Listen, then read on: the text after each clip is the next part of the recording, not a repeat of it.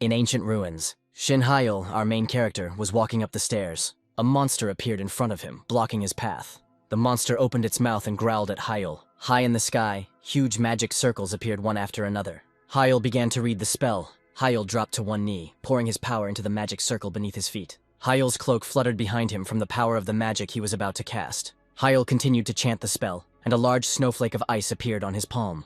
Hyul's spell, which involved ice magic, was finally finished. An image of a beautiful ice girl appeared, looking down on the world. Hyul stood at her feet, casting a permafrost spell. The ancient columns were covered in ice. The monster backed away, continuing to growl. The image of the ice girl released its breath towards the monster. Ice magic flowed from Hyul, who stood in the magic circle, freezing the monster. The magic circle under Hyul's feet began to gradually disappear. Sunbeams filtered through the broken ceiling of the ruins, illuminating Hyul among the small snowflakes, the remnants of magic. Hyul looked in front of him at the frozen monster. Hyul was born into a house of magicians in Korea, and even among skilled magicians he was considered a genius. Hyul's father stood near the large window, asking him if Hyul knew what awaited him. Hyul, the third son of a prestigious house of magicians, was confident in himself as he gave his father an affirmative answer. Hyul confidently told his father that he would achieve results worthy of the name of their esteemed house and lead the house to new heights. Hyul's father turned to the window, saying that Hyul's talent surpassed that of his brothers and that no one could compare to him.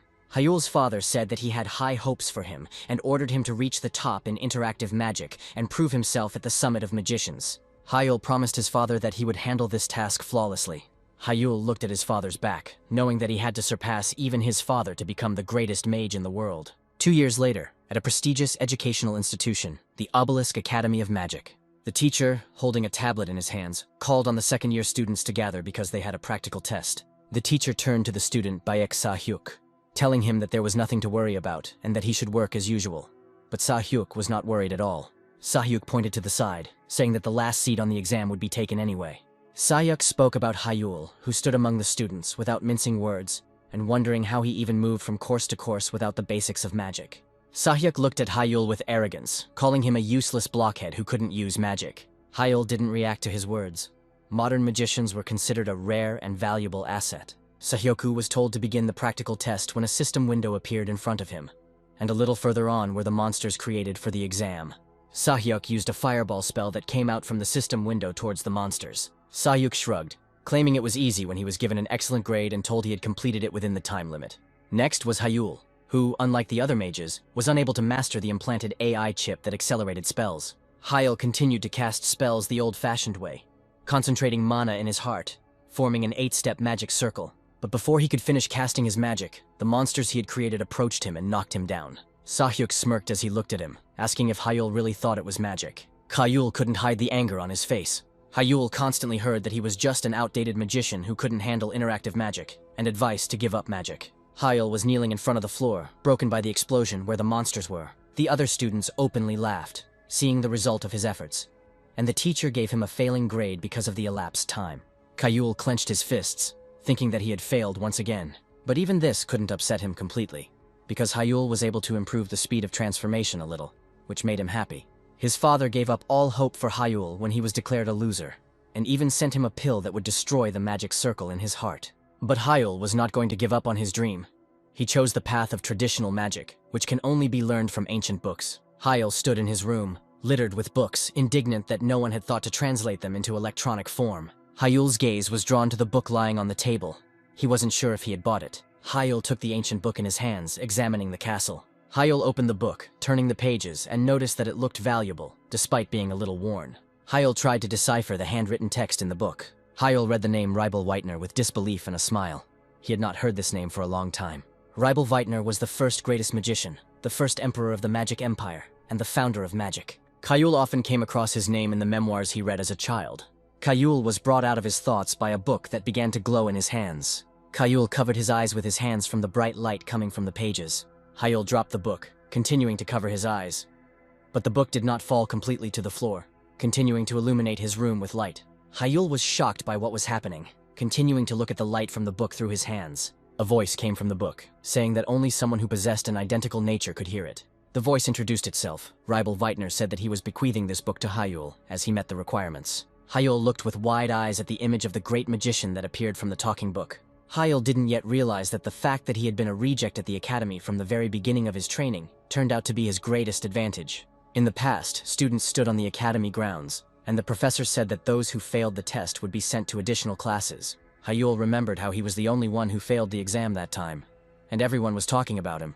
Remembering that he was the only one who didn't get along with artificial intelligence, Hyul felt as if he had been born again. The opportunity that the talking book had opened up for him had dazzled his eyes and given him hope. The next day, within the walls of the Obelisk Academy of Magic, it was a bit noisy in the large dining room where the students were seated. Hyul sat by the window and picked at his food. A guy, Ji-Suchin, approached Hyul with his tray, asking if he was sitting alone again. Hyul pretended to be unhappy with the company, looking at Suchin. Suchin ignored Hyul's displeasure, pulled out his chair to sit down, and immediately took a closer look at Hyul's food, noting that it looked delicious. Hyul looked at Suchin, who was sitting in front of him, wearing a rumpled shirt, his hair hastily tied up, and eating rice. Despite his sloppy appearance, Suchin was among the top 10 sorcerers in the academy, and reached the 3rd circle at the age of 18. But now Suchan was reaching for Hyul's food, who had to defend himself so that Suchan wouldn't steal anything from the plate. Hyul believed that Suchin was the only person he could call a friend in his life as a scum of magic. Suchin, with his mouth full, reminded Hyul that he should say something if he was being bullied. Then Suchin would deal with the bullies. Hyul waved it off, saying that he had found a strange book, which piqued Suchin's interest, but not enough to stop him from chewing. Hyul remembered what the book looked like, noticing that all the pages after the 3rd were empty. Hyul told Suchin the details, and they began to discuss whether the book might be enchanted, and whether it might be someone playing a prank on Hyul. Hyul explained a little awkwardly what exactly the voice had said, remembering that no one who did not meet the requirements would be able to open the book. Suchin became interested and asked if he could try opening the book. Hyul became more serious when he got to the last thing he had to say about the book. Hyul remembered his shocked reaction when he read the words written on the last page, and Suchin urged him to find out the details. Hyul honestly told Suchin that the book said that he should create a magic circle not in his heart, but in his brain. Suchin reacted seriously. He said that this was not funny at all, and someone must want Hyul dead if they were suggesting such a thing. In the evening, in the dormitory of the Magic Academy, Obelisk Suchan came to Hyul's room. Hyul handed the hesitant Suchin a book that would not open unless he looked like Real Recap. Suchin tried his best to open the book, but it wouldn't budge. Accepting his defeat, Suchin handed the book back to Hyul, guessing that there might be some kind of seal on the book. Suchin advised Hyul to fill his head with this dangerous nonsense, scratched the back of his head, and wished him good night, saying that he would go to his place. Hyul looked at the door that closed behind Suchin. The book opened easily in Hyul's hands, and he looked at the pages. Hyul's thoughts, having witnessed Suchin's useless efforts, revolved around the fact that nothing was stopping him from opening the book. Words began to appear on the page that had previously been blank, and Hyul was surprised. Real Recap again addressed Hyul as his successor, noting that he was most likely creating a magic circle in his heart. Real didn't seem surprised by this fact, noting that this was a natural way for ordinary people. Hyul read the words that appeared with interest, wondering if Real was really saying that this method was wrong. The book soared out of Hyul's hands again, surprising him with its suddenness. The voice from the book told Hyul that if he accepts his will and wants to become his disciple, Hyul must destroy the magic circle in his heart. The voice penetrated Hyul's consciousness, saying that the next step after destruction would be the creation of a new circle in Hyul's head. The book closed and fell to the floor, saying goodbye that only after this should Hyul open the book again. Hyul muttered under his breath, looking at the book, which was too serious to be a simple joke, insisting on what Hyul had to do. Hyul knew all his life that mana is destructive to the brain. If it ends up in the brain, the psyche can break down, or the brain can die altogether.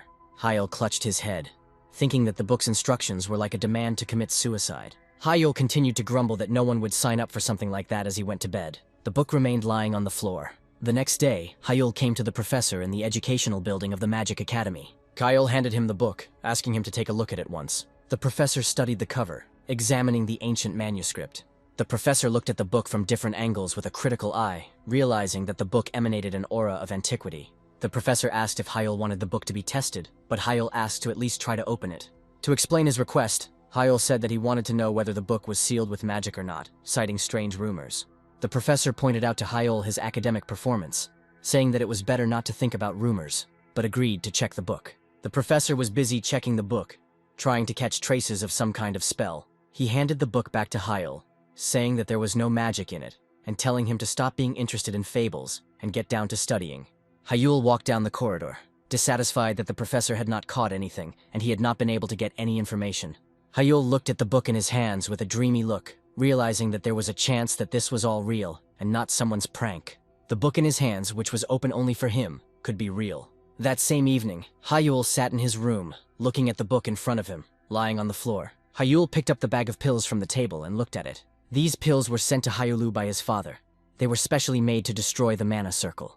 Yahello remembered the stern image of his father, who told him to forget about practice and become at least an outstanding theorist in magic. Yahello had no intention of giving up magic, which was why he hadn't even thought about taking the pills until now. Yahello was nervous. The hand holding the pills was shaking from fear that nothing would work. Yahello told himself that he was already on the sidelines of life, and he had nothing to lose, and he threw them in his mouth, forcing himself to swallow, deciding that if he was going to die, he was going to die. Yahello felt pain as if he was dying when he swallowed the pills. Yahello fell to the floor, feeling like the circle in his heart that the mana was tied to was being destroyed. The pain of the destruction of the magic circle in the heart meant the end for anyone as a magician. Yahello gathered his last strength. Realizing that there was no way back, he directed mana into his brain to create a new magic circle. Yahello will break the taboo by believing the book so that the past Yahello will die, being reborn as a new magician. Yahello no longer felt the old pain so clearly. It was covered by a stronger one from the fact that mana gushed into the convolutions of the brain. Yahello thought that this was death, but at that moment he heard someone whisper in his ear, calling him his successor. Voices created with mana. Mana spirits swirled around him and whispered, letting him know that they were one with mana. Yahello heard voices, singing and laughter in his mind. All these sounds together made him feel as if he had been blessed. Yahello woke up only in the morning. He was lying on the floor. Not far from him lay a closed book. Yahello sat up, looking at his hands with disbelief. He couldn't believe that he was still alive after experiencing such pain. The book opened by itself and caught Yahello's attention. Yahello picked it up, surprised to see symbols on pages that had previously been blank. Yahello even began to hear the voice more clearly, and Rybel Weitner congratulated him on being able to take the first step. Rybel Weitner told Yahello the title of the book he was holding, calling it Adred. Rybel Weitner continued to speak with Yahello, saying that from now on the writing of his legend through the Book of Adred would begin. Yahello looked at the book, listening carefully to the voice of Rybel Weitner, who was saying that he was bequeathing all his magic to him. Rybel Weitner was almost physical, talking solicitously to Yahello about what he should call Yahello other than successor from the future. Yahello couldn't hold back his emotions. Tears started flowing from his eyes when he heard Rybel Weitner call him his student. A few days later, in the educational building of the Obelisk Magic Academy, the students sat at their desks and listened to the teacher's lecture. Yahello was reading Adred at the time, amazed at how exciting the study of magic could be. Adred contained a lot of hidden knowledge, and Yahello found it fascinating. It was only through Adred that Yahello learned that mana had a will of its own. This is what helped explain why mana is destructive to the brain, because it is like a clash of two consciousnesses. But Yahello, like Rybel Weitner, was different. His brain was not subject to the will of mana, and therefore he could not receive damage. Yahello rubbed the back of his head where the AI chip should have been, finally understanding why it hadn't taken root. Yahello was distracted from studying the book by the professor's voice, who called the students to attract their attention. The professor reminded about the upcoming midterm testing, saying that a new rule will be added. The students listened attentively to the professor's words, and Yahello also looked up from his study of Adred. The professor continued speaking, saying that this year there would only be one option for each failing test. The professor looked at Yahello with a sneer, informing him that anyone who failed would be expelled from the academy. The professor laughed, specifically stating that this rule was proposed by the House of Magi so that Yahello would understand his father's intervention. The students began to smirk, saying that finally the magic-deficient Yahello would be weeded out. The professor, who was also not delighted, picked up on these conversations, hinting at Yahello, who was already on the verge of expulsion. Yahello didn't listen to them, thinking about how his father had tried his best to get him out of the academy so as not to endure the shame of the family. That same evening, outside the academy in the city, Yahello stood next to the sign for a place where you could rent a simulation training ground to practice before the test. Places like this were expensive in the city, and even in this place, it was hard for Yahello to afford it. A training center employee greeted Yahello as he entered. Yahello got straight to the point, saying he needed an hour's rent and confirming he would be training alone. The worker handed him a keycard to the room and began to explain the rules for using the holograms. Yahello told him that he didn't need to bother explaining because he already knew. The worker looked after Yahello, recognizing him as the son of the House of Mages who was not compatible with interactive magic and mentally sympathized with the poor guy. A voice came from the simulation room, announcing that the simulation was beginning. Yahello stretched his wrists and listened to the simulation's mission, which required him to crush the wolves. Holograms of a pack of 10 wolves appeared around Yahello. The wolves bared their teeth at Yahello, ready to attack at any moment. Yahello knew that these were low-ranking monsters, but their number made the task more difficult. The average time to complete this task was 12 minutes. Here, Yahello wanted to test what he learned from Adred every day to evaluate his results in practice. Hyul was about to use his new mana circle, which was now located in his head for the first time. Hyul raised his hand to the ceiling using the infinity circle, and mana swirled around his body. The wolves rushed to attack as soon as they sensed a threat. Hyul repelled their attack in an instant by using a water spell. Hyul looked at the water he summoned with magic in awe, thinking it was incredible. He was surprised that he had such power. While the rest use interactive magic, using magic circles on the heart, Hyul uses a magic circle in his brain, causing mana to circulate throughout his entire body, causing all the dormant power within him to be released. Hyul opened his eyes, seeing how powerful the fire spell he had cast was. The voice of Real Recap told a shocked Hyul that he shouldn't be surprised by such things, because there was still a long way to go. Real Recap seemed to be stroking Hyul's head, saying that the Circle of Infinity was only the base of his magic. Real Recap told Hyul that he could perform spells the way he imagined them in his mind. According to Real Recap, this was only the first circle of his magic, called the Call of the Heart, and Hyul was filled with anticipation of the future. After some time, the worker saw Hyul off, politely saying goodbye to him. The worker sighed wearily, complaining that he wanted to go home now that he was alone, and went to clean up the training room after Hyul. The worker decided to entertain himself by watching the failed genius that everyone considered Hyul train. The worker stared in surprise at the results he displayed on the screen. Hyul's result was comparable to the level of the international competition record, taking only 6 minutes and 37 seconds. The worker didn't believe it and kicked the screen, thinking it was malfunctioning again. At this time, Hyul was walking back with Adred in his arms and humming contentedly to himself. The first circle that Hyul was able to weave, the Circle of Infinity, proved to be a serious challenge for him. Hyul studied what was written in Ired, realizing that it was different from all the basics he knew before. In Ired it was said that Hyul could bend the mana that was in his arms, legs, heart, and brain to his will. It was difficult for Hyul to understand what this meant based only on the vague description. The thought eluded him as soon as he felt he could understand. In the standard teaching of magic, it is said that for magicians, there is a certain wall, a limit of enlightenment, which you encounter when the limit is reached. This fact was considered relevant for all eras, and Hyul decided to concentrate on pumping through the whole body, concentrating in the lotus position. That was what was said in Irede, but Hyul felt a little unsure, as if it didn't seem enough. 10 hours passed unnoticed while Hyul was pumping mana, and he did not feel tired. Hyul went to school still feeling a little sleep-deprived afterward. Suchin was walking towards him, waving happily at Hyul. Suchin noticed Hyul's sleepy appearance and patted him on the back, asking if he was okay, causing Hyul to yelp. Hyul's thoughts were occupied with the fact that he had to keep the mana circulating every day in order to adapt to the circle. Hyul remembered how, at the age of 12, he created the second circle of mana, and everyone began to call him a genius, and his father placed great hopes on him. Now Hyul had only one circle in his mind, and he was trying to figure out how to move forward. Hyul thought that in order to progress he needed to overcome the wall of enlightenment. He remembered his father when he still believed in Hyul. The words his father had said then came back to Hyul's mind. His father told Hyul that the ideal was more like shackles, and Hyul clearly remembered that moment.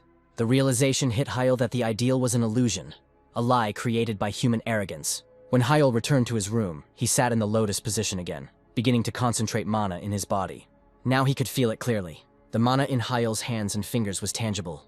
All the mana that was in Hyul moved according to his wishes. Hyul found the key in imperfection and freedom of expression, allowing him to cast spells without formulas.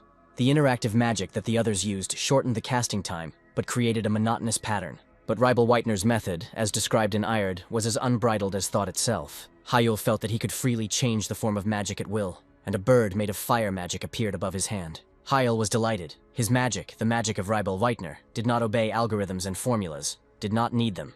Hyul stopped, feeling how just the first circle had mercilessly drained his stamina, but he was still in awe of such magic. Hyul felt that, thanks to Ered, he would reach incredible heights when he crossed the wall of enlightenment. Sometime later, when Hyul was sitting in class, the professor came into the office, calling him because he had a guest. Hyul was distracted from his studies, not understanding who could have come to him. The professor and Hyul were walking down the corridor, and the professor told Hyul that by guest he meant his father. The professor led Hyul into the reception room, where Hyul's father stood looking out the window at the view. The professor attracted the attention of Hyul's father by saying that Hyul had arrived. Father Hyul turned over his shoulder to look at the people who entered. Hyul greeted his father, telling him that they had not seen each other for a long time. Father Hyul gestured for the professor to leave them, and the professor said goodbye to him as he left the reception room. Hyul and his father sat on the sofas opposite each other, and his father noticed that Hyul still had not given up on attending classes. Father looked sternly at Hyul, concluding that he had not taken the pill he had sent him. Hyul confirmed his words. Hyul confidently told his father that he had recently achieved something in magic. His father shook his head wearily, saying that Hyul continued to chase empty dreams. Hyul ignored his father's reaction, confidently declaring that he was going to become the greatest magician of the generation. Hyul's statement made his father look at him. Hyul, without flinching, met his father's gaze, confident in his words. Hyul's father sighed again, wearily reminding him that Hyul had already lost a year. Hyul's father became very serious, saying that it was time for Hyul to finally accept reality. Hyul listened as his father said that no matter how much effort he put in, and how hard he worked, even if he achieved something in the future, Hyul's father told his son that he would not become a real magician until his body was compatible with interactive magic. Father again insisted that Hyul take up theory and stop burying his extraordinary talent. Hyul interrupted him, reminding him of what he had already said at their last meeting. Hyul declared that he would never give up magic, putting his hand on his heart. Hyul rose from the sofa, saying that he was not interested in ordinary life, especially in the shadow of his father. Hyul felt confident as a student of Ribal Veitner, saying that he wanted to lead the House of Magic. His father responded after a short silence, saying that it was not something that could be achieved by wishing alone. Hyul chuckled, saying that he would prove it to his father in action. His father did not believe in him, asking how he could prove it if he was barely able to move from one course to another. Hyul told his father that he would be in the top 10 rankings at the next test. Hyul's confidence was so strong that he assured his father that if he failed, he would leave the academy and take up theory. Hyul set a condition that if he succeeded, his father would recognize him as a magician and would provide appropriate support. Hyul's father rubbed his forehead wearily, noticing that Hyul's so-called successes had completely gone to his head. Father Hyul rose from his seat, threw on his coat, and walked towards the exit. As he said goodbye, he turned to Hyul, saying that he hoped that all of Hyul's statements were not just empty talk. Hyul looked after him with a serious face. A few days later in the academic building, the professor attracted the students' attention by saying that the final version of the testing format had been adopted. The students began to discuss among themselves what might await them, and Hyul looked attentively towards the professor, waiting for information. The professor continued by informing the students that they would be fighting one-on-one with each other. Hyul listened carefully to the information that the tests would last 3 days. Sayuk and the others looked at Hyul with grins as the professor said that after the 16th round, observers from the Magic Tower would appear. Hyul was determined to prove himself in the upcoming test. In the building of the educational building of the Obelisk Academy after some time, all the students discussed the upcoming duel-style test, mentioning the presence of representatives from the Magic Towers.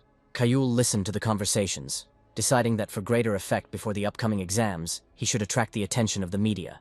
All students dream of joining the Magic Tower, which was founded by a dozen of the most powerful magicians in the world. Hyul turned around, hearing someone trying to get his attention with insults.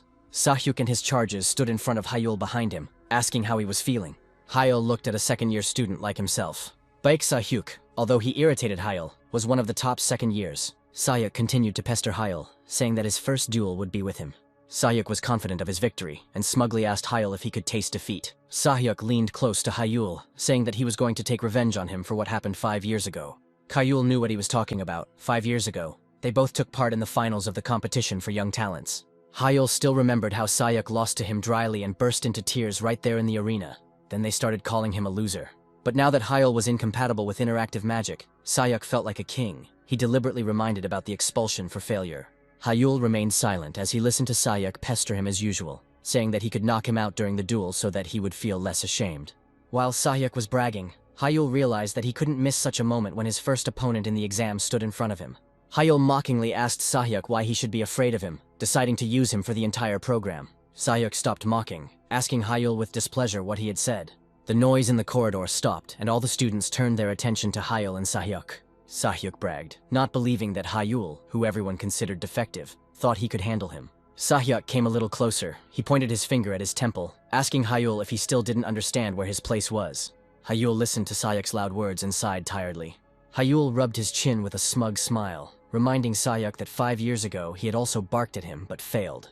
Hyul said out loud the conclusion that Sahyuk had not learned anything since then. Sahyuk was shaking with anger because of what and how Hyul said in front of everyone about his loss 5 years ago. Hyul laughed, not sincerely asking for forgiveness, asking Sahyuk if he really still held a grudge, and reminded him of his old nickname. Sahyuk couldn't contain his anger, calling Hyul a monster. Sahyuk grabbed Hyul's shirt collar, calling him a defective piece of shit. Hyul pushed his hand away without raising an eyebrow, and said that Sahyuk does not change, remaining in the shadow of those who can trample him. Hyul adjusted his tie, adding that a genius, unlike Sahyuk, would always remain a genius. Hyul smiled widely as he told Sahyuk to get ready, as he was going to imprint this truth on him for the rest of his life. Hyul continued down the corridor, leaving the shocked and furious Sayuk unattended. Sayuk called Hyul an arrogant bastard, promising to burn him to ashes and trample on the ashes while biting his thumbnail. The next day, articles about Hyul appeared in the media, raising the question of whether the genius would return or fall even lower. Hyul dried his hair after taking a shower, reading the articles with his name on them with satisfaction, suspecting that it was Sayuk's family who tried to blow the situation out of proportion. Hyul mentally compared Sayuk's appearance to that of a snake, thinking that this prank with the articles was quite in keeping with his style. Hyul continued to look at the articles, saying that the midterms would show everyone that geniuses always pull through.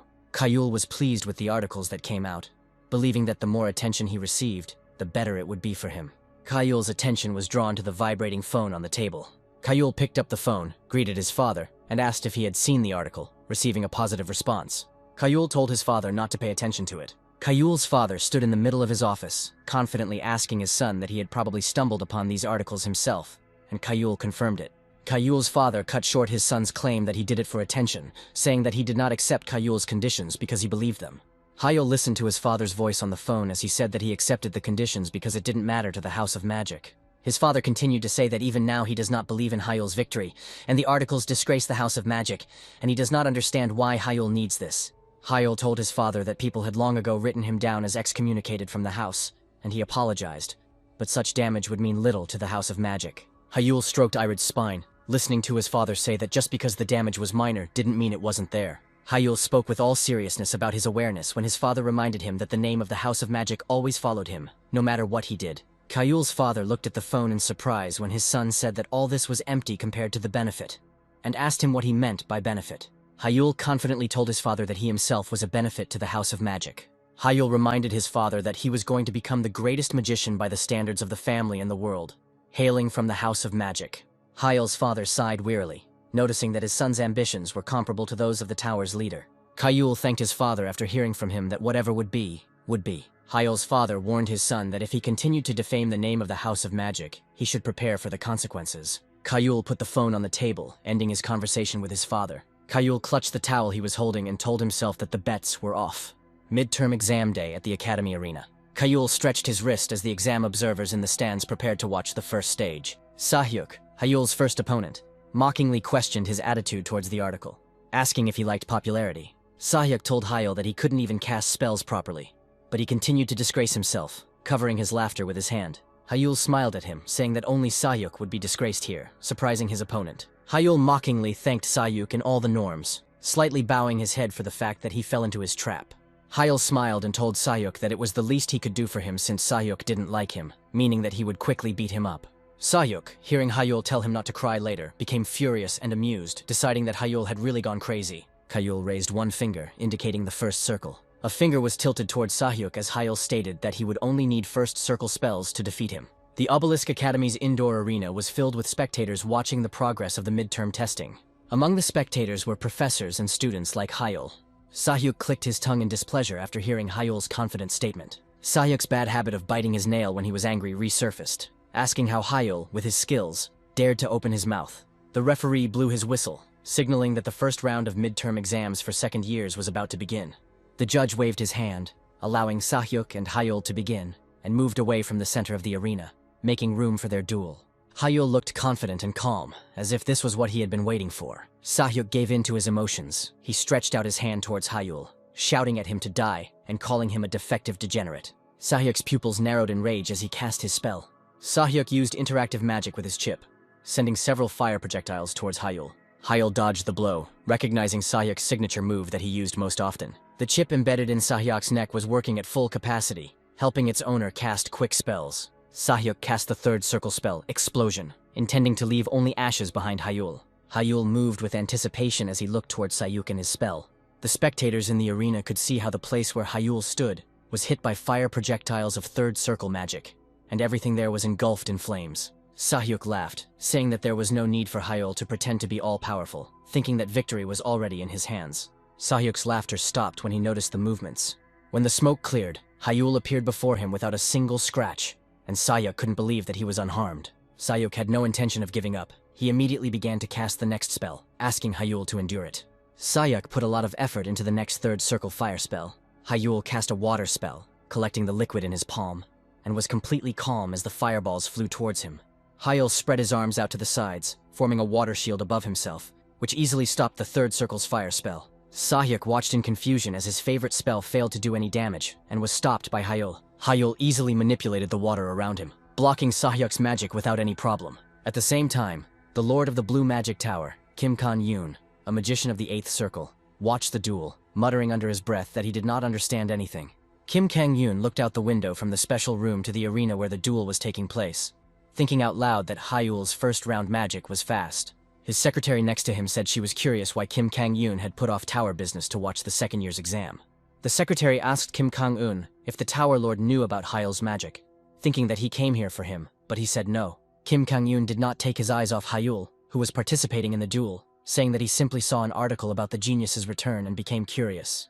The secretary sighed, concluding that it was just a coincidence. The secretary reminded Kim Kang-yoon that if the world knew that he had come to watch the second-year students' exams, there would be a lot of gossip.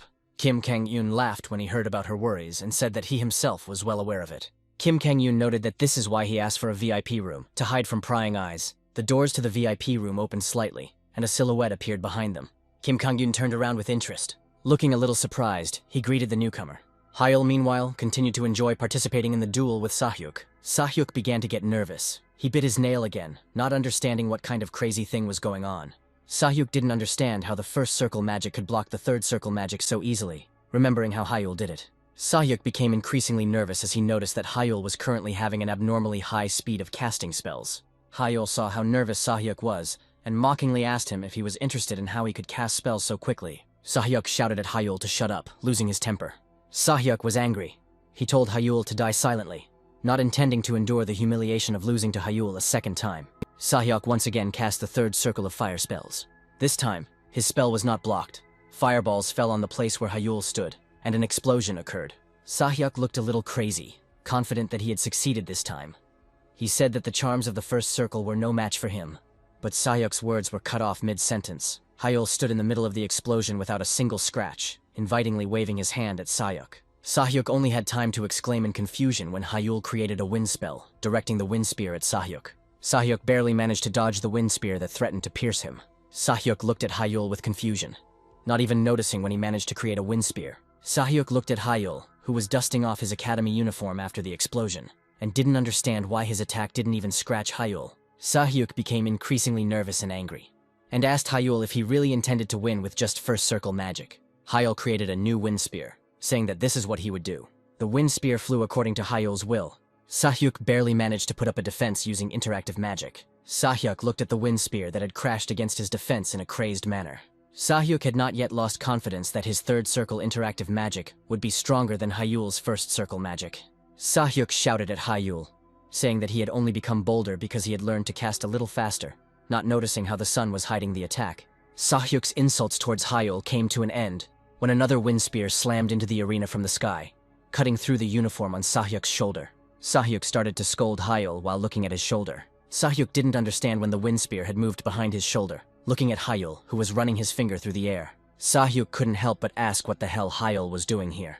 Hyul's actions attracted the attention of not only the enemy, but also those in the VIP room, Kim Kang-yoon and his secretary. Hyul smiled smugly, clearly knowing that his opponent didn't understand what was happening. His hand was raised, wind magic gathering around him. Hyul condescendingly asked if he should show it to Sahyuk again, so that he could understand. A bird created by wind magic fluttered above Hyul's hand. Hyul pointed his finger at Sahyuk, setting the flight path for the wind bird, and it rushed in the indicated direction. Sahyuk looked at Hyul's spell in shock, not believing that it was a wind spear, and his head couldn't comprehend the trajectory of the spell's movement. Hyul chuckled, agreeing that it was usually impossible to do that. Hyul created more birds, saying that it was within his power, and warned Sahyuk to try to block them well. 4 wind birds rushed towards Sahyuk. Sahyuk clicked his tongue and tried to summon the barrier as quickly as possible. A barrier appeared in the path of the wind birds, protecting Sahyuk from the 3 that crashed into the barrier in front of him. Sahyuk had time to rejoice, thinking that this was just a first circle spell, and all he had to do was be able to block it. At that moment, the 4th wind bird crashed into Sahyuk's back, knocking the air out of his lungs. Sahyuk didn't expect this. He was trying to figure out if one of the wind birds could have changed its trajectory. Hyul interrupted his thoughts, saying that it was wrong of Sahyuk to be distracted in the middle of a fight. Hyul spread his arms. New wind birds appeared around him. He told Sahyuk that he was just getting started. Hyul directed the windbirds towards Sahyuk without a specific trajectory. Sahyuk jumped back, cursing at Hyul and deciding that he could save himself by increasing the distance and moving out of the reach of his windbirds. Sahyuk believed that the range of these spells was limited and hoped to buy himself some time. Sahyuk was confident that if he kept his distance, Hyul's unpredictable attacks would not reach him. Hyul, as if he could read his thoughts from his movements, praised Sahyuk for his good conclusion. Hyul decided to change tactics. He brought his hands together, placing his palms together. The Hyula windbirds changed their movements and began to gather together. Sahyuk looked up at the sky in shock, not understanding how this was possible. The windbirds united into one large windbird and flew straight towards Sahyuk. Kim Kang-yoon, the tower's lord, watched Hyul's actions with interest along with the other VIP room visitors. Kim Kang-yoon called Hyul's magic amazing, not understanding how he was able to combine spells and change the trajectory in an instant. Kim Kang-yoon's gaze fell on the man who had joined them to watch the duel as he asked what kind of magic this was. Kim Kang-yoon asked Hyul's father, Mr. Shin In-hyuk, thinking that he should definitely know the answer. Shin In-hyuk was the head of a highly respected family of magicians, and an 8th circle magician. Kim Kang-yoon could not help but know him. Shin In-hyuk didn't respond to Kim Kang-yoon, and the Tower Lord's secretary spoke up, saying that Hyul's magic ignored all the rules. She meant the original spell code that underlies all enchantments, what creates the enchantment and places limitations on it. If the target for the spell is further away than the spell's code specifies, the spell will not reach the target and the trajectory cannot be changed. Everyone is used to the fact that spells only work if everything matches the source code. Battles between magicians are more of a battle of wits. Modern magicians use carefully studied spells, and victory depends on anticipation and quick reaction. But Hyul, his magical style, which he inherited from Veitner, was different.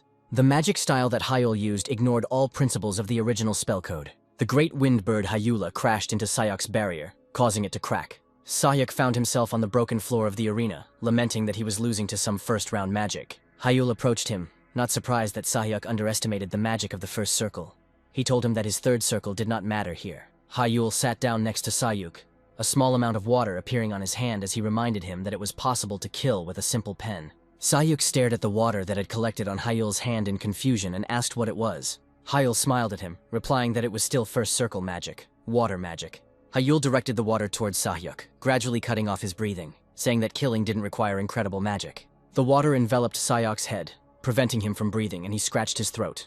Hyul rose to his feet, brushing off his academy uniform, and began to talk about its safety zone properties that kept him from getting hurt. Hyul turned his gaze to Sahyuk, who was suffocating without access to air, noticing that the magical barrier on his uniform was useless to him. Sahyuk rolled on the ground, his limbs twisting, Hyul calling him as useless as the uniform that couldn't protect him. The arena watches what is happening with bated breath. Hyul looked at the audience. Hyul turned towards the instructor, asking if the result was obvious to him. The instructor, hearing Hyul's words that he could continue, quickly blew his whistle, signaling the end of the duel. A voice echoed throughout the arena, announcing that the match was over, and Shin Hol was declared the winner. Sahyuk was carried away by his friends, holding him under the shoulders. Hyul also left the arena. Hyul looked at his hand, clenched into a fist, realizing that he had already managed to forget. Hyul remembered the long-lost feeling of victory that often accompanied him as a child, when everyone considered him a genius. Hyul felt great, feeling that he had been rehabilitated as a magician. Kim Kang-yoon walked with his secretary down the corridor of the academy arena after finishing watching the duel that he was interested in. Kim Kang-yoon clearly remembered the duel he had just witnessed, believing that Hyul was a supernova explosion. Kim Kang-yoon felt genuine interest, intrigued by what he saw. Kim Kang-yoon's eyes gleamed with a little obsession as he said he wanted to know more about Hyul. Meanwhile, Suchin came running to Hyul. He was completely delighted with Hyul's victory, asking him what kind of training he had been doing. Suchin was at Hyul's side in an instant, putting his arm around his shoulders and bombarding him with questions with unbridled delight. Suchin continued to discuss magic with wild delight and animated gestures, showing with his hands some moments of the duel. Hyul asked if Suchin really wanted to know more about his magic, and Suchin agreed, leaning towards him so that no one else could hear. Hyul leaned closer, starting to whisper in Suchin's ear about the magic he had been using from afar. Hyul interrupted with a sly smile, saying that it was a secret, breaking Suchin, because he wanted to keep aired and the secrets in it only for himself. Hyul took out his phone, attracting Suchin's attention.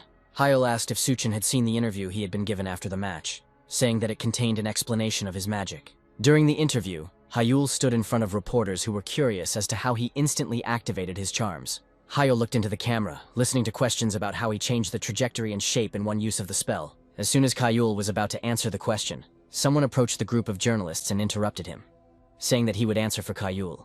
Hyul was surprised when he looked in the direction from which he heard the voice. Kim Kang-yoon approached them with his secretary. He told Hyul that he watched the match he recently participated in. Kim Kang-yoon walked up to Hyul, put his arm around his shoulders, and began telling the reporters that Hyul had used the fourth circle memorization magic. Kim Kang-gi extended his hand, on which a small flame appeared, to demonstrate what he meant. The reporters looked at Kim Kang-yoon and Hyul in surprise. Kim Kang-yoon continued to explain Hyul's magic for him, saying that this spell can activate the spells that the magician knows the structure of. Kim Kang-yoon responded to a reporter's question about why such magic is not used everywhere by saying that the magic should be weaker by 3 circles. Kim Kang-yoon turned to Hyul, asking if he was right in his explanation, and Hyul confirmed everything. Hyul was mentally glad that Kim Kang-yoon came with his own explanation, and he didn't have to talk about Waitner's style. The reporter stepped forward a little, asking if it was true that Hyul was a 4th circle since he could use memorization magic. Kim Kang-yoon placed both his hands on Hyul's shoulders, confirming this information, and Hyul decided to just smile politely. The flashes of the cameras blinded their eyes, capturing Hyul with the Lord of the Blue Magic Tower.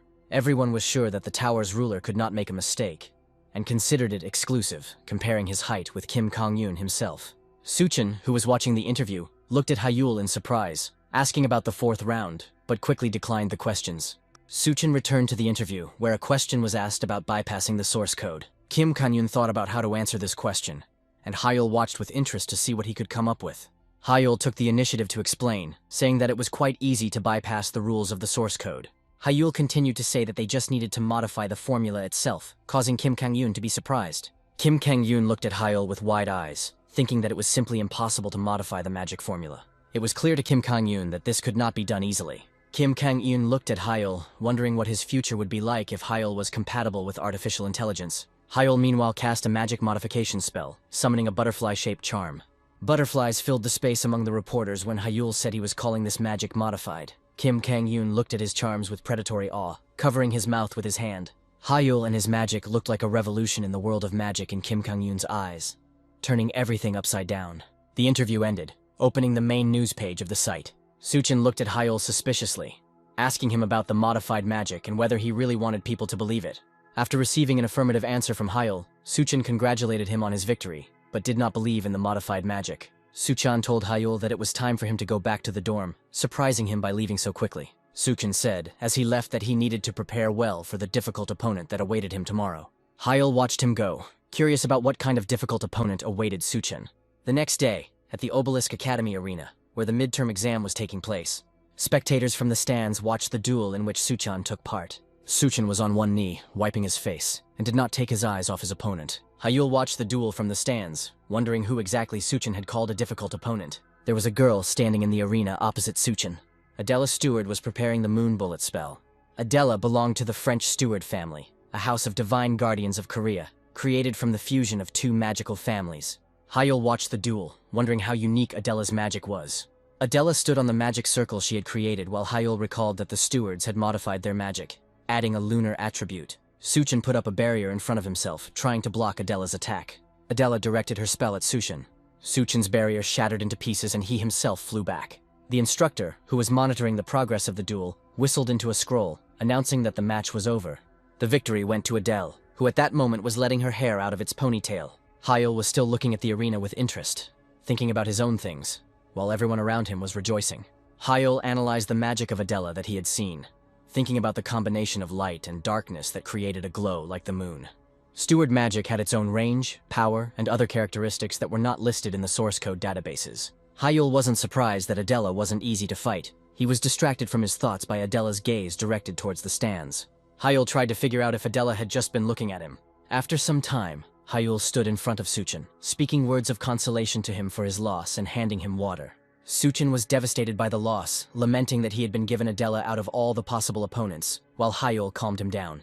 Suchin asked if Hyul had won his second fight, and upon receiving an affirmative answer, began to think about Hyul's next opponent. His words were interrupted by Adela, who came up to them, telling Suchin that he did well and they had a good fight. Suchin thanked her a little awkwardly, saying that he had learned a lot. Adela seemed not to listen to him, looking intently ahead. Hyul couldn't understand Adela's interest, catching her gaze on him for the second time. Adela asked Hyul if he had become a real wizard. Adela said she hoped he would help her remember the reason she came to this academy. Hyul knew Adela even before she enrolled in the academy, as their houses had a strong connection with each other. Their meetings often took place at various events, and Hyul could describe them as rivals. Adela even gave up her studies in France to follow Hyul to Obelisk Academy and crush him. However, ever since Hyul proved unsuitable for interactive magic, she hadn't even spoken a word to him. Hyul was branded a scumbag, and Adela lost the opponent she had been dying to defeat. Hyul scratched his neck awkwardly, telling Adele that he was unlikely to be able to compete with her for now. Adela turned around and, as she left, said that they would have to find out in battle. Suchin looked at Hyul, asking if everything would be okay, but Hyul did not understand the essence of his question. Suchin was shocked that Hyul was asking him about this seriously. Suchin told Hyul that his next opponent would be Adela Stewart. Hyul didn't expect this. His eyes widened in surprise. He asked Suchin again. The arena was already empty by that time. It was getting dark. Hyul did not believe what he heard from Suchin, realizing that he had little time. The next day at the Obelisk Academy arena, Adela flexed her wrists while the instructor looked at his watch. In the stands, the academy students were whispering that Hyul had not yet come because he was scared.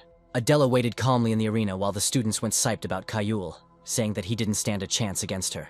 The judge shook his head, getting Adela's attention, and a voice in the arena announced that the waiting time was up and the victory went to Adela. Hyul ran into the arena, pulling on his sweater, asking to stop. Hyul smiled, apologizing for being late. The instructor started scolding him, asking where he had been.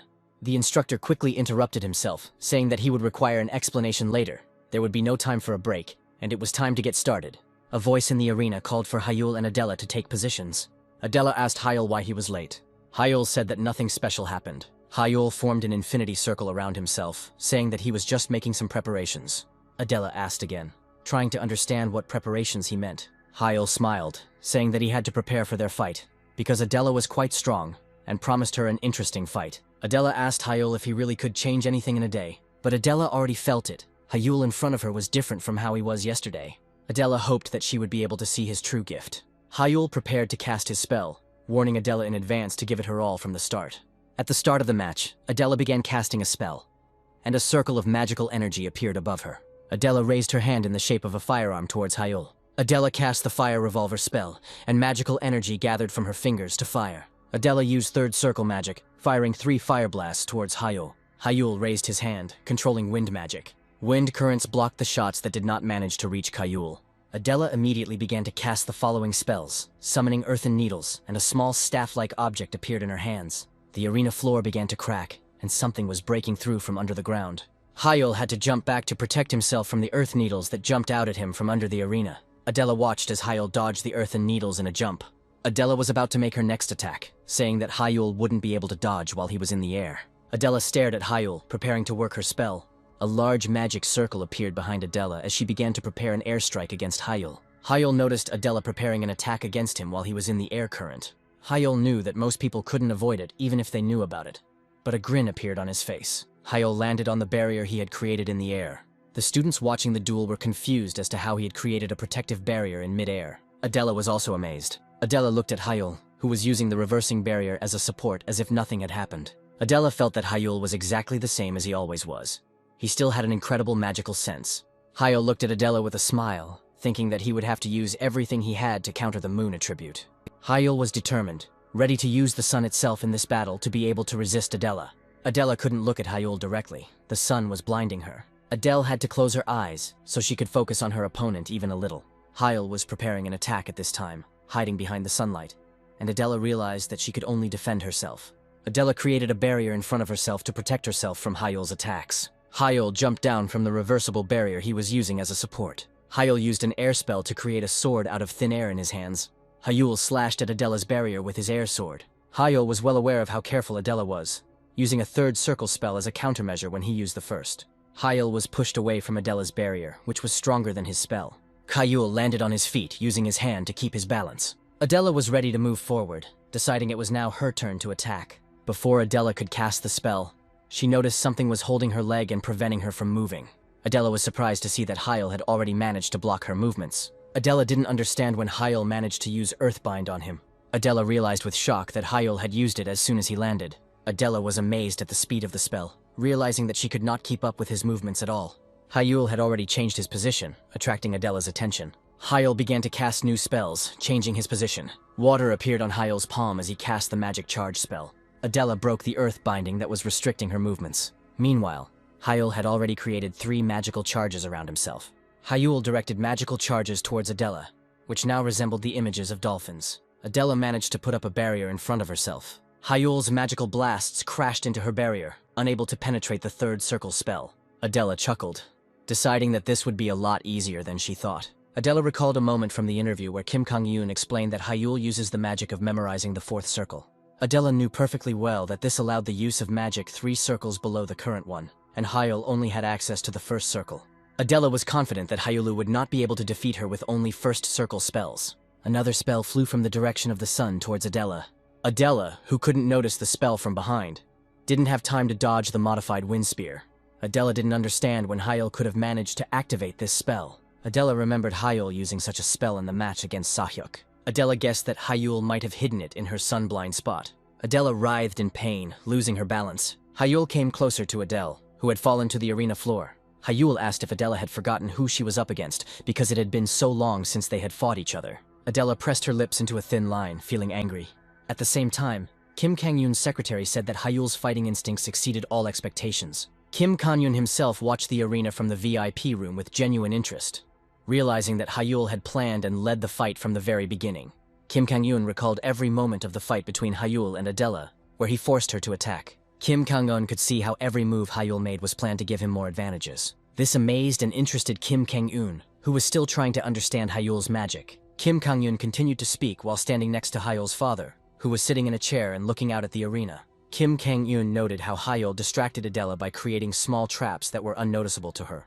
Kim Kang-yoon analyzed the entire match from start to finish with great interest, especially amazed at how good Hyul was at strategy. Kim Kang-yoon looked at Hyul's father, calling his son the most skilled magician of the first circle. Hyul's father did not show much emotion when Kim Kang-yoon said that this was the nickname given to Hyul by the media.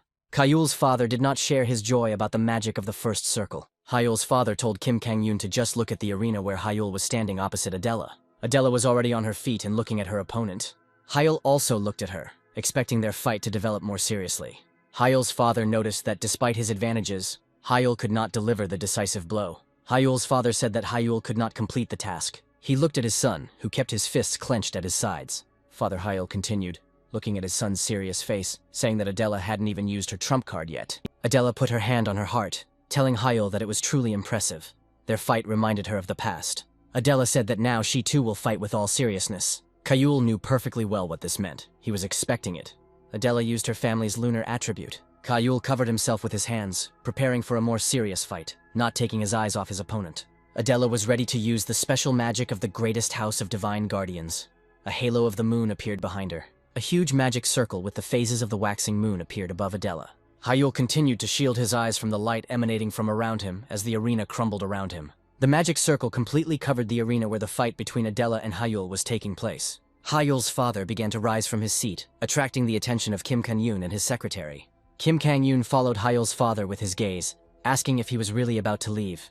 Hyul's father turned to him, saying that the battle was over and there was nothing more to see. Their conversation was interrupted by an unexpected sound. They both turned to the window that looked out onto the arena. Kim Kang-yoon's secretary exclaimed in surprise. Kim Kang-yoon looked at the arena, not hiding his impression.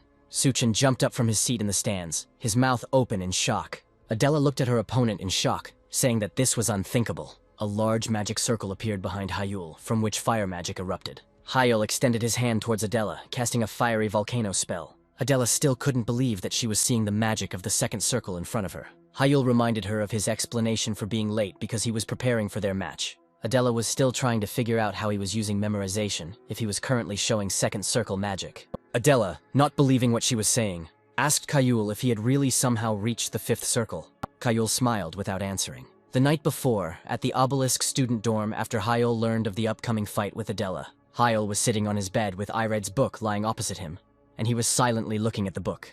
Hyul thought that Adela was not an opponent that he could deal with using only first circle magic. Hyul took Ired in his hands, realizing that even his own fighting style was no match for her magic. Hyul grumbled as he opened the book, saying he wanted to fight her when he got stronger. Hyul looked at Ired's new page, realizing that if he could make it happen, everything could change. Hyul reread what he saw once more, seeing that it said to pour mana into the magic formula. The words in Ired that the formula could open up new facets of reality for Hyul attracted him. Hyul wondered what this formula could do, looking at it with some distrust. Hyul quickly stopped himself, deciding that he had enough hesitation. Hyul put mana into his hand. Hyul pressed his hand filled with mana to the book, and the pages began to glow. Hyul's mana was absorbed into the magic circle drawn on the pages of Arid. Hyul closed his eyes to avoid being blinded by the bright light that once again appeared from Ired. Hyul pulled his hand away from Ired, shielding his eyes from the book as the glow became unbearably bright. Arid remained lying on Hyul's bed, emitting a faint glow, and Hyul disappeared. Hyul opened his eyes, trying to adjust to the change in lighting. His surprise knew no bounds when Hyul realized that he had ended up in a different place. It looked like a library. Kayul looked around, trying to figure out where he was. A voice behind him greeted him at the first test page. The girl, who appeared out of nowhere, introduced herself as Alpha, the guide responsible for the first trial page. Hyul turned to Alpha, asking again, still surprised by her appearance. Alpha opened her arms, saying that this was the first test on the pages of Irid. Hyul remembered the magic circle he had poured mana into, surprised by what was inside the book. Hyul looked around again, surprised that this was not a teleport to somewhere, but an entrance to a spatial dimension inside the book. Hyul was amazed. He considered it something incredible. Alpha continued to explain, saying that this test would test the successor's intentions. Alpha said it would reveal details of the test at launch. Hyul listened carefully to Alpha's words about how, after successfully completing the test, new pages of Arid would open up for him. Hyul thought about it, realizing that he needed to pass the tests in order to receive the instructions to advance to the second circle. Alpha asked Hyul if he wanted to begin the test. Hyul answered without hesitation, saying that he already wanted to start. Alpha bowed, accepting his consent. Alpha began to slowly disappear, hovering above Hyul, saying that his test was beginning. Alpha completely dissolved after the words that the test was beginning. Hyul looked at the vanished Alpha above him, shocked by what was happening. Hyul was amazed that Alpha was a magical entity that looked so much like a human. Veitner's voice caught Hyul's attention, and he said that he would now explain the details of the test to him. Hyul immediately recognized the voice of his teacher, which he had already heard from Arid. A gem appeared in front of Hyul, and a voice explained that it was called an elemental. Hyul listened to the voice explaining that the gem contained an indefinite amount of mixed elements of nature. Hearing the task of setting the final order of the mana in the stone, Hyul looked at the gem in front of him. Hyul knew that one had to be very careful when interacting with the mana of wild elemental stones, as it was a very delicate material. Hyul looked closely at the chaos of their elements of nature, realizing that there were only 4 types within them. Hyul tried to figure out how to organize the mana, comparing it to a mixture of different loose ingredients that needed to be separated. Hyul knew that only a skilled master of the mind technique could handle it, and he took the task very seriously. But more than the excitement of a difficult task, Hyul felt intrigued as to whether he could handle it when he began working with the gem. Hyul channeled mana into his eyes, using a mind technique to be able to see all the particles inside the gem. The chaos of the 4 elements inside the gem appeared before Hyul in all its glory. Hyul began to use the mind technique, carefully separating each type into its own sections so that they would not mix with each other. Infinity rings moved around Hyul as he concentrated on working on the task with the gem. Hyul strained all his strength, channeling it into concentration to cope with the mind technique. Hyul opened his eyes, looking at the gem, where each facet had particles of its own type. He grunted, putting in effort. Hyul was thrown away from the gem and crashed back into a bookshelf. Hyul realized that any extra fluctuation in mana could cause a shockwave, and he would have to act even more carefully. Hyul took off the book that fell on his head, thinking that he was trying to divide the mana. But there was so much mixed up inside that it was difficult to do. But Hyul refused to give up. He had a great idea, and he was going to continue no matter how long it took. Hyul completely forgot about time as he continued his attempts to organize the mana flows within the gem. The slightest mental slip-up would cause a shockwave, throw Hyul back, and force him to start all over again. After many attempts, Hyul finally succeeded, and he looked at the divided mana inside the elemental stone with delight. Veitner's voice congratulated Hyul on passing the test, and Hyul felt warmth as he addressed him as his successor. Veitner's voice informed Hyul that the second circle, the circle of resonance and new recordings in Arid, would now open to him. Hyul opened his eyes in his room. He was lying on his bed. The sun's rays were shining through the window. It took him a few moments to realize that he had returned from passing Ird's test. Ired, still open, lay nearby, and text was beginning to appear on its blank pages. Hyul took Erd in his hands with a smile, happy that he would finally be able to form a second magic circle. Hyul looked at his watch, deciding to figure out how much time was left before the start of the competition. Hyul was confident in himself, deciding that before the competition began, he would learn the second circle spells. In the present day, at the Obelisk Academy Arena, a match is taking place between Adela and Hyul. Adela used a halo spell based on the lunar attribute of the Steward family magic. The arena beneath Hyul broke apart due to Adela's magic circle hanging over it. Adela waved her hand, directing magic to the place where Hyul was. Adela watched as her magic broke the arena where Hyul stood. Suchin watched their fight, worried about Hyul, for whom this should have been the limit. Adela fixed her hair, saying that this could be considered the end of the match. Adele was curious about how Hyul had progressed in such a short period of time, but the genius she had been chasing all this time was no longer there, because Adela believed that she had won the long-awaited victory. Adela was about to leave the arena when a noise made her stop.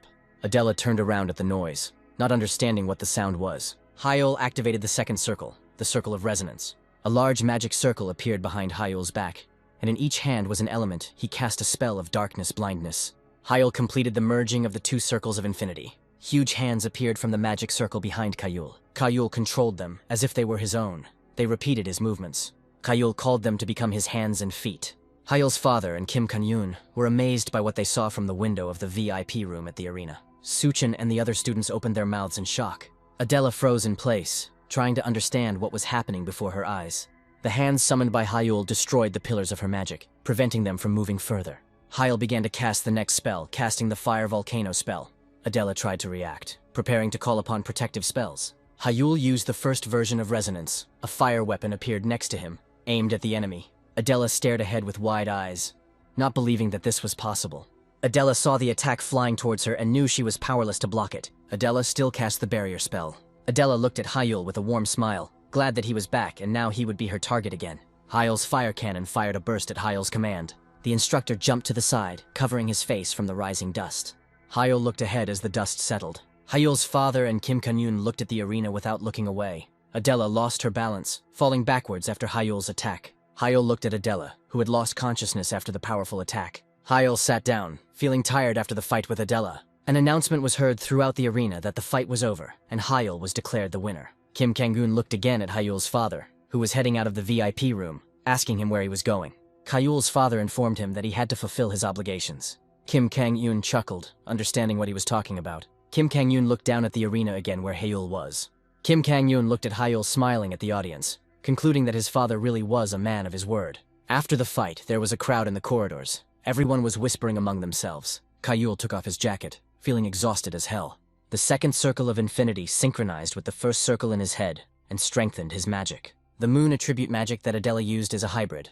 This magic combines the range of light magic and the power of dark magic. In other words, if you overdo it with dark magic, the range of the strong will decrease. Hyul was only able to deal with the halo with the help of his more advanced dark magic. Hyul only needed to glance at the magic formula thanks to his perfect mana control, and the resonance circle allowed him to understand the magic formula with incredible accuracy. And he was able to decipher the very structure of the spell. Thoughts about how training with the elemental stone had helped him were interrupted by other people's voices. Hyul looked where everyone was looking. Kim Kang-yoon adjusted his glasses, knowing how much attention he was attracting. Kim Kang-yoon walked confidently towards Hyul. Kim Kang-yoon called out Hyul's name as he approached him, as if they were old friends. Hyul stared at Kim Kang-yoon, not understanding anything. Hyul jumped up from his seat, exclaiming in surprise about the Tower Lord who stood right in front of him while the others looked at them. Kim Kang-yoon told Hyul that he came to talk to him. Hyul sat across from Kim Kang-yoon at a table in a private reception area. Kim Kang-yoon appeared friendly as he apologized to a tired Hyul and said he was watching the match. Hyul thanked him. Kim Kang-yoon adjusted his glasses and said he would get straight to the point. Kim Kang-yoon asked Hyul if he really reached the fifth circle. Hyul looked at Kim Kang-yoon in surprise, not knowing what to answer. Hyul understood why Kim Kang-eun was asking him about this after using the second circle spells, as Kim Kang-eun thought by memorization. Hyul understood that according to the logic of memorization, if he used the spells of the second circle, then he should be, at least, a magician of the fifth circle. Hyul raised his hands, saying that he had not reached the fifth circle. Kim Kang-yoon still acted friendly, saying that he knew it, and asked how he used the second circle back then. Hyul hesitantly asked if Kim Kang-yoon would believe him if Hyul said he used a modification to the charm. Kim Kang-yoon thought about it, asking Hyul if he meant what he showed in the interview back then. Kim Kang-yoon recalled how Hyul released butterflies among the reporters. Hyul agreed, deciding that it would be easier this way, and said that it was just another modification. Hyul thought that the fifth round at his age would be a worldwide sensation, and he realized that it was better not to use the third round in front of everyone. Hyul thought that it should be hidden for now. But Kim Kang-yoon tried to find out how the modification related to the second round. Kim Kang-yoon watched Hyul closely, waiting for his answer. Hyul placed his hand on his chest, saying that he had perfected the spell itself. Kim Kang-yoon became interested in his words, asking Hyul again as if he didn't believe it. Kim Kang-yoon stood up from his seat, laughing and thinking out loud that it was possible while Hyul was nervous. Kim Kang-yoon stood right next to Hyul, lamenting that this was simply amazing. Kim Kang-yoon reached out to Hyul, his eyes turning red. Hyul turned to Kim Kang-yoon with gratitude, who praised him for overcoming the shortcomings of those charms. Hyul froze when he saw Kim Kang-eun's red eyes. Kim Kang-eun looked at Hyul carefully, holding his hand on his shoulder. Kim Kang-eun looked like he wanted to get into Hyul's head. Hyul froze in place, amazed by the sensations. The moments that Kim Kang-eun looked at Hyul seemed endless. Kim Kang-eun smiled at Hyul after finishing and removed his hand from his shoulder. Hyul listened to Kim Kang-eun's words, who said that Hyul really didn't have the mana formation characteristic of the fifth circle inside him. Kim Kang-eun smiled and told Hyul that it seemed that Hyul was not lying to him and that he really had not reached the fifth round. Kim Kang-eun straightened his tie with a smile and said that he would go and explain everything to the reporters. Kim Kang-eun pointed to his eyes, saying that they would serve as proof. Hyul stood up from his seat, still shocked from the inspection, and thanked Kim Kang-eun, wishing him a safe journey. Hyul continued to bow in farewell until the door closed behind the tower lord. Hyul exhaled, still a little nervous about the situation. Hyul ran his hand through his hair, thinking that he couldn't have predicted that he would use his red eyes to confirm his words. Red eyes were the characteristic of the Blue Tower Lord Kim Kang-eun. They say that thanks to them, he is able to discern the essence of mana itself, and these are the best magic detectors in the world. Hyul wondered if he had really passed their test, and the Tower Lord said nothing about it. Hyul remembered about Ered, which contained the magical style of Veitner, the greatest secret, and he was not going to share it with the world. The next match on the territory of the Obelisk Academy Arena also ended with a victory for Hyul. Hyul looked at his unconscious opponent and clenched his fist, determined to move on. In the hallway immediately after the match, Adela ran at Hyulum, trying to stop him. Hyul turned around, surprised to see Adela. Adela, covered in bandages, approached Hyul, who was surprised that she had regained consciousness and was already on her feet. Hyul asked what she wanted, and Adela suggested discussing the battle they had just had in detail, a little nervously. Adela tugged at her hair with a dull look, saying that it could be done not now if Hyul was tired before the final. Hyul interrupted her, saying that they could do it right now and pointed towards the waiting room. Adela's eyes lit up when Hyul said he could use some analysis too. Hyul went forward while Adela thought that analyzing their match would allow her to learn a lot. Adela was burning with the idea that she too wanted to become like Hyul, who felt her determined gaze even behind his back. At the same time, in a skyscraper on which was the coat of arms of the House of Magic, in the sunlit penthouse, a television was on, showing an interview with Hyul. The girl from the House of Magic was shocked by what she saw, because she thought that he was finished with a long time ago. This place was a subsidiary office of the Magic Tower. Shin-sia, the eldest daughter of the magician's house, looked at the big TV screen where Hyul was shown, cursing. Sia was sure that the battle was already decided, she muttered under her breath, getting her brother's attention. Sia turned to her older brother, Shin Jihan, asking if Hyul would get away with this. Jihan looked at her, asking what she wanted him to do. Sia couldn't control her emotions as she asked Jihan what would happen if Hyul returned to the house, reminding him of the atmosphere that was there a year ago. Sia gestured vigorously, saying that she couldn't stand this kind of treatment any longer. But Jihan stopped her, telling her not to worry. Jihan remembered what Hyul was like a year ago, when he was considered a genius. Jihan continued, saying that right now, Hyul could barely handle the second circle of magic, and in a fight, it was nothing.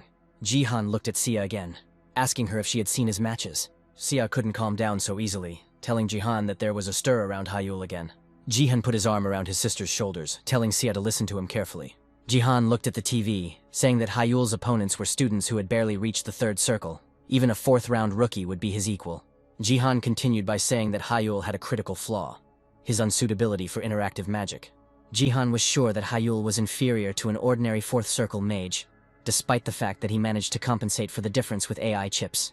Sia agreed with her brother, still a little worried, deciding that Jihan was right, and Hyul could only flounder in the mud. Sia started biting her nail, wondering if Hyul would somehow be able to compensate for it while Jihan drank coffee. When Sia said that Hyul could somehow threaten her position as the family heir, Jihan looked at his sister. Jihan poured mana into the mug, breaking it, and said that that was when he and Hyul would sort things out. That same day, closer to sunset, in the arena of the Obelisk Academy, the final of this midterm exam was taking place in the arena. One of the opponents fell unconscious on the arena floor. The instructor blew his whistle, letting everyone know that the match was over. A voice echoed throughout the arena, informing everyone that the winner of the midterm exams was Hyul. The students applauded him from the stands, welcoming the return of a genius. Hyul listened to their joyful cries, enjoying the moment. Many were amazed that Hyul was able to surpass the AI with just ancient magic, calling it a genius as Hyul waved it around. Suchin shouted to Hyul from the stands that Hyul was the best. Suchin appeared in front of Hyul in an instant and began shaking his shoulders, happily telling him that everyone now recognized his skills. But not everyone was happy with his victory, believing that Hyul was nothing without his ancient tricks. The class teacher approached Kayul with Suchan, congratulating his student and saying that he was proud of him. Suchan immediately suggested throwing a small party to celebrate Hayul's victory, and the teacher said that he had wanted to suggest it himself. Suchan started shouting at all the students to get ready, not hearing Hayul asking him to stop for just a second. Hayul raised his hand, so Suchan finally noticed him and said that he wanted to go, but he had an important meeting today. Suchan asked Hayul in shock, who had already managed to wriggle out of his embrace, asking how they could celebrate without the culprit. Kayul waved goodbye to him, apologizing and saying that it was very important. The class teacher patted Suchan on the shoulder while Hayul shouted an apology at him. After some time, Hayul walked outside the academy grounds, thinking that this was too important a meeting for him to miss. Something immediately caught Hayul's attention when he stepped outside. There was a representative car parked next to the academy, and the driver greeted young Mr. Hayul, saying that he had been waiting for him. Kayul looked at the old man, accepting his greeting. The driver opened the door for Kayul, informing him that the head of the family was already waiting for him, and he would escort him to the mansion. The car arrived at the mansion when the sun had already set behind the horizon, and the moon was shining high in the sky. Hayul approached the door of a familiar mansion. Hayul looked at the doors, thinking that a whole year had passed since he had been here. After being labeled as a scumbag, Hayul rebelled against his father and entered the academy anyway, choosing to live in the dorms. He was forbidden to enter the family mansion. And here he is, a year later, standing inside the mansion. Kayul looked around in front of him, noticing that nothing had changed during his absence. Kayul walked forward, knowing full well where his father was waiting for him. Kayul approached the large oak doors behind which his father's office was hidden. Kayul pulled himself together, remembering the last time he saw his father. Kayul was determined.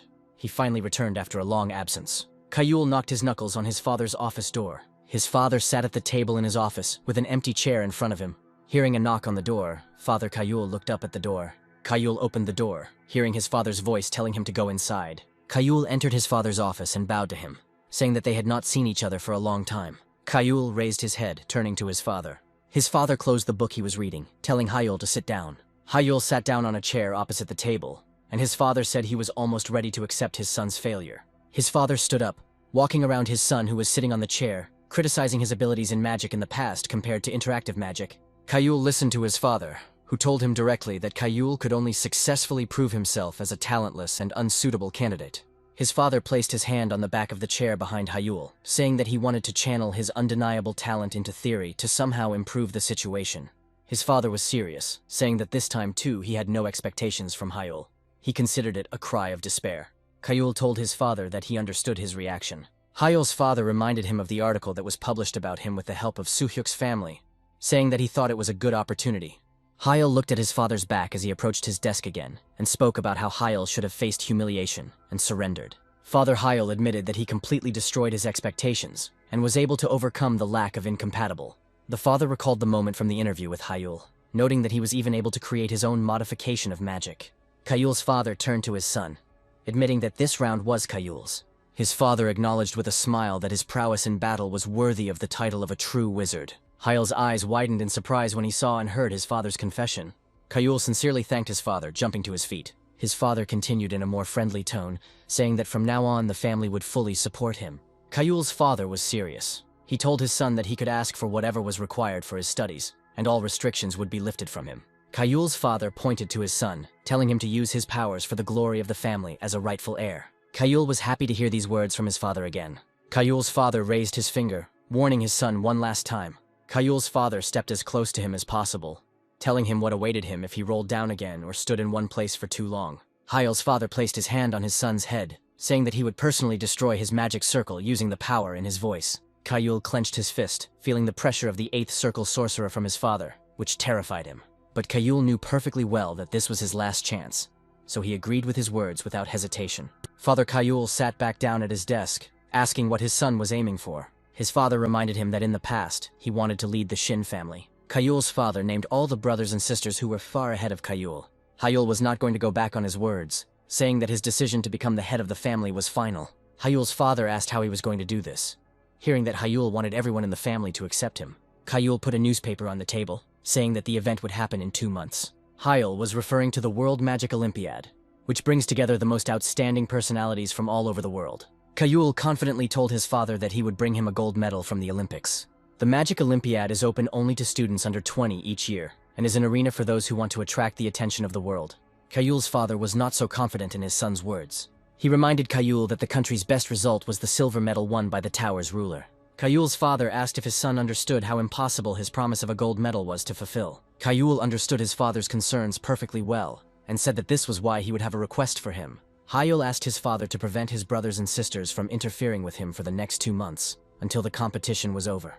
Father thought, looking at Hyul, that he was a desperate guy who used for immediate protection what he might not yet receive. The father chuckled, deciding that under normal circumstances he would have refused him, but now he told his son that it sounded tempting. The next day, in the academy dormitory building, there were books strewn all over the floor in Hyul's room. Hyul was sleeping on the floor among the books, with eyelid lying open on him. The sunlight blinded Kayul, who had barely opened his eyes and did not notice how he had managed to fall asleep.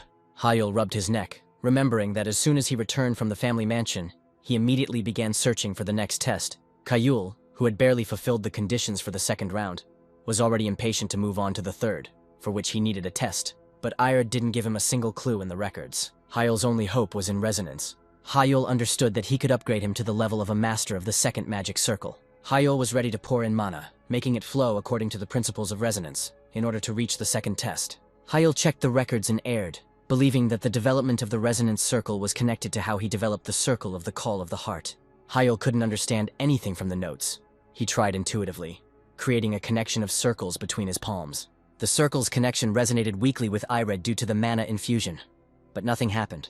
Hyul buried his face in the book again, trying to figure out what he had done wrong. Hyul sighed, deciding that a short walk might help him clear his thoughts. After some time in the city on the river embankment, Hyul walked along the embankment, feeling his thinking become clearer from the fresh air. Hyul took a deep breath with his eyes closed and smiled, deciding that after his walk and breakfast, he would try to immerse himself in his studies. Hyul opened his eyes to hear someone shouting at him to watch out. Hyul turned around, not understanding what these warnings were about, and saw something flying at his face. The next moment, a package flew into Hyul's face. Hyul sat down, rubbing his face in pain, and the culprit of the incident approached him, asking if he was okay. Hyul looked up and was surprised to see a familiar face. Adela looked with concern at Hyul, who received her package. After some time, they were walking along the embankment together, and Hyul asked her how the package had even flown towards him. Adela told how she was spinning around with the bag in happiness, anticipating how she would drink banana milk. And according to her, the package simply flew out of her hands, flying towards Hyul. Hyul accepted her awkward explanation, and Adela apologized again, bowing to him. Hyul tried to calm her down by saying that he had gotten banana milk for free, and asked Adela if that was the only kind she drank. Adela opened the bag filled with a bunch of milk cartons without hesitation, saying that it was the best invention of mankind. Adela and Hyul were drinking banana milk while walking, and the girl asked if Hyul had really gone home the other day. Hyul answered honestly that yesterday he was officially given back all his rights as a family member. Adela was happy for him, asking if he still dreamed of taking the place of the head of the family. Hyul was surprised by her question, asking if he had said that before. Adela remembered the moment from her childhood when she heard those words from Hyul. With a smile, Adela said that Hyul often mentioned this. Hyul looked thoughtfully at the sky, replying that this was no longer his dream. Adela was surprised by his answer, asking if Hyul had really accepted reality. Adela said thoughtfully that the House of Magicians had many worthy candidates, and it was not easy to become the head, but Hyul did not understand why she said this. Hyul looked at her, confidently saying that his dream was not only to get the House of Magicians. Hyul's eyes gleamed with confidence as he added that he was going to become the head of the Magic Tower. Adela listened in shock to his words that Hyul wanted to stand at the top of the entire world of magic, and this was his new goal. Adela said thoughtfully that it sounded like some kind of unattainable goal. Adela smiled at Hyul, saying that for someone who had come as far as Hyul, this was clearly not an easy goal. That same evening, in the family mansion of the House of Magicians, Sia bit her nails nervously. Saya suddenly stood up from her seat, turning to Jihan, who was standing next to her. She asked why he wasn't worried at all. Jihan stood with his arms crossed over his chest, saying that their father must have had his reasons. Jihan thought, putting his hand to his chin, not believing that his father had set such conditions during their meeting. Some time ago they came to their father's office, who called them. Their father said that he knew Jihan and Saya well, so he would have to give them a direct order not to touch Hyul for the next few months. Sia's mouth dropped open in surprise as she stood behind Jihan, who frowned slightly. Saya began to ask her father in a raised voice why he was doing this, but Jihan stopped her questions with a wave of his hand. Jihan remained calm, asking his father if he was saying this for any special reason. Their father kept his eyes on them, saying that he was sure that they already knew that Hyul had been reinstated in his rights in the House of Magicians. Their father continued to say that Hyul's value was not great because he had not participated in the family business for a whole year, The older brother and sister listened to their father's words about how Kayul would need time to adapt again. Their father, in the form of a question, pointed out that his children standing in front of him could hinder his adaptation so that Hyul could not become the head of the family. Jihan remained silent and had a calm expression on his face, but inside he was seething with discontent. Jihan smiled at his father, saying that he understood his request, and asked if his father wanted to tell them anything else. Their father rose from his seat and turned to the window, saying that he was not going to tell them anything more, and sent them off to rest. At the moment, Sia was trying to find out from Jihan why he didn't even argue. Sia fell silent, stopping to torture her older brother with questions, as if she had seen something.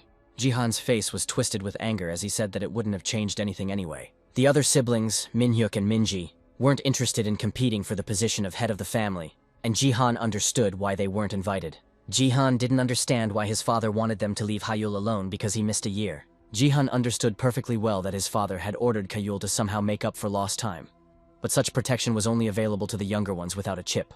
Hyul was already 17, and Jihan wondered why his father had demanded this of them. Sia began to bite her nails again, fearfully assuming that her father might have already made his choice. Jihan interrupted her thoughts, saying that this definitely couldn't be the case, because Hyul had demonstrated too little. Jihan understood that his father most likely saw potential in his youngest son again. Jihan exhaled, assuming that his father might simply be interested in Hyul's magic, or that he had forced him to do so by promising something in return. Si listened to Jihan's words, asking what Hyul could possibly promise. Seiya grabbed her head with her hands, lamenting that under normal circumstances, her father would never do such a thing, and cursed Hyun. Sia asked Jihan if the people assigned to Hyun should be removed, and Jihan confirmed, unless she wanted them to be gutted by the Shadows. The Shadows were the father's personal spies who secretly worked for the family. They were good at everything from infiltration to protection. Jihan moved closer to the door, preparing to leave, and told Sia that he had already called off his observers. Sia jumped up again, asking Jihan what he intended to do next. Jihan didn't answer her, saying that he would go first. He knew very well that Si rarely took direct part in anything. Jihan didn't like the idea of doing nothing, and acknowledged the danger from Hyul, deciding that he needed the help of the Black Magic Tower. The next day at the Obelisk Academy, class teacher Kayula congratulated everyone on successfully passing the midterm exams, telling them about his pride. Hyul stood listening to the class teacher say that he was proud of Hyul for winning first place. Kayul approached his class teacher, having received a certificate, and heard the words that he had the best result among children of the same age in the country. His class teacher suggested that he maintain this result for a couple of months in order to take part in the World Olympiad. Kayul answered with confidence that this is exactly what he would strive for. While Hyul was returning to his seat, the other students whispered among themselves, thinking that Hyul was acting like something out of character. Nobody believed that Kayul would last the next 2 months, and they bet that he would deflate within a week. Kayul did not comment on the students' whispers in any way, but simply sat down at his desk. Hyul grinned, looking forward to the future. After some time, Suchin was stretching in the academy's corridor, happy that it was finally over. Suchin grumbled tiredly about having to endure 8 theory classes in a row. But Hyul reminded him that from now on, it was just practice. Suchin replied that it would be no less stressful, and Hyul gave him a friendly punch in the chest, telling him that he could use some physical activity.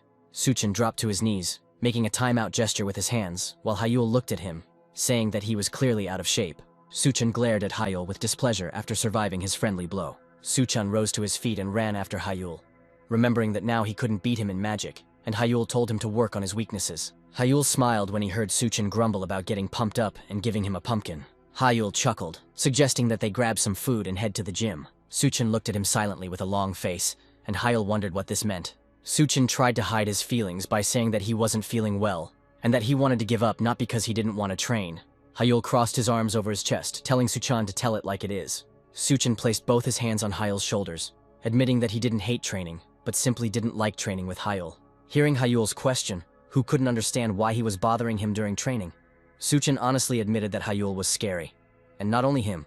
In the training hall of the Obelisk Academy, a crowd of students looked towards Hyul, who was doing squats with a huge weight. Hyul thought about talking to Suchin as he continued training, while those around him looked at him with fear because of his workload. The students in the room recognized Hyul because of his recent achievements. Hyul finally lowered the barbell with a large weight, finishing the set. Hyul wiped the sweat from his face with a towel, thinking about how he had neglected his training while learning Veitner's magic. Hyul took a sip of water from his sports bottle, remembering what he had read about it in IRED. It said that physical exercise can improve the circle because it circulates throughout the body, and they are interconnected. Hyul continued training, knowing that he needed to train both magic and physics. Hyul took a determined approach to training, determined to achieve the body of his dreams. The next day, within the walls of the Obelisk Academy, a monster resembling a panther with 3 eyes growled. Hyul stood in the arena surrounded by 3 monsters. Monsters with huge claws rushed to attack Hyul. Hyul jumped to the side to avoid their attack. Hyul watched the monsters' movements carefully as he activated his circle. Hyul attacked the monsters with windy spears. One of the monsters disappeared after being attacked by Hyul, but the other 2 continued to attack. Hyul ducked, avoiding the attack, and the monsters collided heads. Hyul activated the Flame Volcano spell, and a fiery charge gathered in his palm. A firebolt hit one of the monsters. The last monster continued to attack Hyul. As the last monster fell to the fire spell, a voice echoed throughout the arena, announcing that Hyul had finished his practical training. The class teacher looked at his tablet to announce the result. Hyul smiled and thanked his homeroom teacher when he heard that he had received the highest score. After some time, Hyul sat on a bench while other students were preparing to take the exam and looked at his hand. Hyul felt that thanks to the circles of infinity, his physical indicators increased almost 1.5 times. Hyul was eager to push the laps as much as he could, looking forward to the improvements he would achieve on the 3rd lap. Hyul closed his eyes to concentrate and sense the mana. Hyul concentrated all his attention on the resonance circle, the 2 streams of mana inside him that spread throughout his entire body. Thanks to his training with the elemental gem, Hyul could sense every tiny detail. Hyul tried to reduce the vibration and deviations of the mana flows, and align their flows, feeling how they slowly become one. Hyul exhaled tiredly, relaxed, and looked at the ceiling. Hyul had achieved 99% synchronization, but the last one was elusive no matter how hard he tried. But Hyul did not lose his determination. He had to bring the 2nd round to perfection, and he knew that he would definitely succeed. That same evening, Hyul went out for a run. Hyul ran through the streets, listening to music on his headphones. Something around the corner of the building caught Hyul's eye, and he slowed down a little. A dark silhouette around the corner of the building began to move. A fist was aimed at Hyul's face. Hyul barely managed to lean back to prevent the unknown man in the hooded suit from hitting him in the face with his fist. Hyul, dumbfounded, asked the stranger, who was hiding his face, who he was. Hyul's eyes widened in surprise when he recognized the man hiding behind the disguise. Baek Sayuk stood in front of him, his hood pulled over his head and half of his face covered with a black mask. Sayuk swung at Hyul again, but he was able to dodge it. Sayuk told Hyul that he looks like a rat because of the way he dodges punches. Hyul squatted down to pick up the earphone that had fallen out and asked Sayuk why he hadn't gone home for the weekend. Hyul chuckled, deliberately irritating Sayuk by asking if it was because he couldn't go now. Hyul stood up, mocking the fact that Sayuk was now on probation, while Sayuk was shaking with anger. Hyul didn't calm down even though Sayuk told him to shut up, continuing to talk about Sahyuk's father, who he used to hide behind. Hyul remembered how he defeated Sahyuk during the first match, calling him poor since he had nowhere to go now. Sahyuk exploded in anger, calling Hyul a piece of trash. Sahyuk began to cast fire spells. Hyul himself did not expect that Sahyuk will start to cast spells on the street because of a couple of harsh words directed at him. Sahyuk rushed at Hyul, shouting at him that he was a bastard. Hyul pushed away his hand, which contained concentrated fire spells, preventing him from being hit. Sahyuk cursed, realizing that he was caught. Hyul tripped Sahyuk at the same moment, knocking him to the ground. Sahyuk shouted at Hyul to get off him, but Hyul didn't say anything, thinking that even this prank of Sahyuk's was a good opportunity for him. After some time, several cars appeared in the same alley and people gathered. Sahyuk tried to break free from the grip of the people trying to calm him down, shouting that he had to teach Hyul some manners.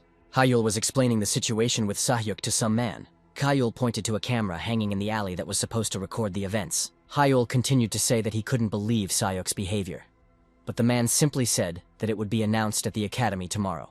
The man advised Hyul to return to his dorm room while they tried to calm Sahyuk down and get him into the car. Hyul listened to the words, thinking that Sayoku should continue to act in the same spirit. The next day at the Obelisk Academy, in the hall, students were crowded around the information board, whispering about how Sahyuk had been caught using magic on the street. There was a penalty report posted on the bulletin board, which stated that Sahyuk had been given a 10-point penalty. Hyul passed by, overhearing the students discussing the leniency of Sahyuk's punishment, saying that he usually got suspended from classes. Hyul wasn't surprised that Sahyuk got off so easily due to the special treatment at the academy. The Beck family was influential and had donated significant sums to the academy in their time. Hyul simply moved on, thinking that Sahyuk would still have to listen to a lot of moralizing for the rest of his life. At the same time, Sahyuk was talking on the phone, listening to insults. Sahyuk apologized to his father over the phone while his father reminded him that he had asked his son to sit quietly until graduation. Sahyuk's father stood in his office, looking out the window, asking Sahyuk if his request was really that hard. Sahyuk's father warned Sahyuk that if the family did not receive the title, he would be held responsible for it, and Sahyuk repeated once again that he was sorry. The call ended, and Sayuk looked at the screen where instead of his father's name, a money bag was written. Sayuk cursed while looking at the screen. Sahyuk threw the phone to the side and it flew off the column. Sahyuk ground his teeth as he said Hyul's name. Sahyuk was filled with anger and malice as he remembered his sworn enemy. Sahyuk screamed that Hyul was an unbearable scumbag and started stomping on his phone. The phone shattered under Sahyuk's foot while he was shouting curses at Hyul. Sahyuk flinched as he heard the instructor's voice behind him, saying that Sahyuk's heart was full of envy. Sahyuk turned around, recognizing Instructor Smith, and asked if he wasn't allowed to react like that. Instructor Smith told Sahyuk that he could choose between love and hate. Instructor Smith came closer, asking Sahyuk if he really didn't want revenge. Sahyuk felt a little confused when he heard Instructor Smith say that he had to take revenge on Hyul. That same evening, in the dormitory of the Obelisk Academy, Hyul was sitting at the table in his room. Hyul checked his phone, thinking that Sahyuk should have been reprimanded by now. Hyul's thoughts about how this was only to his advantage were interrupted by an incoming message on his phone. Hyul's father told him about the deal with the Back family, in exchange for them turning a blind eye to the incident, for 3% of the income from the mines. Hyul read the last words of the message with a satisfied and slightly sly smile, where his father praised him and told him to say if he needed anything. Hyul knew very well that for the Beck family to gain the title, it was necessary to have good relations with influential families. Hyul, who was the victim of the incident, was the direct heir to the House of Mages, and the Bayek family had to take extreme measures. Hyul was pleased with the good asset from the Beck family, who were ready to hush up the incident at any cost, thinking about how important the title was. Sahyuk is now almost excommunicated from his family, because he almost deprived his family of the opportunity to become prominent because of the title that brings prestige. Hyul picked up Erd, deciding it was time to get back to working on the resonance now that he had figured everything out. The next day, on the territory of the Obelisk Academy, Hyul walked down the street, noticing that the academy had tightened its security measures due to the recent incident. Hyul's eyes rolled back when he heard a familiar voice calling him. Hyul turned around to greet Instructor Smith. Instructor Smith came closer, looking at Hyul. Instructor Smith looked at Hyul carefully, remaining silent. Hyul simply waited, waiting for the instructor to tell him what he wanted from him.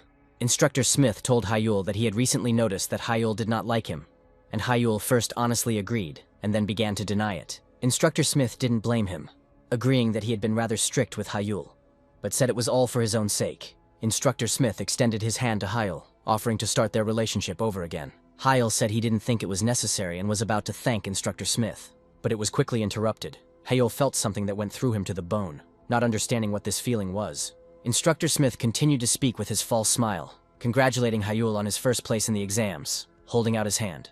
Hyul felt confused, not understanding why Instructor Smith was clearly emitting mana, but it felt somehow wrong. Hyul looked at Instructor Smith, who was surrounded by dark energy. It seemed dark and ominous to him. Hyul couldn't believe that Instructor Smith was a representative of the Black Magic Tower. It was the first time that Hyul felt such energy in real life. It was a huge shock for him. Hyul knew about the Black Magic Tower like everyone else.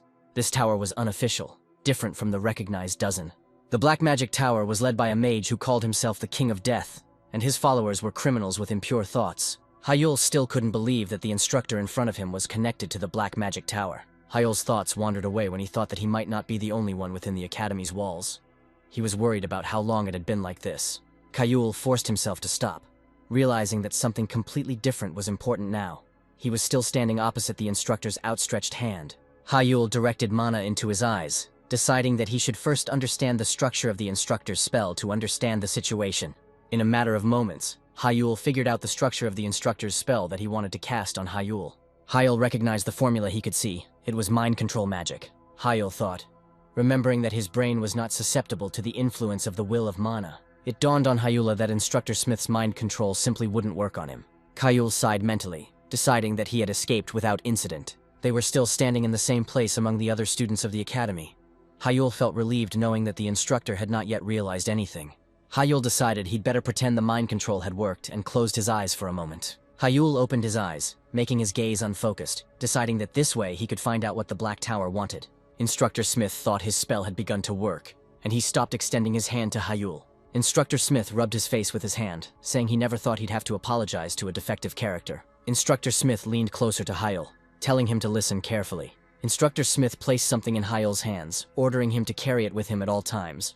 No questions asked. Hyul pretended to accept the order, wondering if this was all the Black Tower wanted from him.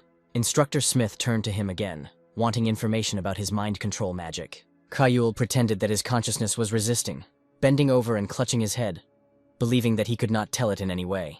Instructor Smith took his game for the fact that the subconscious mind is trying with all its might to protect the secrets of his unique magic. Hyel thought he was a fool when Instructor Smith countermanded his order. Hyel was only able to perform like that in front of Instructor Smith because he knew about mind control magic. It was a spell that was aimed directly at the enemy's brain, which was able to control it, and it was the signature of the Black Tower. Hyel knew that such a spell could even destroy a person's brain if the mage was of a high level, so it was on the list of prohibited ones. Hyel simply demonstrated how a person can resist, to a certain extent, when an important topic is raised. Although Instructor Smith clicked his tongue in displeasure, Hyel realized that his magic was not their ultimate goal since he gave up so easily. Instructor Smith began to lament, confirming Hyel's thoughts that he could not fail the mission because of his desires. Instructor Smith snapped his finger, canceling the spell, saying that he would extract everything from Hyel after the main mission was over. Hyel pretended to be disoriented after the spell was lifted, and Instructor Smith feigned concern for his student. Instructor Smith told Hyel that he had become absorbed in his thoughts during the conversation and sent him off to rest, saying that he would not detain him any longer. Hyel agreed, confused, as Instructor Smith walked back towards the academy. Hyel watched as Instructor Smith mingled with the crowd. Hyel looked at him until he disappeared from sight. Hyel glanced at the time on the large clock located on the academy building. Hyel walked on, ignoring the carefree students who were deciding how to spend their break. Hyel wandered into the quiet inner courtyard of the academy. Hyel sat down on the bench, looking at what Instructor Smith had given him, ordering him to carry it with him everywhere. Hyel lifted the small chip to eye level, examining it more closely, and realized that he had been given an illegal AI chip. Hyel immediately realized that Instructor Smith had given it to him in order to frame him, making him appear to be the user of an illegal AI. Hyel presented newspaper headlines and reports that smeared his reputation. Hyel wondered who the customers might be, deciding that there was no need for Instructor Smith to go that far. Hyel thought out loud, rubbing his chin. He understood that someone could have ordered this from the Black Magic Tower. Hyel thought about Sahyuk, but quickly dismissed the thought, realizing that for someone who was bound by all possible restrictions, this was hardly possible. Hyel came to the conclusion that there was a high probability that one of his brothers and sisters could be the customer in order to remove him from the race for the position of leader. Hyel began to think about suspects, believing that his sister Minji had never been particularly active in the power struggle and had no motive. The next suspect was brother Minhyuk, but Hyel believed that he wasn't low enough to plan such a thing. For Hyel, there were only two suspects left, Sia and Jinyuk, and he believed that they might even be in cahoots. Hyel wondered if he could just pin down Instructor Smith to find out, but Hyel quickly pushed these thoughts away, realizing that the Black Tower would not ignore the leak of information, and the instructor might not know everything. Hyel chose a different path, deciding that it would only attract the attention of the Black Tower, and the instructor could become a scapegoat. That same day, Hyel went to the Blue Magic Tower. Hyel took the elevator up to the desired floor. Kim Kang-yoon greeted him without immediately turning to face Hyel. Kim Kang-yoon asked Hyel why exactly he wanted to see him. Kim Kang-yoon looked at Hyel attentively. The atmosphere was different from the friendliness he had shown before. Hyel noticed that the greeting from Kim Kang-yoon, the Lord of the Blue Tower, was colder than usual. But this did not bother Hyel. He believed that he had no other choice now. Kim Kang-yoon covered his face with his hand, trying to send Hyel away, saying that he was busy now. Annoyance could be felt from him. Hyel looked at the irritated Lord of the Blue Tower, thinking that he had no choice. Hyel approached Kim Kang-yoon, asking if he had interrupted his research, and Kim Kang-yoon honestly said that he was researching a certain mana stone. Kim Kang-yoon was still deep in thought, and Hyel looked at his desk, curious about what kind of mana stone he was referring to. Hyel saw on the table of the Lord of the Blue Tower an elemental stone, which was connected with the test of the first stanitsa of Arid. Hyel smiled, considering this a good opportunity, and looked at Kim Kang-yoon. Kim Kang-yoon invited him to sit down anyway, telling Hyel to get straight to the point so they could get everything sorted out quickly. Kim Kang-yoon still looked irritated as he asked what was so important about Hyel that he asked for an immediate face-to-face meeting. Hyel noticed that Kim Kang-yoon was extremely annoyed, and knew that no matter what Hyel told him now, he would not cooperate. Hyel decided that they needed to come to some kind of agreement, and said that he wanted to share his knowledge before getting down to business. Hyel brought up the stone that Kim Kang-yoon was researching, telling him that it was an elemental stone. Kim Kang-yoon was shocked when he heard Hyel's words. Kim Kang-eun stared at Hyel, asking what he and why he knew about the stones whose name had not even been revealed yet. Kim Kang-ni gave off a warning aura, and Hyel raised his hands, saying that he had absolutely not spied on the Blue Tower. Hyel reached into his briefcase to answer Kim Kang-yoon's question about how he knew about these mana stones. Hyel handed Kim Kang-yoon the stone he had tuned during the challenge, saying that he had the exact same one. Kim Kang-yoon even got up from the sofa in surprise when he saw Hyel's elemental stone. Hyel didn't let him finish, saying that he was right, and that he had a perfectly tuned elemental stone in his hands. Kim Kang-yoon's mouth widened in surprise, asking Hyel if he had really set it up himself. Hyul answered his question affirmatively, saying that he was the one who was able to tune the elemental stone.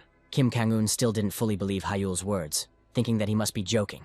Kim Kang-eun knew that many famous masters had tried to tune the elemental stone, but they had failed. Kim Kang-eun thought that even he, who was called the world's expert in magic stones, could not organize the flow of mana. And that was why Kim Kang-eun didn't believe that Hyul, who was sitting in front of him, a simple student, could handle it. Kim Kang-eun was still trying to understand while looking at the elemental stone in Hyul's hands, and asked Hyul if he was just lucky. Hyul did not dispute his words, agreeing with his version about luck, and added that he brought it here so that Kim Kang-eun could help with the material. Kim Kang-eun asked Hyul if he wanted to explain how exactly he had tuned the elemental stone. Hyul replied that he himself did not know how it happened, saying that it just happened, and now he can only talk about this. Kim Kang-eun didn't believe his words for a second, asking Hyul how lucky he was to have found it and set it up completely by accident. Hyul could only laugh awkwardly, but Kim Kang-eun quickly gave in, saying that any magician has the right to his secrets. Kim Kang-eun waved his hand, saying that he would not interrogate him anymore, and Hyul thanked him for his understanding. Hyul let him look at the stone closer, and Kim Kang-eun examined it while wearing gloves so as not to harm it. Kim Kang-eun returned the stone to Hyul, asking why he brought it to the Blue Tower. Hyul said he brought it to create an artifact. Kim Kang-eun began to take off his gloves, asking what kind of artifact Hyul wanted. Kim Kang-eun suggested artifacts, naming clothes, dyeing, and even weapons, so Hyul could clarify his choice. Hyul only said that anything would be good enough for him as long as it could increase the effectiveness of elemental magic. Kim Kang-eun said he understood Hyul, but clarified that stones of such high quality require other high-quality materials for the artifact. Kim Kang-eun asked Hyul in all seriousness if he was prepared for the fact that it might cost him a lot, but Hyul looked at him blankly. Kim Kang-eun laughed, remembering that the person sitting in front of him was a direct descendant of the House of Magicians, and said that he would send a bill to Hyul's father. Hyul stopped him, saying that there was no need for that, and added, putting his finger to his lips, that his family members should not know about the artifact. Kim Kang-eun laughed, telling Hyul that he was a sly one, and drawing an approximate amount in the air, asked how Hyul was going to pay. Kim Kang-eun removed the written amount, asking if Hyul could really pay it out of his own pocket, and then Hyul moved on to his idea. Kim Kang-eun became interested and asked the smiling Hyul if he knew of another payment method. Hyul made an offer, saying that he could set it up for the Blue Y Tower's all elemental stones, and Kim Kang-eun may be present. Kim Kang-eun didn't expect such a proposal, and asked Hyul again if he was really ready to reveal his tuning method to him. Kim Kang-eun said that it was very tempting, agreeing with laughter, and said that the tower would then also be indebted to Hyul. Hyul, hearing Kim Kang-eun's words, asked if he could ask him for one more favor. Kim Kang-eun asked what exactly Hyul wanted and if it was related to the agenda. Hyul placed the chip he had received from Instructor Smith on the table in front of Kim Kang-eun. Kim Kang-eun picked up the chip, looked at it carefully, he knew exactly what it was, and asked Hyul where he got it. Hyul clenched his fists as he explained that there was a mage from the Black Magic Tower in the academy, and it was he who gave him the chip. Hyul did not say who it was, but said that he suspected that a criminal group was operating in the academy. Hyul asked Kim Kang-eun for help so they could get rid of them. At night, when the moon was already high in the sky, Hyul stood near the academy next to the car. Hyul thanked Secretary Kim Kang-eun for giving him a ride and wished her a safe journey. Kim Kang-eun's secretary bid farewell to Hyul, telling him to see her again without much emotion. Hyul watched as the secretary's car drove away down the road. The corridors of the hostel were quiet and deserted. Hyul fell onto his bed in his room, feeling the fatigue accumulated during the day.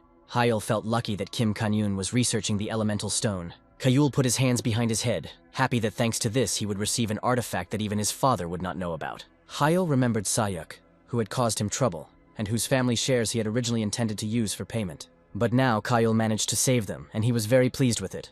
Fatigue gradually overcame him, and he closed his eyes, hoping that everything would work out. Hyul remembered the conversation he had with Kim Kang-eun today, who said he couldn't believe it. Kim Kang-eun couldn't understand how the Black Tower mages were able to settle in the academy, which was famous for its security. Kim Kang-eun twirled the only piece of evidence that Hyul could provide between his fingers. Kim Kang-eun smiled when he heard Hyul's question, asking if his request was too burdensome. Kim Kang-eun said that under other circumstances the Blue Tower would not consider testimony with such evidence, but he is willing to take the risk. The next day, Hyul walked down the hall, announcing on the phone that he was already there, and leaving the rest of the worries to the person he spoke to. Hyul entered the elevator, leaving behind him a hall filled with people. Kim Kang-eun's voice through the phone's speakers reassured Hyul, telling him not to worry because the Blue Tower would not make a mistake. Hyul went up the elevator, telling Kim Kang-eun that he understood everything and trusted him, suggesting that they call each other later. Hyul climbed out of the elevator and went into the hall where the worker led him. A smile blossomed on Hyul's face as he announced his arrival. Hyul addressed his brothers and sisters, who were already sitting at the set table and awaiting his arrival. Minji, the second daughter of the House of Mages, greeted Hyul happily, saying that they hadn't seen each other for a long time. Hyul told Minji that she hadn't changed at all when she came up to greet him, meaning it as a compliment. Minji reached her hand up to the top of Hyul's head, noting how much he had grown in that time, comparing his height to Minhyuk. Minhyuk, the second son of the House of Magicians, told Minji not to jinx it as he happily walked up to Hyul. Minhyuk placed his hand on Hyul's shoulder, admitting that he was glad he was back, even though it was stupid of him. Hyul thanked his brother, thinking that Minhyuk was still as honest as always. Hyul looked at the remaining brother and sister, greeting them more reservedly, saying that they hadn't seen each other for a long time. Jihan and Sia looked at Hyul without getting up from the table. Jihan, the first son of the House of Magicians, noted that Hyul had matured, and now his face was not as childish as before. Sia, the first daughter of the House of Magicians, greeted him, calling him her youngest. Hyul accepted their greetings, thinking that Sia, despite her smiling appearance, was ready to eat him alive. Jihan raised his glass, inviting Hyul to sit at the table so they could enjoy the food and chat. Jihan, as if by chance, asked Hyul why he had gathered them all here. Hyul sat down next to Minji and said that there was no special reason. He just wanted to see his brothers and sisters after a long separation. Sia interrupted their conversation, asking if he really called them for this stupid reason, even though they were all so damn busy.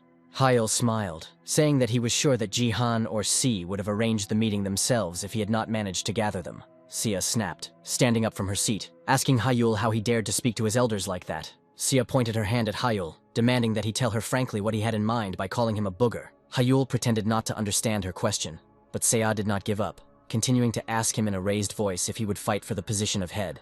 Hyul asked Sia if she would believe him if he said he wasn't going to do it. Si laughed, saying she wouldn't believe it, and Hyul asked why she was asking him about it then.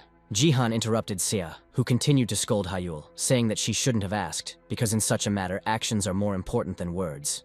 Jihan took the initiative to ask Hyul about his new magic he had invented, asking him to share the details with his family. Hyul mentally assessed Jihan's move, who decided to check with one question whether Hyul was a contender for the position of leader. Sia agreed with Jihan, saying that it was a wonderful idea. Hyul wasn't going to let his older brother and sister push him into a corner. Hyul made a pitiful and vulnerable face, turning to Jihan and Sia, saying that this secret was his only hope. Hyul managed to squeeze out tears, looking more pitiful, saying that he could not share his only lifeline. Minji, moved to tears by Hyul's words, said that in that case nothing was needed, while Jihan in the background tried to understand what he had just seen. Si looked just like Jihan. Even Minhyuk was amazed by Hyul's acting talent. Hyul continued to play while Minji gently wiped the tears from his cheeks and thanked Minji for being so understanding. Minhyuk raised his glass, happily saying that these questions were unnecessary, changing the subject to have Hyul tell him how he had been doing all this time. Minji said that she also wanted to listen to her brother's story, but Jihan remained silent, realizing that the moment for testing had been missed. Dessert was already served on the tables in front of everyone. Jihan was chatting animatedly with Sia. Hyul happily chatted with Minji and Minhyuk. The time on the grandfather clock showed 10 o'clock in the evening. Hyul, who was watching the clock, noticed that enough time had already passed and decided that it was time to act discreetly. It triggered urgent alerts to be sent to the phones of everyone present. Everyone picked up their phones to check what had happened. Minji looked at her phone in confusion, asking what it was. Minhyuk shouted, saying that this was an emergency. Sia was no less surprised, asking how this could happen now and at such a time. Jihan curled his lips in displeasure, holding the phone in his hands. Jihan frowned, not hiding his disappointment and displeasure after reading the urgent notification. Breaking news alert that Obelisk Academy has caught Instructor Smith in contact with the Black Tower, and the witness is Kim Kan-yoon's secretary. Hyul noticed how quickly Jihan made a calm face again, putting the phone in his pocket. Hyul chuckled quietly, realizing from Jihan's reaction that he was the one connected to the Black Magic Tower. Hyul's eyes flashed back to Jihan's reaction when he read the news. Now Jihan's face was a calm mask, and Hyul believed that his older brother had been caught, having given away his connection. Late at night, when the moon was already high in the sky, Hyul walked down the street, listening through his headphones to Kim Kang-yoon, who said that everything was exactly as Hyul said. Hyul was simultaneously reading a more complete version of the news that had been sent to everyone earlier. Kim Kang-yoon couldn't help but ask how Hyul could have known about Instructor Smith's actions in interfering with the preparation of the test. Hyul adjusted his earpiece, saying that it was simply a logical conclusion based on the information he had. Hyul knew that Instructor Smith couldn't just infiltrate the academy. He had to have a specific goal. Hyul took into account the time frame that Instructor Smith was trying to put him under mind control, which included the day of the exam.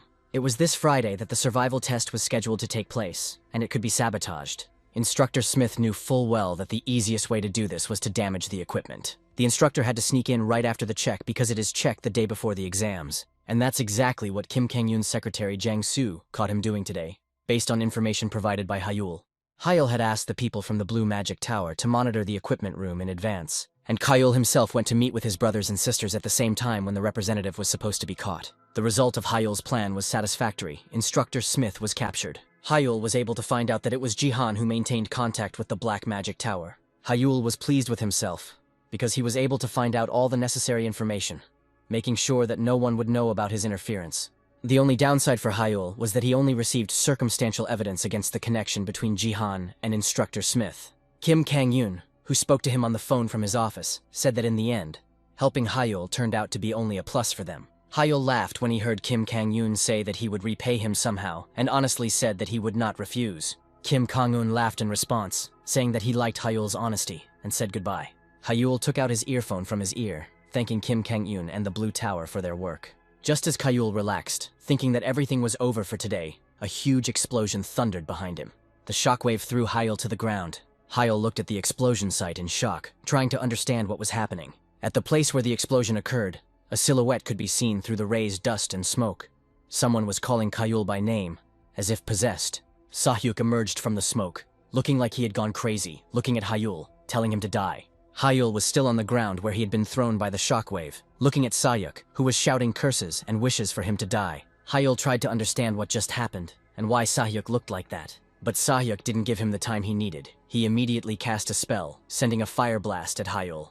Hyul was surprised that Sahyuk's magic became faster. He put mana into the resonant circle. Hyul cast a water shield spell and a wall of water appeared in front of him. Hyul gritted his teeth due to the effort he was putting in. Sahyuk's attack was too strong. Hyul held his hand in place with his other hand, thinking about what to do, knowing that his shield wouldn't hold up against Sahyuk's attack. Hyul changed the spell, making the water shield static, and dashed to the side. An explosion occurred, where it had previously stood as the water shield fell under the onslaught of the attack. Hyul was thrown back by the blast wave again, and his back crashed into a pole. Hyul looked at his palm, which was covered in a burn, realizing that the damage could not be avoided. Sahyuk laughed like crazy, telling Hyul to feel the difference between their skills. Sahyuk's eyes were red, and his pupils were barely visible as he looked at Hyul, saying that he was showing off too much. Hyul, who was sitting with his back against the pillar, said Sahyuk's name. Hyul looked at Sahyuk, who looked crazy, realizing that something was wrong with him. Hyul looked at Sahyuk, noticing that his skin was red and his eyes were bloodshot. Hyul thought that this reaction was similar to him taking the illegal drug Berserk. The Berserker forcibly disperses the magic circle, but the blood vessels begin to burst, and the one who used the campaign against the real Berserker. Sahyuk, who took the drug, would be ready to fight until the end until he fell dead, and while Hyul was shouting at him that he had gone crazy, Sahyuk went on the attack. Hyul looked at the approaching Sahyuk, realizing from the scarlet flashes of mana that he would use the flame infection spell. Sahyuk threw it straight at Hyul, grabbing his wrists, the AI chip system window showing a danger warning. Hyul called him a crazy psycho again, looking at Sahyuk almost point blank. Sahyuk, spitting saliva, told Hyul again that he was fine, and now everything was finally back to normal. Sahyuk laughed, saying that Hyul was going to die. Hyul couldn't dodge as Sahyuk released his hand and sent a flame infection spell straight towards Hyul's chest. Black smoke rose into the sky. Sahyuk stood over the lying Hyul, telling him to look at this bastard. Hyul coughed, looking at Sahyuk with half-closed eyes, while Sahyuk asked if he was still alive. Sahyuk covered his face with both hands, saying that Hyul was able to block his magic twice. Hyul tried to get to his feet, listening to Sahyuk's lamentations about how Hyul dared to do this, being a defective piece of trash. Sahyuk closed his eyes and grabbed his hair, screaming from boiling emotions. Sahyuk took his hands away from his face, his eyes disoriented, and continued to lament about how this could possibly be possible. Hyul stood up, noticing that Sahyuk was in a state of emotional instability, and this was definitely the influence of the Berserker. Sahyuk, as if disoriented, covered his face with his hand. Hyul watched him, feeling that something still didn't add up. He remembered the power of Sahyuk's magic that broke through his water shield. Hyul didn't take his eyes off Sahyuk, thinking that a Berserker couldn't increase his magical power that much. Hyul slowly began to use air magic, deciding to check it for sure, and Sahyuk turned his attention to him, asking why he was staring at him. Hyul used air spear magic, creating several spears in the shape of birds. Sahyuk looked at the birds flying towards him with a bit of thoughtfulness. Sahyuk activated his spell, shouting at Hyul, asking what kind of magic he was using. Hyul, meanwhile, noticed that Sahyuk was a good boy for dodging the spears. Sahyuk turned his gaze to Hyul, who was already at his feet, saying that he needed to be more careful. While Sahyuk looked at Hyul in shock while spitting saliva, Hyul had to act before he could react. Hyul cast a close-range airstrike spell at Sahyuk. Sahyuk's face twisted under the light of the airstrike. He had nowhere to dodge. Hyul was sure that he had hit the target, and he did. But then, right in front of Hyul's face, Sahyuk activated fire attribute magic, surprising Hyul with the distance between them. Hyul quickly realized that this was a fire pellet spell. Sahyuk, with a crazy smile, shouted at Hyul to die. Hyul rushed back out of range to dodge. He knew full well that the fire pellet's power was high at close range. Sahyuk looked like he was being hit by the backlash of a spell, and Hyul wondered what could have caused his power to increase. Hyul, who had gotten out of range, and the fireball exploded before reaching him. Hyul exhaled, wiping his chin, and asked Sahyuk if he really hated him so much that he installed an illegal chip. Sahyuk, while creating wind magic, continued laughing, asking what kind of nonsense Hyul was talking about, and he didn't know what kind of U-chip he was talking about. Hyul shook his head, asking if he understood correctly that Sahyuk didn't remember anything. Sahyuk, unaware that he has a EU chip implanted in his neck, tells Hyul that he doesn't need tricks to defeat trash like him. Sahyuk aimed wind spears at Hyul, telling him to stop talking nonsense and just die. Hyul dodged his spells, saying that the EU chip was capable of increasing abilities and adjusting formulas, but it was illegal. Sahyuk yelled at him, saying that he didn't care about this information. Hyul noted that this sounded ironic, since he had only recently studied how changes in the structure of circles were related to their effect on formulas. Hyul continued speaking, saying that thanks to this, he was now very sensitive to changes in magic related to these moments. Sahyuk started casting new spells, yelling at Hyul and calling him crazy for not realizing the U-chip. Hyul, who had been enlightened by the mixture of Berserk and U-chip, was about to use the second circle spell, saying that he would not thank him. Hyul knew that the EU chip allowed him to increase his magic level by 1 ring, but he had dug up a ton of information about it in the last few days.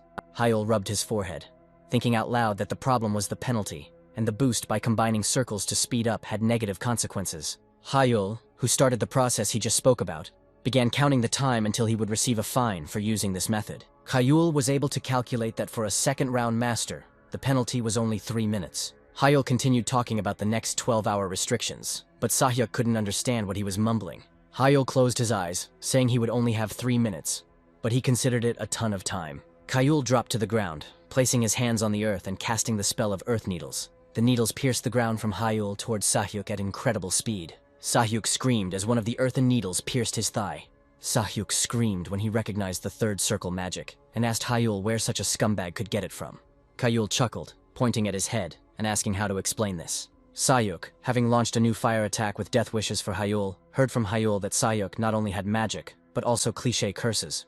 Hyul summoned a water shield to block Sahyuk's attack. The fire attack crashed into the water shield that Hyul was holding. Sahyuk laughed, asking why Hyul was retorting again by saying that he screwed up last time, wishing for Hyul to burn to ashes. The water shield turned into a water tornado, easily blocking Sahyuk's attack. Sahyuk, shocked by what he saw, tried to figure out how this happened. Hyul, who controlled the water tornado, rebuked Sahyuk, telling him to think that the water shield should also be of the third circle. Hyul, with battle marks on his face, confidently told Sahyuk that his magic would no longer be able to even touch Hyul. Sahyuk shook with anger, calling Hyul's name. Sahyuk rushed forward, shouting Hyul's name. Sahyuk laughed as if he was mad, advancing on Hyul. Sahyuk laughed, saying that Hyul could only become stronger by using some other doping. Hyul calmly told Sahyuk that it was over, without reacting to his attacks. Hyul took a step that created ripples like water, telling Sahyuk not to expect mercy, since he had asked for it. Hyul cast a darkness blindness spell, and circles of darkness spread out from his feet, filling the space. Sahyuk looked at the darkness that enveloped him with confusion. Hyul, whose outline was still visible through the darkness, told Sahyuk about his obsession with killing. Before disappearing from Sahyuk's sight completely, Hyul said that none of this might have happened if it weren't for his behavior. Sahyuk, who found himself trapped in the darkness, began to shout at Hyul to stop hiding and come out. Hyul cast the earth-binding and air-binding spells. Sahyuk's body, who didn't suspect anything, was instantly wrapped in chains. Sahyuk's feet were covered with earth, which immobilized him in place. Hyul told Sahyuk that it was already late, and his last mercy for him would be to guide him on the right path. Sahyuk started yelling at Hyul again, saying that he wasn't done with him and blaming him, but Hyul said that it didn't matter who it was. Hyul continued speaking, telling Sahyuk, who couldn't see him, that he would have blamed someone else if it wasn't Hyul.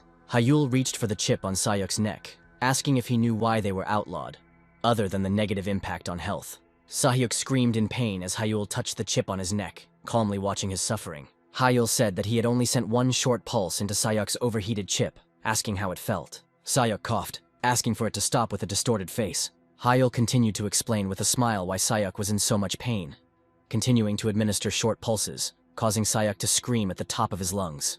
Hyul sincerely thanked Sayuk at the end, saying that the Beck family would pay in full again for his idiotic actions. Sayuk cried in pain as he listened to Hyul's words about his expectations of royalties from the Bayek family's magic stone mines. Hyul leaned towards Sayuk, saying goodbye to him and thanking him, considering him his money tree. Hyul injected a large pulse into Sayuk's overheated U-chip. Sayuk's body couldn't withstand such an impact. He opened his eyes and mouth wide from the pain that pierced his entire body for the last time. The darkness cleared, leaving Hyul standing over Sayuk, who lay unconscious on the ground. Hyul picked up his phone, which had fallen at the beginning of the battle. Hyul dialed the required number, waiting for the subscriber on the other side to answer. Hyul called his father, who asked why he was calling him at this hour. Hyul didn't beat around the bush, telling his father that he had seen everything and that he didn't need to pretend by looking away. Hyul's gaze was directed towards the bushes where red eyes were visible as he told his father about the absence of students and police. Father Hyul suggested that the students might have simply been hiding, and the fact that he could stop the police didn't mean it was him. Hyul agreed, saying that many people could stop the police, but only his father would watch the outcome of the fight. Hyul added, remembering Sia and Jihyun, that they couldn't watch him, and someone else would have helped or stabbed him in the back. Hyul's father laughed as he listened to his son's reasoning and said that he was right. Hyul heard movement in the bushes where he had recently seen red eyes, and movement began from that direction. A man dressed in dark clothes and a mask that covered his entire face. He knelt down in front of Hyul, and his father said that he had assigned Sakyok to him. People in the same black uniform as Sakyok stood over Sakyok's motionless body, and Hyul stepped aside, continuing his conversation with his father. Hyul's father asked his son why he was calling if he already knew about the surveillance. Hyul nonchalantly told his father that he just wanted to show off his third circle. Hyul's father replied that he did not remember any particular achievements on his son's account, and asked whether Hyul had hidden the third circle from the very beginning. Hyul agreed without hesitation with what his father said, even though it was a lie and he was only using the acceleration of the resonance circle. Hyul only added to his father that he still lacked strength. He hinted at the consequences if Jihan and Sia found out about the third circle. Hyul, without a drop of shame, hinted to his father that the pressure from his brother and sister would increase if this was not hidden. Hyul looked at Sakyok, telling his father that he used a soundproof barrier and illusion magic during the fight. Hyul's father noted that these were good measures on his part, and said that he would send a car for Hyul to spend the night at home. Hyul thanked his father, saying that he would see him soon. Father Hyul smiled after the call ended, without saying anything goodbye. Hyul's father burst out laughing, noting that he had absolutely no idea what Hyul could have been doing the entire goal if his self-confidence was so impressive.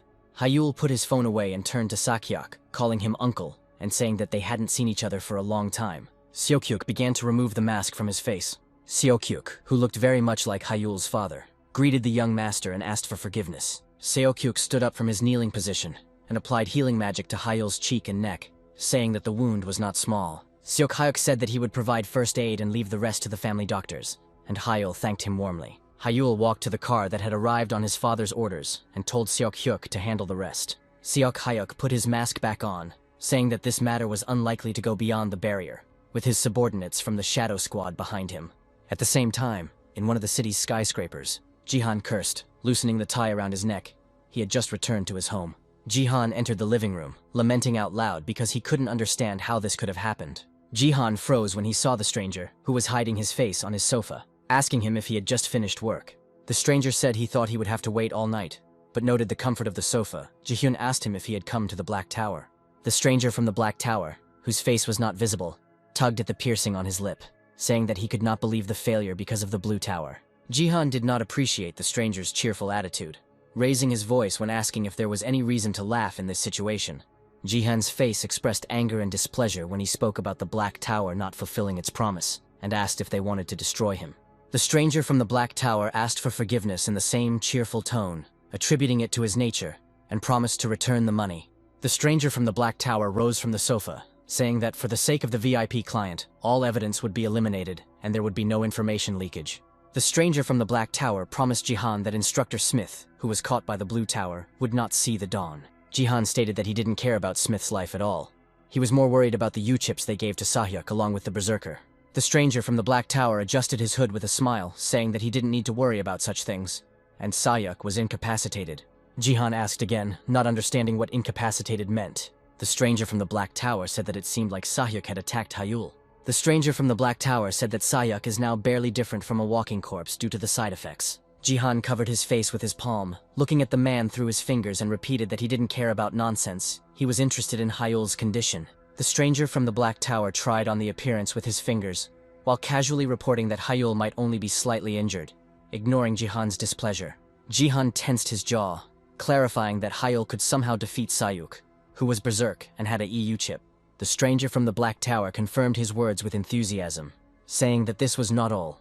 The stranger from the Black Tower reported his observations of the situation when Sayuk attacked Hyul. He told Jihan that Mr. Sakyok was there, and immediately cast a barrier and illusion, and called him prudent. The stranger from the Black Tower said that he was unable to watch the fight to the end because of this, but it was exciting. Jihan realized that the shadows were indeed watching over Hyul.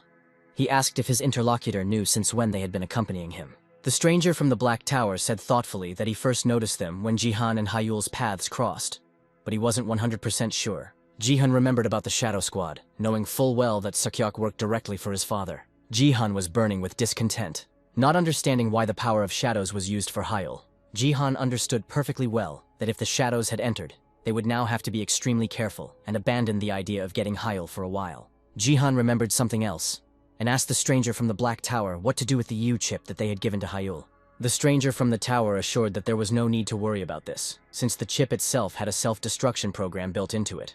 The stranger from the Black Tower assumed that the chip had already been deactivated and scattered to dust. Jihan answered negatively when the stranger from the Black Tower asked if he had any questions left. The stranger from the Black Tower came out onto the balcony, saying that he had to go then, because he still had to deal with Instructor Smith. The stranger from the Black Tower jumped down from the balcony, still hiding his face, and said goodbye to Jihan, calling him a dear client. Jihan silently looked at the now empty balcony where the stranger from the Black Tower had disappeared. Jihan thought about how he should get rid of all the evidence that could lead Sakyok to him, noticing that the protective magic of his house was not complicated. The stranger from the Black Tower hovered over the city while Jihan thought about the need to hurry. Sometime later, in the dormitory of the Obelisk Academy, Hyul closed the book he was reading. Hyul stretched in his chair, flexing his muscles. Hyulu had already been informed by the Lord of the Blue Tower that today Instructor Smith had suddenly clutched his heart and died before help arrived. Hyul leaned back in his chair, putting his hands behind his head, thinking about the situation. Hyul had expected this to happen, but he didn't think the Black Tower would act so calmly. Hyula was torn from the thought that Sakyok had easily dealt with the situation with Sakyok by the sound of a notification on his phone. Hyul read his father's long message about how the Beck family had given up 43% of their mine income as a bribe. Hyul smiled, realizing that his father was pleased with the outcome due to the length of the message, and, as always, the offer to receive something in return. Hyul looked out the window at the blue sky with white clouds, thinking that he was glad that everything had turned out well. Hyul looked at the phone screen, deciding what he would do next. Hyul looked at the information that the Academic Olympiad would be held in 53 days, and he had to prepare. Hyul felt his ability to use the circle return. Hyul clenched his fist, realizing that the penalty time was up, and knew what he needed to do next. Hyul wanted to reach the third circle. Irid's pages lit up as they sensed Hyul's mana. Hyul poured mana into the page that had the magic circle drawn on it, deciding that he was ready to take on the next challenge. Hyul moved inside Irid, just like the first time, and the book fell to the floor, emitting a faint glow. Hyul closed his eyes from the bright light after moving. Hyul turned around, trying to understand what kind of dull, empty space he found himself in, realizing that this was another dimension inside the book. A bright light appeared behind Hyul, and he turned around, looking at that place in surprise. A magical creature in the form of a girl greeted him on the second page of the tests. The magical being introduced herself as Beta, and said that she was the conductor of the second page's test. Hyul listened carefully, wondering what the second test would be like and whether it would be like the first. Hyul remembered Alpha, which Beta resembled. Hyul also remembered the test itself with the elemental stone, which required establishing the final order. Beta, meanwhile, continued to talk about how the second trial tests one's mastery of the current mana circles. Beta said that the details would be revealed during the test itself, and that for passing it, Hyul would gain access to almost 50 pages. Hyul was surprised to hear the number of pages about the third circle that would be revealed to him. Hyul was delighted, comparing it to how he was given 15 pages after the first test. Hyul understood perfectly well that this meant that the third circle was on a completely different level, judging by the amount of information. While Hyul waited impatiently for the beginning, Beta informed him that his test was beginning. Hyul looked ahead where Beta had disappeared. Veitner's voice was heard in space, telling Hyul that he would now tell him about the second test. Veitner's voice said that magic circles would now appear in front of Hyul, 100 of them in a row, and he needed to activate them all. Hyul, without wasting any time, began to pour mana into the magic circle that appeared in front of him. The magic circle absorbed his mana, gradually activating. Weitner's voice stated that after passing this test, Yahello would be able to activate them naturally. Yahello was surprised to see that the magic circle in front of him had suddenly changed. Weitner's voice said that the magic circle would be updated every 3 seconds. If Yahello couldn't cope, then it would be necessary to start over. Yahello thought about it, thinking that he could simply memorize the sequence of magic circles. Weitner's voice, as if hearing his thoughts, said that the sequence would be random, and that memorization would not help Yahello in any way. Yahello, as if not surprised, said that it really couldn't have been such an easy task, and closed his eyes, mentally preparing himself to begin the test. Yahello extended his hand to pour mana into the magic circle, determined to try and pass the test. After some time, in the dormitory building of the Obelisk Academy, Ired lay on the table, a shadow hanging over her. Yahello, completely exhausted, looked at Ired without words. Yahello was feeling dejected, lamenting that he had spent 8 hours on the second test, and his record was only 10 laps. Yahello took Ired in his arms, calming down, and said that he could still gradually get used to it. Yahello began reading Ired with the thought that he needed to find some kind of pattern to make it easier. Yahello was reading Ired while taking notes in his notebook and noticed something interesting. It was written in Ired that this was not Weitner's only book, and if Yahello hit a wall, he should look for other manuscripts. Yahello was shocked to realize that the time to search for new books would soon come, when he realized that Ired was not the only one of her kind. Yahello knew that he knew nothing about the location or even the names of these books, but he felt that he had to find them. Sometime later, outside the academy, in a city near the river, Yahello walked into the store thinking that he needed some fresh air and a change of pace. Yahello stopped, noticing Adela in front of him. Adela, who was holding a bag with a bunch of banana milk in her hands, was surprised to see Yahello. After some time, they were sitting on a bench, each with their own drinks. Yahello laughed, saying that they had been running into each other quite a lot lately, and Adela awkwardly agreed. Adela blushed and covered her face, confirming Yahello's words when he noticed that she looked like she hadn't slept all night. Yahello looked at Adela, who handed him a book, saying that she had read a very interesting article. Yahello took the book while Adela said that its title was Possibilities of Technical Implementation of Teleportation Magic. Yahello laughed at the controversial title, and Adela's eyes lit up as he urged Yahello to read the article now. Yahello was surprised to hear so much zeal in Adela's voice, but he did not argue and began to read the article that Adela had given him. Adela enjoyed the taste of banana milk as she sat next to Yahello, who was reading. Adela drank almost all of the banana milk while waiting for Yahello. Yahello handed the article back to her, saying it was interesting except for one thing. Yahello and Adela simultaneously said the main disadvantage of the work, which was the lack of a logical conclusion. Yahello thought, looking at the work again. Yahello reread the line about the conclusions that were based on the analysis of information from Weitner's ancient manuscripts. Yahello almost jumped on the spot when he saw the name of his teacher and author, Arid. Yahello carefully reread some points from the article again, noticing that the structure and content were different. But Yahello clearly felt how a number of theories could be traced that Weitner himself had already put forward, albeit rather superficially. Adela was surprised when Yahello asked with special interest who the author of this article was, but said that it was Go Sang-jun. After some time, Yahello was sitting at his desk in the dorm room again. Yahello thought about Go Sang-jun, about whom nothing was known, not even information about his gender and age. Yahello looked back at the article, which was Go Sang-jun's only work, and wondered if he might have been scared off by the criticism. Yahello calmly noted that this was the maximum information he could learn as a simple student. Yahello picked up his phone, knowing how to solve this problem. Yahello dialed the number with a smile and greeted the head of the Blue Magic Tower, Kim Kang-yoon, thinking that a simple student was not the same as him. In the office of the Blue Magic Tower, a call from Yahello appeared on his phone, and Kim Kang-yoon reached out to answer it. Kim Kang-yoon, covered in books, answered the phone, immediately asking what Yahello needed. He had been researching all night long. Yahello confidently informed him that he had found one thing that would be beneficial to both of them. Kim Kang-yoon raised his head, interested in Yahello's words, and waited for details. Yahello continued, asking if Kim Kang-yoon could help him find one person. The next day, in the Obelisk Academy's academic building, the gym was filled with students. Yahello used the magic of the Infinity Circle. Suchin prepared for Yahello's attack by using interactive magic to create barriers. Yahello aimed wind spears in the shape of birds at Suchin. Suchin began to scold Yahello, saying that it was cheating when the wind birds changed their trajectory and began to circle above him. Yahello asked where, saying that he was only using the first magic circle. Suchin had to somersault to avoid it, saying it was impossible on a normal first lap. Suchin began to follow the trajectory of the wind spears that were flying towards him in the second attack. Suchin stared at the attack, wondering what he should do to avoid it. Yahello exhaled, pleased with how the training had gone. Suchin sat on one knee, surrounded by the 4 barriers he had managed to create, sweat pouring down his face, and looked at Yahello reproachfully. Hearing Yahello's words that Suchin was able to block everything properly, Suchin said that he almost died because of Yahello's attack. Suchin rose to his feet, decisively suggesting that Yahello now try hand-to-hand combat.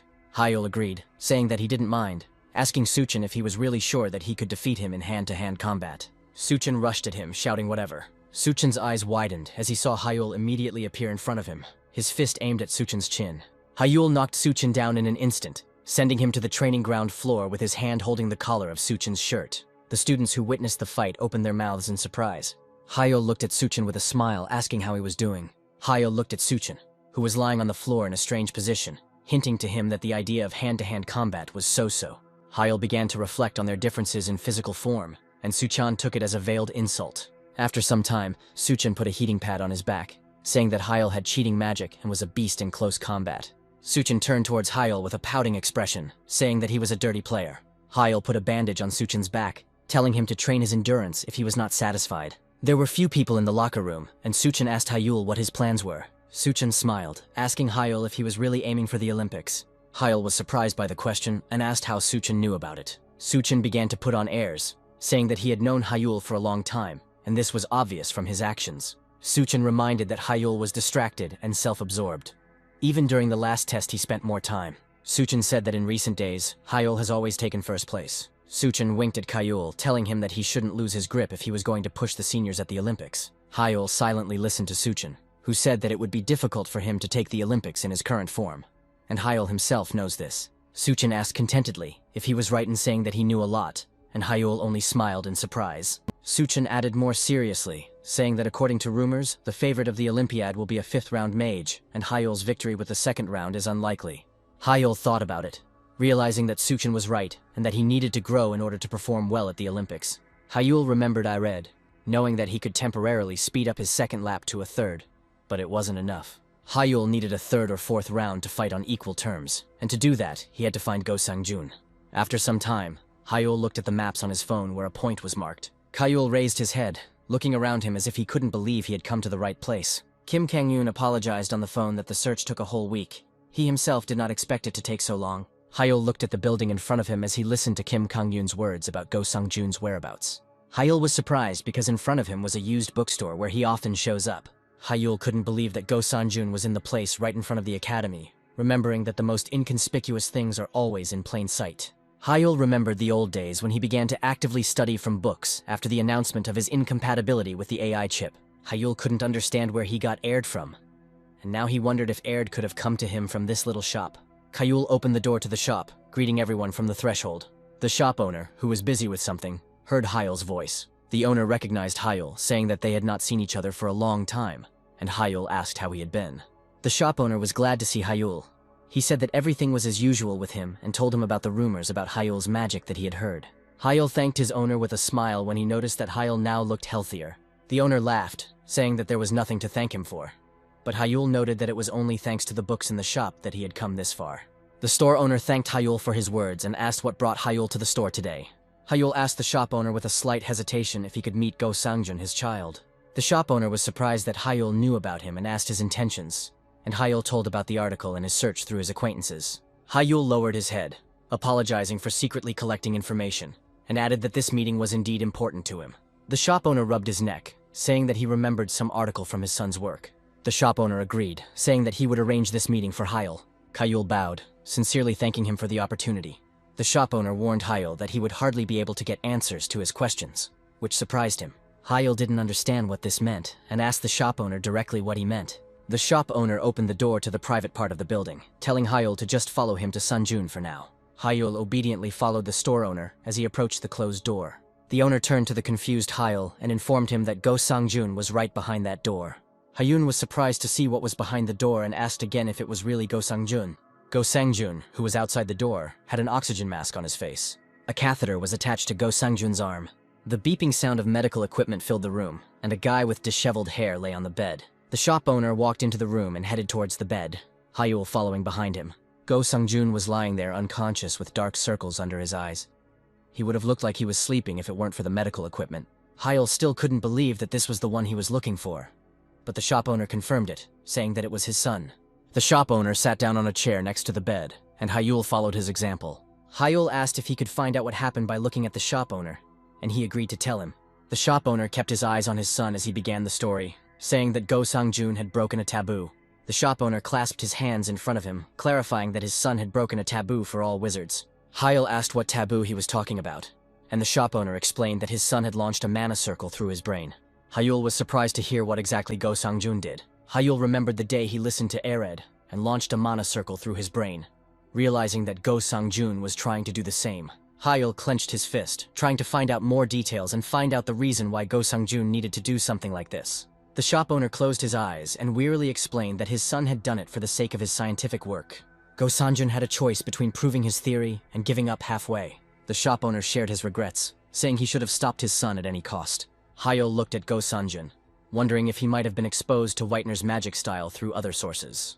The shop owner said he was unlikely to be able to answer questions, admitting his son would be happy to satisfy Hyel's interest. Hyel apologized to the shop owner, saying that it must be a difficult burden for him to bear. The shop owner placed his hand on Hyel's shoulder, telling him not to worry about it, as he knew how passionate Hyel was about science. The shop owner remembered how Hyel meticulously searched for magical literature every day, reminding him of his son. The sun was already setting below the horizon. Hyel asked the shop owner if he could take a look at Go Sang-jun's literature when they left his room. The shop owner scratched his beard, agreeing that those books were still lying around collecting dust. The store owner held up 2 fingers, telling Hyel that he would have 2 requests for access to his son's literature. The store owner asked to make his son a co-author if Hyel would continue writing his work, and Hyel said that he would do so. The store owner accepted his words and, removing 1 finger, began to talk about the second condition. The shop owner told Hyel with a little irritation not to even try to pass mana through his brain, causing Hyel to flinch. After Hyel agreed to the second condition, the store owner took him to a separate room where his son used to work. The store owner walked deeper, wondering what books Hall might need the most while Hall looked at the shelves. Hyel's gaze was drawn to a book on the top shelf. The book that caught Hyel's eye moved from the shelf. Hyel was surprised when the book fell on the floor right in front of him. Hyel looked at the cover of the book, feeling that it reminded him of Ired. Hyel picked up the book, turning to ask about it to the shop owner, who was already holding a stack of books in his hands. The shop owner immediately recognized it, remembering how his son often took it with him as if there was something important about it. Hyel held the book, carefully opening the lock on the spine as the shop owner told him he could take it. Hyel thanked the shop owner and opened the book, revealing the familiar, horrible handwriting he had seen in Ered. Hyel was amazed at his good fortune in finding Whitener's second book. Hyel hugged the book to himself, asking the shop owner again if he could borrow it to read. The store owner told Hyel that he could take whatever he needed from his son's literature. Hyel sincerely thanked the store owner and decided to ask a question. The shop owner paused when Hyel asked if he had ever seen books written in that handwriting before, and said he wasn't sure. The shop owner said that such luxury books were rare in their shop, when Hyel gave a different criterion. Hyel thanked him for his answers, wondering where Go Sang-jun could have gotten this book from, and how Erd ended up in his hands. Hyel returned to the Obelisk Academy dormitory late in the evening. Hyel sat on the bed.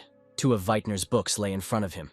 He had searched through Sang-jun's entire library, but found nothing else. Hyel picked up both books, admitting that even just finding one was a great success. Hyel was surprised to see the books light up, interacting with each other as he held them in his hands. Hyel tried to understand what was happening, staring at the glow. The book he found today opened up, and Whitener's voice came out of it, saying that he had bequeathed this book to the owner of Ered. Hyel felt himself being pulled back into the book, as frills, bows, stuffed animals, and flowers emerged from the book. Whitener's voice, which Hyel recognized, announced that this book was named Mimir as Hyel was drawn into the book space.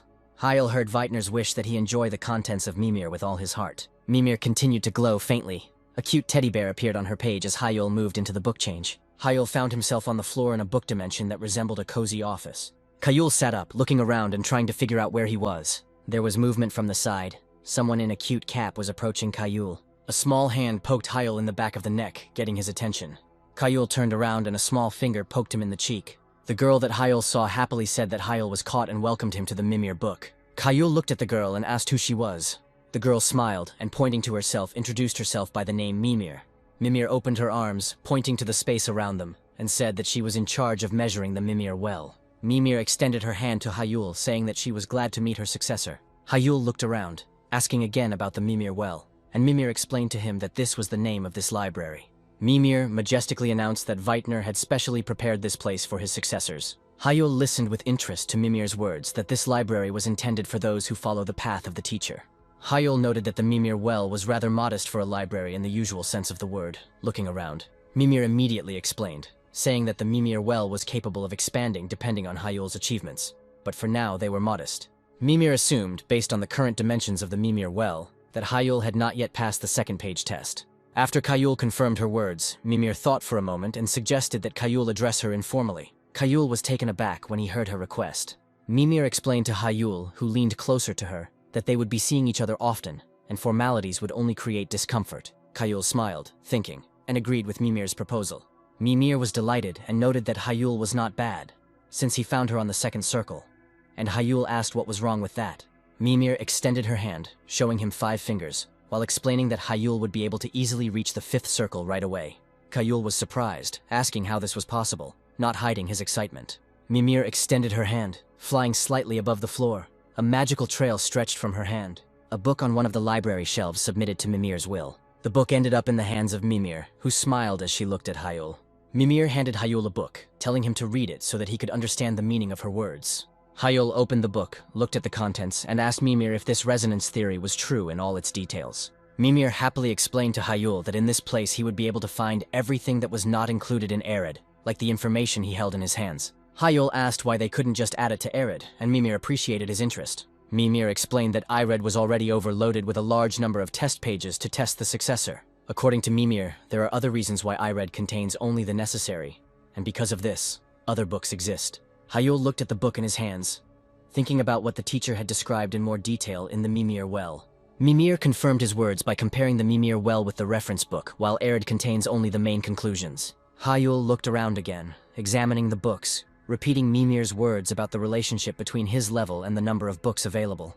Mimir praised him for understanding, and asked if Hyul would figure out how to reach the 5th circle with this. Hyul agreed without hesitation, realizing that thanks to Mimir it would be easier for him to deal with the second test. After some time on the page of the second test in Arid, Hyul was in a dim, empty space, a dimension inside the book specially created for the second test.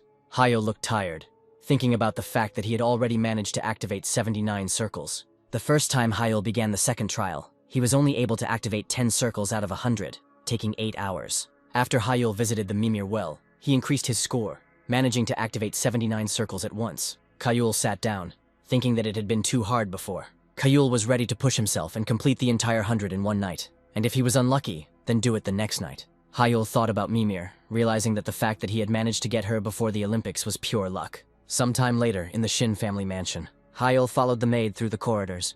Hyul thought about the reason why his father had called him, thinking that it was most likely due to compensation for the incident with Sahyuk. Hyul remembered how he defeated Sahyuk, who had infused himself with Berserk and used an illegal U-chip. Hyul followed the maid, thinking that his plans to study with Mimir had gone to waste, but talking to his father was also important. When his father allowed him to enter the office, the maid bowed before leaving while Hyul greeted his father. Hyul's father supported his head with his hand, leaning on the table, and told his son to sit down, for he would be brief. When Hyul sat down, his father began to talk about how this time it was not entirely Hyul's fault, and his contribution was estimated at a little more than half. Hyul's father informed his son that he would receive a total of 26% of the shares in the Magic Stone mines. Hyul agreed, and his father said that he deserved to be rewarded accordingly for the benefit he had brought. Hyul's father remembered his promise and asked his son if he had thought about what he wanted. Hyul looked straight at his father, confirming that he had already chosen what he wanted to ask for. Hyul said that he wanted to obtain an ancient relic that was kept deep in the family treasury. Father Hyul asked again, saying that it was just an antique, which rarely contained any incredible secrets. Hyul disagreed with him, saying that he believed in the truth of the legends about ancient relics and myths about events. Hyul's father sighed wearily, saying that Hyul was still young, but noted that believing in this nonsense was rather stupid. Hyul's father looked at his son again, saying that he respected his choice, and raised his finger, indicating that Hyul could only take one item. Hyul was delighted and thanked his father for his consent. Hyul's father asked his son what relic he wanted. Hyul, who had long ago made his choice, said that he wanted the ancient relic that was kept under the treasury. Hyul told his father that he wanted to get Rybel Whitener's cloak. Hyul and his father came to the underground treasury of the Shin family, which was located on the territory of their mansion. Hyul's father accepted the box with the crest of the House of Mages from the hands of the treasury worker, while Hyul stood nearby. Hyul's father placed the box on the stand, telling Hyul that he hoped his son would not regret his choice. Hyul took the box containing the relic and thanked his father. Hyul's father grumbled again, saying that he couldn't believe that Hyul had bought into such silly stories, but he chalked it up to his youth. When Hyul's father parted, he advised Hyul to focus on training so that he would not regret anything in the future, and Hyul agreed without arguing. After some time, Hyul was riding in a car with a driver, returning to his dorm. Hyul sat in the back seat, thinking that most of the heirlooms his family owned were genuine. Hyul glanced at the box he had taken from the Shin family's treasury, wondering if it really contained the genuine Whitener cloak. Hyul knew that no percentage of the income from the magic stone mines could compare to a real teacher's cloak. Hyul couldn't wait to get to the dorm. He opened the box, wanting to find out if it really contained the real Waitner's cloak. Hyul's eyes widened at what he saw. Hyul lifted the cloak, examining the fabric woven from fibers of the purest mana. Mana cloth was considered a valuable material that was obtained from magical stones through special processing. There were less than 30 people in the world who were capable of this, and the cloak in Hyul's hands was made entirely of mana fibers. Hyul couldn't hide his enthusiasm as he wondered how this cloak was made if the technology was not available in Weitner's time. The fabric of the cloak in Hyul's hands surpassed all the artifacts known to him. He had never seen anything like it before. Hyul returned to the Obelisk Academy dormitory. Hyul sat on the bed in his room, looking at Weitner's cloak. The authenticity was evidenced by the signature in a terrible handwriting that was familiar to Hyul. Hyul stretched his hands up to examine the cloak, trying to understand the structure of the fabric. It seemed to Hyul that the outer and inner layers were mixed up. Hyul knew that the reason mana tissue was difficult to work with was because the inner and outer layers had to be developed separately. The internal one should improve conductivity, and the external one should reduce it, but the cloak in his hands did the opposite. Hyul rubbed his chin thoughtfully, believing that his teacher would never have made such a mistake. An idea came to Hyul's mind. He suggested that the cloak should simply be turned inside out. Hyul turned the cloak inside out and saw changes in the layers before his eyes. Hyul realized that even when turned inside out, the structures of the inner and outer layers do not change places. Hyul thought that this was done intentionally, but he did not understand for what purpose. Hyul could understand why his father had sent Weitner's cloak to gather dust in storage. Hyul opened the Mimir well, wanting to learn more. Mimir was sitting on the sofa in the library, reading some book. Hyul appeared in the Mimir well, immediately calling her. Mimir was delighted to see him and asked how he was doing. Hyul showed her Weitner's cloak, and Mimir recognized it immediately. Mimir appeared right in front of Hyul, asking if it was really Weitner's cloak. Mimir's eyes lit up as she looked at Hyul, who had managed to find it. But Hyul told her that the cloak was strange. Mimir picked up the edge of the cloak, not understanding what Hyul meant. Mimir let out a loud gasp as she looked at Hyul, who was frightened by her sudden reaction. Mimir held out 2 fingers, asking Hyul if he was still on the second circle. Hyul confirmed, not understanding what the question was about, and Mimir said that it was clear to her why he didn't know. Hyul asked her to explain. Mimir made a cross with her fingers in front of her mouth, asking him for forgiveness and saying that she could not explain why the cloak was designed that way. Hyul began to ask about the reason when Mimir handed him the cloak back, telling him to take it. Mimir said thoughtfully that there was a special magic in Weitner's style. Mimir fell silent, her eyes wide open. Hyul became interested in her words, while Mimir grabbed her cap with her hands, lamenting that she should not have said this. Mimir calmed down, saying that she would only say this. She extended her hand to Hyul, saying that there is true magic of Weitner. Hyul asked her again, not believing that any true magic existed. Mimir explained that this magic was different from what Hyul was used to and was considered real. Hyul was surprised that he had been using fake magic until now. Mimir confirmed that Hyul was using fake magic, but said she couldn't share the details with him yet. Hyul thought, scratching his chin, he asked Mimir about the existing limitation. Mimir said that Weitner's cloak is an artifact that helps to create true magic. Hyul realized that Mimir would not tell him anything about him now, and asked what circle he needed to reach to find out more. Mimir could answer this question. Mimir told Hyul that in order to get an explanation, he needed to reach the 5th circle of magic. Hyul looked at Mimir, holding Weitner's cloak in his hands, which he was eager to learn more about. Mimir elaborated, saying that Hyul needed to master the 5th circle to access the 5th page of trials. After some time, Hyul returned to the 2nd page of the test in Ered. He had already activated the 98th circle out of 100. When Hyul activated the 100th circle, small fireworks appeared in the space in front of him. Hyul was happy that he finally made it and passed the 2nd test. Weitner's voice congratulated Hyul on passing, saying that Hyul had worked hard on the tedious challenge. Hyul heard the long-awaited words of Weitner, that now he would teach him how to weave the 3rd circle of magic. Weitner's voice informed Hyul that the 3rd level of Weitner's style was called the Circle of Interaction. Hyul closed Ired, exiting the dimension inside the book. Hyul sat on his bed in Weitner's cloak, thinking about how he had successfully passed the 2nd test. Hyul looked at Ired in his hands, ready to begin creating the 3rd circle of magic. Hyul rose to his feet, taking the Mimir well in his other hand, noting that without the cloak and the Mimir well it would have taken him longer. The night before, Hyul was in the Mimir well. Mimir, who informed him of a condition that would allow him to learn more, promising that from this stage the magic would shine even brighter. Hyul agreed, thoughtfully saying that he had no choice. Hyul thought about the cloak and said that he would have to put it on the back burner until he reached the 5th circle. Mimir stopped his thoughts, saying that such a valuable thing could not be sent to gather dust in storage. Hyul didn't understand how to use it, and Mimir snatched the cloak from his hands, indignant that Hyul didn't understand anything. Mimir pointed to the cloak, saying that it would prevent mana from leaking out, allowing Hyel to achieve a mana surplus. Hyel became interested when he heard Mimir say that an excess of mana made the circle of infinity rotate even faster. Mimir concluded by saying that Hyel's brain would be able to get rid of fatigue faster, and this also applies to physical exhaustion. Hyel took the cloak back, saying that he realized that it would help him reduce his sleep time, but Mimir was amazed at his moderate thoughts. Mimir winked at Hyel, saying that with this cloak he wouldn't have to sleep at all anymore. Hyel asked again in surprise, looking at the cloak in his hands, not believing what he heard. Mimir repeated once again, saying that if Hyel wore the cloak for at least 5 hours a day, he would quickly reach his peak. Hyel looked at Mimir, who said that this was just one of the side effects of the cloak, and it was valuable information for the successor. Hyel was pleased with what he heard from Mimir, and promised to reach the 5th circle as quickly as he could. Mimir warned Hyel just in case that this cloak only works on the successor, and for others it will be poison. 2 days later, at night, Hyel sat in his room dressed in a cloak. Hyel opened his eyes, interrupting his attempt to create a 3rd circle. Hyel looked at Erd, feeling that he was very close, and he would soon understand what he lacked to create the 3rd circle. Hyel read the information in Ired about the circle of interaction that opened up for him after passing the test. The 3rd circle of the Whitener style allowed for interference in the process of creating spells by other people. In Ired it was said that in order to interact with someone else's mana, one must be in perfect sync with it. Hyel was finally able to understand why the 2nd test was like this. It helped him learn how to influence other people's magic.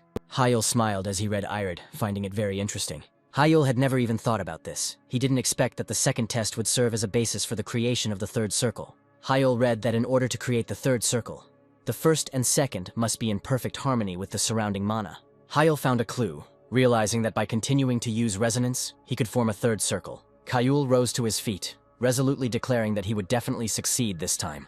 Hyel concentrated, absorbing the abundance of mana in the air and synchronizing it together, paying attention to the excess mana in his body. The process felt like building a new house brick by brick. Hyel concentrated completely on his sensations, harmonizing the 1st and 2nd circles. Hyel began to sense the mana surrounding him, which was supposed to harmonize with his circles. Hyel felt that the mana he had absorbed had found refuge in his body. Hyel could hear the voices of this mana. She asked Hyel to play with her, comparing his body to a playground. The mana surrounding him said that it was very cramped inside Hyel, but she still didn't want to leave, because it was warm inside. Hyel knew he was only halfway there. He needed to maintain the resonance. The mana surrounding him wanted to play. It felt like it needed a spacious playing field. The mana lined up in a circle. Hyel was getting hot. He needed to watch the readings closely to make sure there was no deviation of more than 1%. Hyel gradually reduced the deviation rate to 1/100%. Hyel did this using the mana of the circle. He acted quietly and unnoticed. The sun was already high in the sky when Hyel finished. He sat on his knees with his head bowed, hidden in the cloak of his hood. Hyel raised his head, throwing off his hood, sweat pouring down his face. Hyel rose to his feet. Erd and the Mimir well were lying on the floor in front of him. He realized that he had succeeded. Hyel stretched out his hand in front of him and created the 1st circle, the call of the heart. It began to spin around Hyel. Then Hyel raised his 2nd hand, creating a 2nd circle, a resonance. It joined the 1st circle, rotating around Hyel. Hyel clenched his fist, preparing for the next step. Hyel raised his hand, creating a 3rd circle, interaction. Now 3 magic circles were spinning around Hyel. Hyel was happy that he finally got the 3rd circle, interaction. Hyel looked at the interweaving of the 3 circles, and thought that he had to become stronger as quickly as possible, to become a master of the 5th circle. The next day in the forest, Hyel was lying on a tree branch, and sparrows were jumping on him. Hyel was completely relaxed as he thought about the combat survival test that was being held on the spacious training grounds. Hyel had a special assessment artifact on his hand, like the other students. The exam lasted 32 hours. The essence of the exam itself was simple. Students were simply required to hold out in a shrinking zone as long as possible. Hyel looked at the screen of the evaluation artifact, where a congratulation on the awarding of 1,000 points appeared, and decided to move on. The main catch of the exam was that it required you to survive not only the attacks of monsters, but also other students, earning points. The birds that were resting peacefully on Hyel took off into the sky. A student appeared on the ground, shouting at Hyel, whom he could find, to die along with the fireball attack. Hyel dodged, managing to jump up, and the fire attack landed on the spot where he had been sitting before. Hyel jumped to the ground, landing not far from the student who attacked him. The student shouted at Hyel that he wouldn't be able to get away, no matter how skillfully he dodged. Hyel swung his fist, rushing towards the student. The student created a barrier using interactive magic, calling Hyel a dumbass for wanting to swing his fists. Hyel did not stop. He resolutely moved towards the enemy. Hyel used the interaction circle, touching the enemy's barrier. The student saw the barrier crack right in front of his face under the pressure of Hyel. The student could not understand how this was possible. Hyel instantly cast an earth push charm, knocking his opponent to the ground as the barrier crumbled under his touch. The student flew a short distance and hit his back on the ground. The student couldn't believe that his barrier had failed to withstand some kind of earth jolt. Hyel looked at the student who had already lost consciousness, asking which one of them was the idiot if he was going to attack from behind. Kayul rubbed his neck, indignant at not understanding why the student had screamed before the attack, which had given him away. Hyel stopped thinking about it, focusing on the power of the third circle in his clenched fist, with which he broke the barrier. Hyel was able to easily weaken the second circle's barrier core with the interaction circle, and this allowed Kayul to finally break through the barrier with an ordinary push of the earth of the first circle. The evaluation artifact on the unconscious student's wrist reported that Kanjirak had dropped out. Kayul went the other way, leaving the student lying on the ground, thinking that the idiot had exposed himself, and that was why everything had happened. Hyel's evaluation artifact reported that he had been awarded 10 more points. Hyel moved further into the forest, thinking about how he had gotten hooked on the new circle, knowing that he could start using it against the enemy's third circle of magic. Something flashed behind Kayul at high speed. Hyel turned around, sensing someone's presence. Hyel immediately sent a fireball to attack the place where he heard movement. Hyel was surprised when the smoke from his attack settled. The Bloodclaw wolves had already surrounded him from all sides. Hyel watched the monsters closely, realizing that they might have been lured by the sounds of the recent battle. Kayul stretched his shoulders, saying that he could start whining about the unfairness of the fights that followed one after another, while the wolves bared their teeth. Kayul chuckled, saying that he was one of those who aimed for first place, and now he was even grateful for this turn of events. One of the Bloodclaw wolves howled. The wolves, following the signal, rushed to attack Kayul, who was just waiting for this moment. At the same time, Kayul's fight was watched through monitor screens. The instructors sat in a large room in front of a bunch of monitors, calling out the names of some of the students. The instructors continued to look at the monitors, talking about the students who should be recognized based on the results of this test. The instructors discussed the possibility of the named students making it into the top 10, noting that it would be difficult to hold out until the end. The female instructor looked at Hyul's class teacher, saying that now no one doubts Hyul's skills.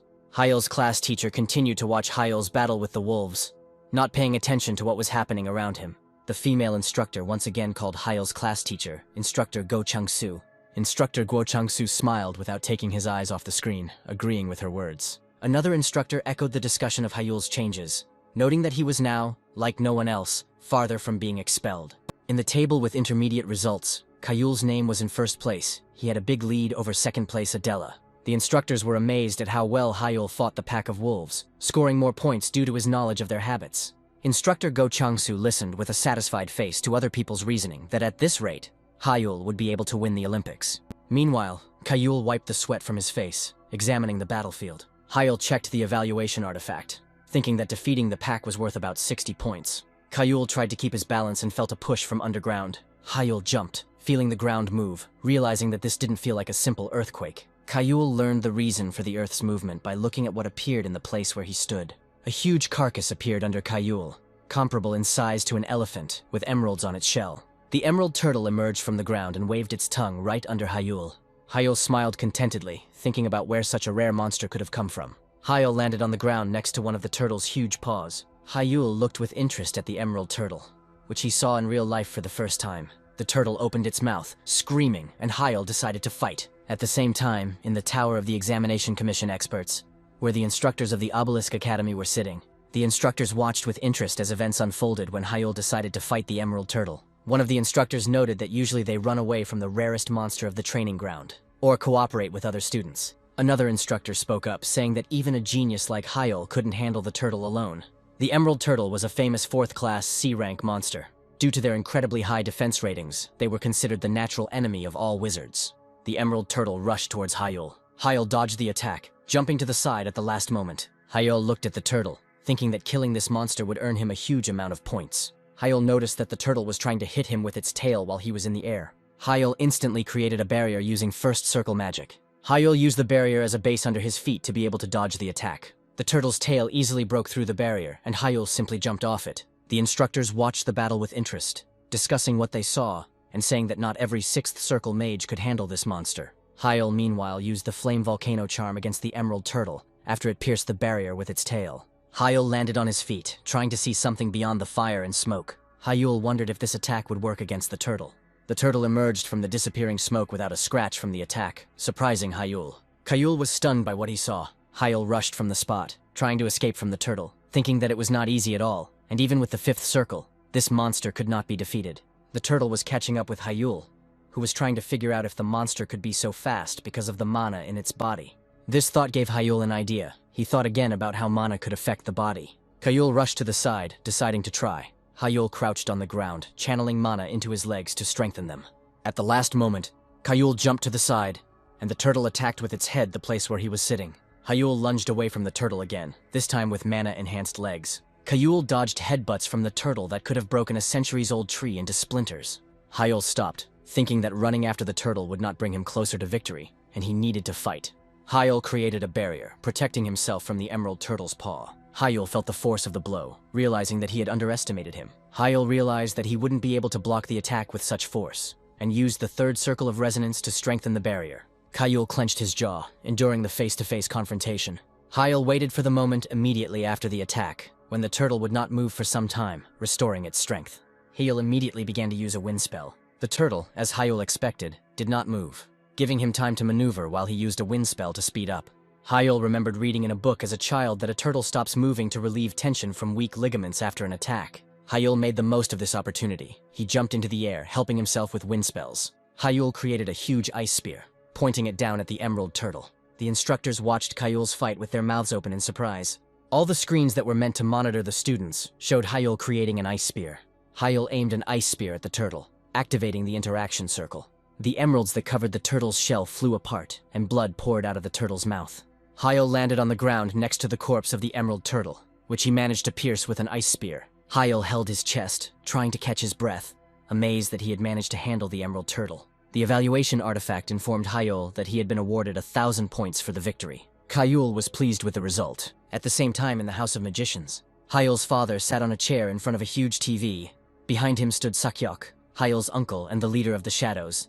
They watched Yahello's fight. Father Yahello watched what was happening on the screen with a smile. Yahello's father asked Sakyok if it was possible to defeat the turtle in the third round, even though it was vulnerable to the ice attribute. Sakyok did not take his eyes off the screen, saying that he himself did not understand anything and asked for forgiveness. Sakyok reasoned that the monster should still have natural resistance while Yahello was getting the monster's meat. They looked at Yahello, who was carrying pieces of meat, having taken care of food. His father said that he did not raise him to be a weakling. Sakyok asked the chief if he could ask about one thing, and Yahello's father asked what he wanted to know. Sakyok couldn't understand why Yahello was acting so brazenly, pointing out that Jihan and Saya would take it as a challenge when they watched the broadcast. Yahello's father agreed, saying that it would be so, and Sakyok asked again, not understanding the leader's point of view. They looked at Yahello, who was about to cook meat on the fire. Yahello's father spoke about the past when his son dropped out of the race for the position of chief. Yahello's father explained that things were different now, and that Yahello's status within the family was no longer below the plinth. Yahello's father recalled their conversation in the reception room, when Yahello set his conditions, saying that Yahello's progress could now not be denied. Yahello's father told Sakyok about the agreement with Yahello, that he would be protected by his brother and sister until the Olympics. Sakyok listened with his mouth slightly open as Yahello's father explained that his son could afford to stand out. According to Yahello's father, in this way, Yahello will be able to attract public attention and strengthen his position and increase his power. Yahello's father smiled, saying that this was all so that Jihan and Sia would not pose a threat to Yahello once the protection period was over. At the same time, they saw on the screen how Yahello was seasoning the emerald turtle meat on the fire, and his father called him a show-off. At night, when the moon was shining high in the sky, Yahello, wearing Vaitner's cloak, sat on a log opposite the fire where the meat was being cooked, holding a piece of the finished product in his hands. On the first day of the test, fights were prohibited between 11 o'clock in the evening and 1 o'clock in the morning. Yahello looked at the meat in his hands, knowing it was done for the safety of the students, but he didn't like the ease of the test. Yahello knew that in the past, the training of mages in some countries had been quite brutal, and such changes were necessary. Yahello adjusted the hood of his cloak, helping him shake off his fatigue, glad that they were allowed to take the magical devices. Yahello took a piece of meat in his hands, strung on a branch, and took a bite, thinking it was time to have a snack. Yahello quickly finished the piece and smiled contentedly, stroking his full belly. A sound from the bushes attracted Yahello's attention. Suchan and Adela went out to see Yahello, surprised to find him. Suchan and Adela each found a log and sat around the fire. Yahello asked why they were wandering through the forest together. Adela said they bumped into each other before the break and had a minor argument, but Suchan corrected her by saying she had beaten him up badly. Yahello looked at Suchan, guessing that he had crawled towards the aroma of food after the battle ended, and Suchan confirmed his words with a smile. Suchan and Adela looked at the piece of meat languishing on the fire with burning eyes, asking Hyul if he would share it with them. Hyul was surprised that Adela was acting the same way as Suchin and said that the food was his. Suchin looked at Hyul with a sweet face, hinting that there had never been anything yours and mine between them, and Adela repeated after him. Hyul closed his eyes, unable to look at them. Suchin and Adela were delighted to hear Hyul's consent, as he was going to throw out the excess anyway. Suchin and Adela took a piece of meat for themselves, noting the amazing smell and thanking Hyul for the food. Suchin and Adela took their first bite, enjoying the food. Hyul felt like an important chef as he listened to their compliments on his cooking. Adela asked Hyul whose meat it was, suggesting that it might be Honey Bear. The honey bear was a bear-like monster that lived in the forest, and its meat became very tender when cooked over a fire. Hyul said it wasn't him, and Adela continued to reason that there were only 2 monsters here whose meat was fit for food. Adela continued speaking, naming only the honey bear and emerald turtle as edible. The rest were either poisonous or tasteless. Adela looked at Hyul and asked in disbelief if he really had finished off the emerald turtle. Suchin continued eating, waiting for an answer. Hyul admitted that this was indeed the case, pointing to the west and saying that he had done this during the day. Suchin, with his mouth full, began asking questions, saying that he had only seen the turtle briefly once, and was curious how Hyul had managed. Hyul reminded him not to talk with his mouth full, but Suchan didn't stop chewing, saying that Hyul was cool. Adela thought about it. After a short silence, Adela said that this was unheard of. Adela continued to say that it was unheard of for a wizard below the 5th circle to be able to defeat the turtle while looking directly at Hyul. Hyul saw her mood and decided to explain. Hyul raised his hand to the sky, casting a fiery volcano spell. A huge column of fire shot up into the sky. It seemed to have no end. Suchin and Adela looked at Hyul's spell in shock, recognizing it as 3rd circle magic. Hyul continued to demonstrate his abilities to them. Adela exclaimed, noticing that Hyul had managed to modify her to the power of the 6th circle. Hyul finished his demonstration and turned to face them, rubbing his wrist. Hyul listened with admiration, thinking that this was simply 3rd circle magic enhanced by the teacher's technique, but he couldn't tell. Suchin remembered his questions, suggesting that Hyul was able to hit the turtle in the head to win, but Hyul said that he simply broke through the shell. Suchin came closer, telling Hyul not to rush, but Hyul only said with a smile that that was how it was. Hyul suggested looking at the recording from the Academy's drones after the end of the test, confident that it had been preserved. Hyul quickly changed his mind, saying that Suchin and Adela would be able to see it sooner. Suchin looked at him, not understanding what Hyul meant, and Adela looked at him with a confident gaze. Hyul explained, saying that tomorrow they would have to fight fair and square. Suchin childishly said that they would beat up Hyulu, and Adela only agreed and wished him luck. Adela was confident. She said that she also had something that she could show Hyul. On the 2nd day of testing, the barrier separating the training area in the forest was reduced. The instructors monitoring the test discussed the fact that there were only 4 left and tried to figure out who would emerge victorious. The next day, Hyul was walking in the forest. Not far from Hyul, there was movement. Someone directed a magical wind cutter spell at him. Hyul turned around, feeling the fluctuation of mana. Hyul instantly created spears of wind in the shape of birds, directing them towards the direction where he sensed movement. Hyul looked in the direction where smoke rose from the impact of the wind spears on the magical wind cutter. Ji Sangwok moved towards Hyul, saying that everything he heard was not just rumors, but a real supernova explosion. Sangwok jumped down from the tree towards Hyul, who was looking at him. Hyul barely managed to dodge as Sangwok punched that spot. Hyul noted Sangwok's speed, barely keeping up with his movements. Sangwok jumped and kicked Hyul, who dodged it at the last moment, tilting his body back. Hyul jumped back into the distance, realizing that close combat with Sangwok was dangerous. His kick whistled past Hyul by a millimeter. Sangwok smiled and greeted his opponent, telling Hyul that he was unlucky to run into him. Hyul disagreed, saying that he was, on the contrary, lucky to have recognized a wizard who specialized in close combat. In the memories of Hyul from the Obelisk Magic Academy, Hyul witnessed Sangwok's training fights at the academy. Hyul knew that Sangwok was a master at enchanting his body. Sangwok was in the top 2 among 2nd years in martial arts. Hyulu took a fighting stance, preparing to fight the body enchantment expert. Hyul looked at Sangwok, knowing full well that he was not someone the interaction circle could be used against. Hyul decided that he would also use body enchantment and directed mana into his fist. Hyul began to move using his body enchantment and his combat skills. Sangwok appreciated Hyul's willingness to engage in honest, direct confrontation. At the same time, in the tower of the examination committee, the instructors were discussing the students' decision to choose the combat magic of body enchantment. One of the instructors suggested that in this case, Sangwok would emerge victorious from the duel. The instructor watched the events on the screen, listing Sangwok's merits, due to which he would be able to win. Instructor Go Chang-soo chimed in, saying that Hyul's potential was immeasurable given his fight with the turtle. Meanwhile, Hyul dodged Sangwok's fist. Hyul used the Demon Eye spell to see Sangwok's mana flows. Hyul saw that the mana was concentrating right in Sangwok's fist, Right before Hyul's eyes, the mana from Sanwok's fist was transferred straight to Sanwok's knee. Hyul put up a barrier in front of himself, realizing that Sanwok was going to deliver a knee kick. Hyul felt how heavy the blow was from Sanwok. Cracks appeared on the barrier, and Hyul decided to press him with it. Hyul finally broke the barrier, sending the fragments towards Sanwok, who didn't expect this. Sanwok watched with interest as Hyul completely destroyed his barrier, waiting for further action. Sanwok looked at Hyul's magic, realizing that he had never seen anything like it before, not believing that the genius magician had actually returned. Sanwok finally admitted that all the rumors about Hyul did not just appear out of nowhere. Hyul went on the attack against Sanwok, who was thinking that the fight was getting more and more interesting.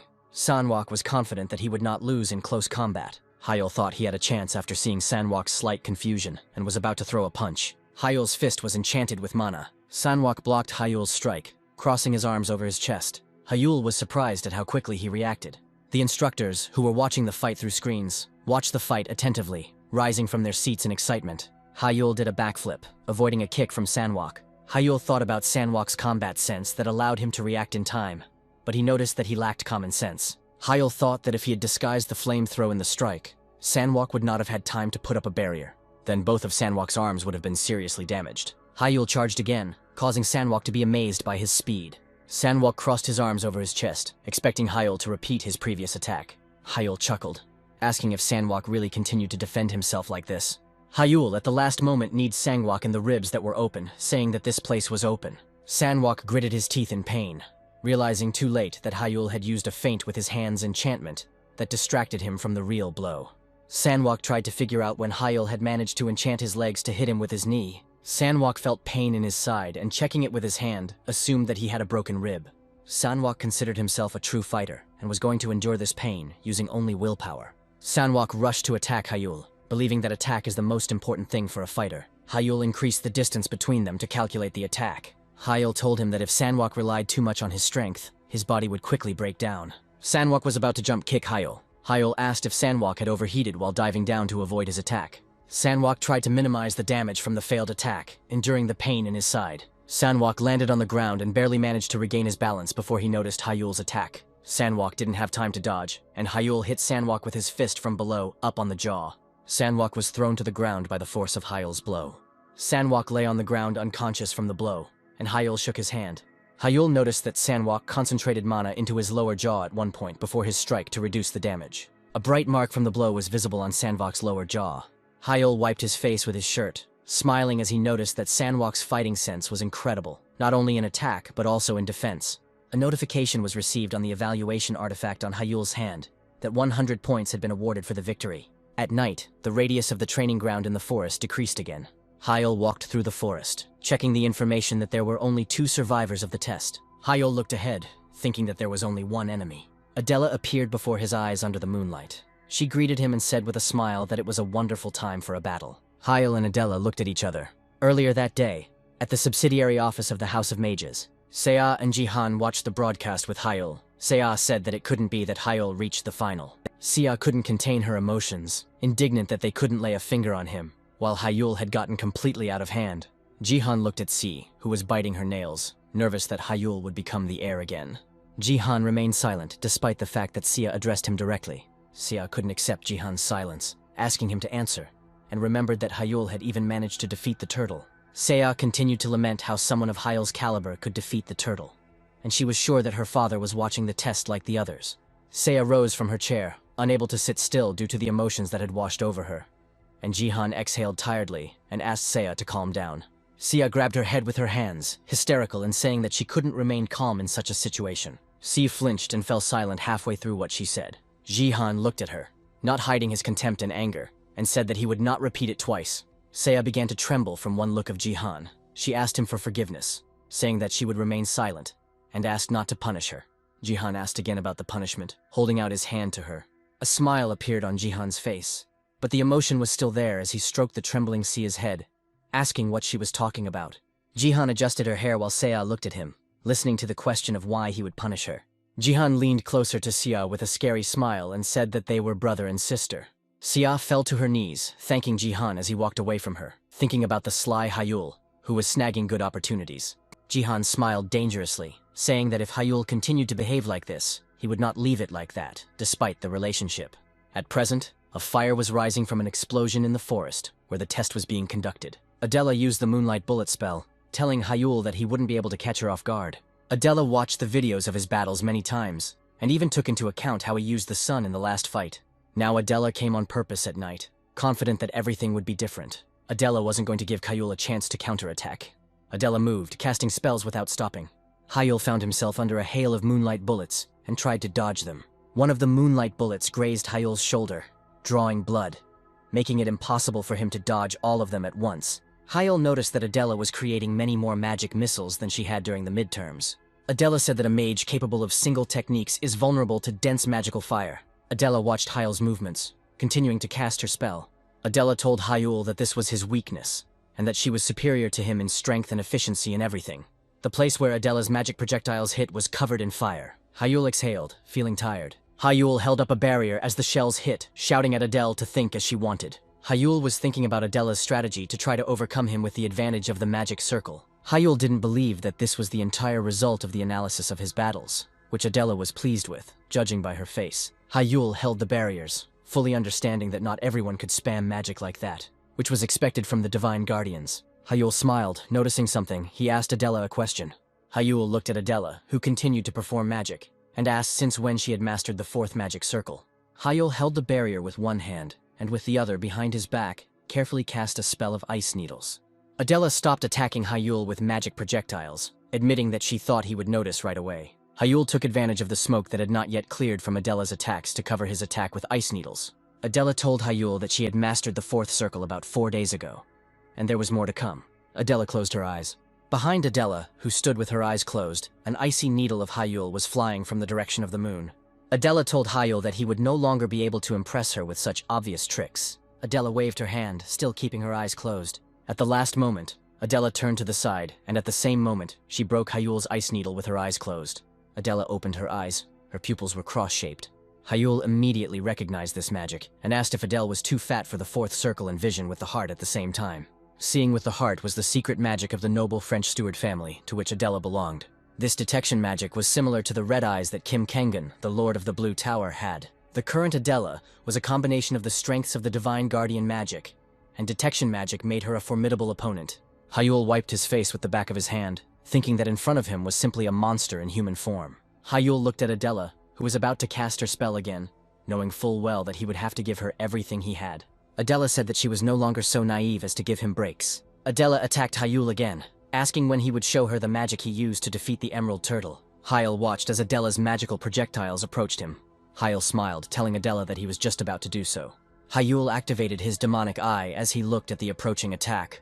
Hyul was able to disassemble the entire structure of the Moonlight Bullet Charm using the Demon Eyes and activated the interaction circle. All the magic projectiles that Adela sent at Hyul went off course and didn't even hit Hyul. Adela couldn't believe that her bullets had veered off course just before hitting their target and asked what trick Hyul had pulled.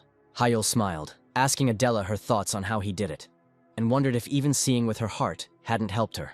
At the same time, in the estate of the House of Magicians, Hyul's father, Inhyuk, looked at the one who called his name and asked what kind of magic this was. Wei Sangchol, the head of the Divine Guardian House, held a glass of wine in his hand, not understanding. Wei Sangchol was curious about what kind of spell could change the trajectory of magic projectiles in such an unprecedented way. Inhyuk said that he himself didn't understand it, watching the broadcast from the tests, and Sangchol asked if Hyul really didn't say anything. Inhyuk sighed tiredly, saying that it was nothing, and Sangchol looked at his friend, saying that it was unexpected that Hyul was hiding something from his father. Inhyuk propped his head up with his hand, saying that Hyul had grown into a real brat over the past year. They continued watching the broadcast of Hyul's fight with Adela, and Inhyuk admitted that Hyul has more secrets than revelations now. Sangchol understood his friend, saying that Hyul had changed a lot in a year away from home. Inhyuk agreed with his words, and Sangchol added, saying that a man only grows up when he leaves his home. Sangchol rubbed his chin, admitting that during the midterms, he thought that Hyul was just lucky. Inhyuk listened to Sangchol's words about Hyul, who shamefully admitted that he thought Hyul's fame was fleeting. Inhyuk looked away, saying that he understood everything, since his son was incompatible with artificial intelligence. Sangchol continued, looking at the broadcast.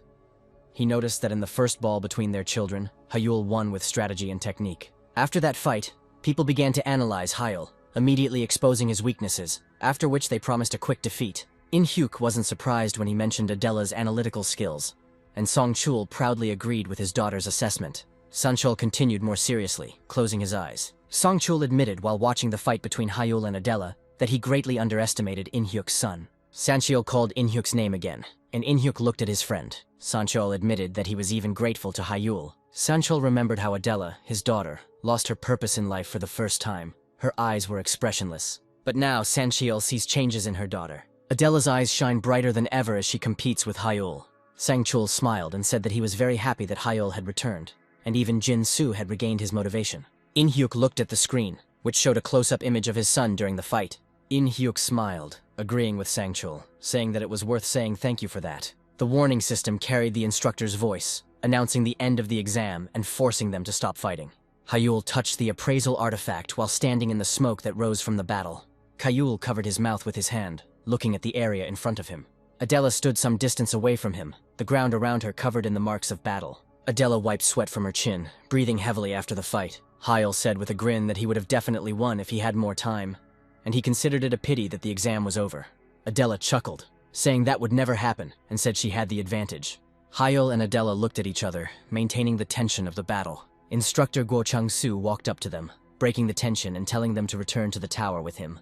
The next day, at the Obelisk Academy dormitory, Adela argued, saying that she would have won yesterday's fight. Hyul, with his arms crossed over his chest, said that Adele shouldn't even dream about it, because Hyul would have won. Suchin listened silently as Adela and Hyul argued among themselves, proving to each other who would win and why.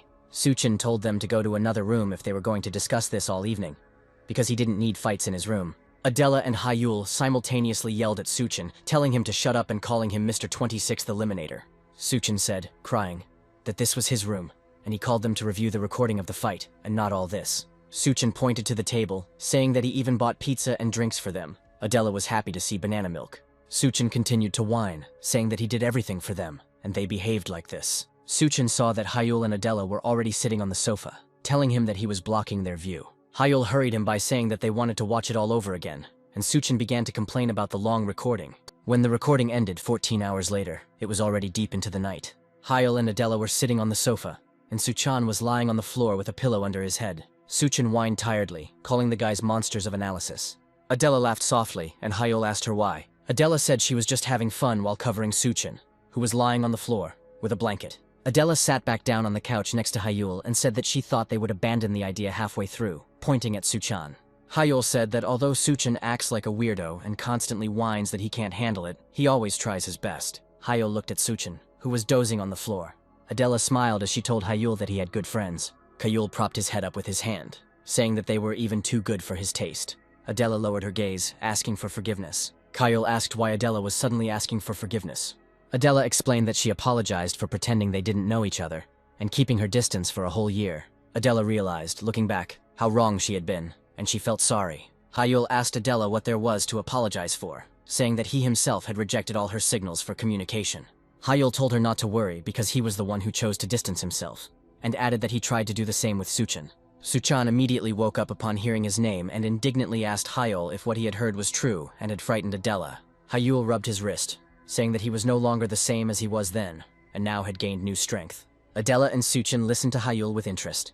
Hyul added that he also found new friends, and now wants to show them something. Hyul stretched out his hands, beginning to cast a spell with concentration. Adela's mouth dropped open in surprise as she recognized the sight of the charm. Suchin shouted that it was impossible. Hyul extended his hand, showing the two the moonlight bullets. Hyul was pleased with the result of repeating the Steward family's spell that Adela had used. The boys still looked at Hyul's hand in disbelief when he said that this was his magic. Suchin asked if this meant that Hyul's magic was capable of interfering with the enemy's spell formula itself. Hyul confirmed that Suchan's thoughts were correct, and pointing to his eye, said that he was able to see the structures of magical formulas. Adela covered her mouth with her hand, shocked by Hyul's revelation, and asked if it was thanks to his eyes that he was able to unravel her family charm. Hyul confirmed her words, noting that this is usually very difficult, and this is his personal development as a result of long-term analysis. Hyul said that to do this, he would need to see the spell up close several times, and Adela made some guesses about the spell that had affected the turtle. Hyul confirmed her guess, saying that he had studied the shell, and then used a charm that reduced its durability. Suchin raised his hands, saying that the monster here was only Hyul, and Adela continued to think, finally understanding how Hyul was able to interfere with her magic. Adela wanted to know more details, to clarify whether her assumptions were correct. Hyul confirmed everything Adela said with a smile, saying that she quickly grasps all the information. Hyul gave Adela a hint, saying that her focus on only bullets during the match made it easier for him to calculate the formula. Adela exhaled, saying that she had no idea that her choice to use bullets would be such a fatal mistake. Adela asked if Hyul's magic had any weaknesses, and Hyul said it was difficult to calculate attribute mana. Hyul noted that he could only interfere with the spells that were right in front of him, and in a real fight, that would be a great luxury. Adela asked if he could turn the magic projectile around and return it back to the enemy, showing with gestures. Hyul noted with regret that there would definitely not be enough time for this in battle. Adela noted that this was sad because it could have been a really cool feature if Hyul could mirror spells. Adela said that Hyul's charms were already too cheating while Suchan tried to stop them in the background. Suchan took Hyul by the shoulders, moving closer to his face, and asked him to finally listen to him. He asked why Hyul was discussing his secrets. Hyul and Adela asked if Suchan really didn't understand, and Suchan asked what they were talking about, not understanding anything at all. Hyul and Adela simultaneously spoke about the Olympics. Suchan was surprised to hear their explanation. Hyul told them that they would be performing with him at the Olympics, and asked them to help him. Suchan was moved, calling Hyul's name with a slight stutter. Suchan quickly came to his senses and raised his hand, finding an objection, and Hyul pointed his finger at him for Suchan to speak. Suchan rubbed his neck, saying that he understood the reason why Adela was chosen, but he felt that he wasn't strong enough. Suchan said that the selection was being conducted among second and third year students, and it would be difficult to get a slot, but Hyul said not to worry. Hyul, with a smile that was frightening to Suchan, declared that he would achieve his participation one way or another. Adela said thoughtfully that there would be many obstacles, but Hyul's circle of interaction was their trump card. If its use is acceptable, then it's a team match where you have to protect your magic stone while destroying enemy cannons, or a match where you need to steal a flag from the enemy base while protecting your own. Teamwork will be effective in any such competition. Hyul said that they had team or siege battles in their pocket, not counting everything else that interested Adela. Adela asked Hyul in surprise if he had any other trump cards. Hyul chuckled softly with a smile. Hyul confirmed her assumption, saying that they certainly exist. Sometime later, when Hyul returned to his room in the dormitory of the Obelisk Academy, Hyul put on Vitener's cloak and opened the book Mimir's Well. Hyul moved to the Mimir Well, deciding that it was time to begin. Hyul was transported to the library, accompanied by flower petals. Mimir, who was lying on the sofa with a book, greeted Hyul in return. Mimir noticed that Hyul came to her later than she expected, and told him not to even tell her that he had failed to win first place.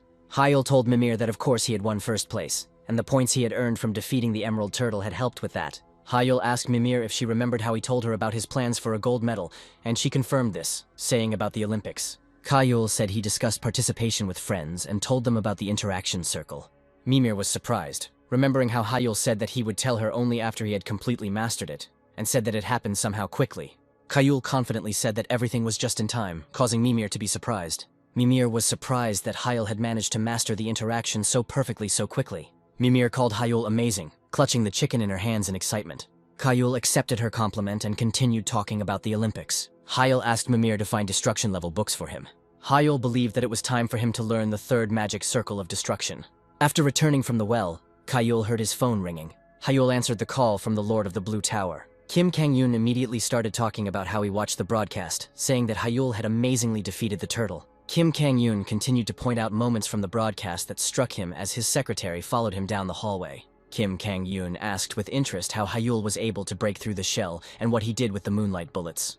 Hyul looked at Kim Kang-yoon on the video call, who made suggestions about how it might work. Hyul smiled apologetically at Kim Kang-yoon and said that he was truly sorry, but he couldn't share his secrets yet. Kim Kang-yoon admitted that he got carried away with his questions and said that Hyul didn't have to answer. Hyul listened to Kim Kang-yoon's words when he said that a magician has the right to his secrets. Kim Kang-yoon told Hyul that his magic is incredibly interesting, and he hopes that he can figure it out on his own. Kim Kang-yoon stopped talking about Hyul's magic. Kim Kang-yoon said that he called him because of the elemental stones that Hyul asked about.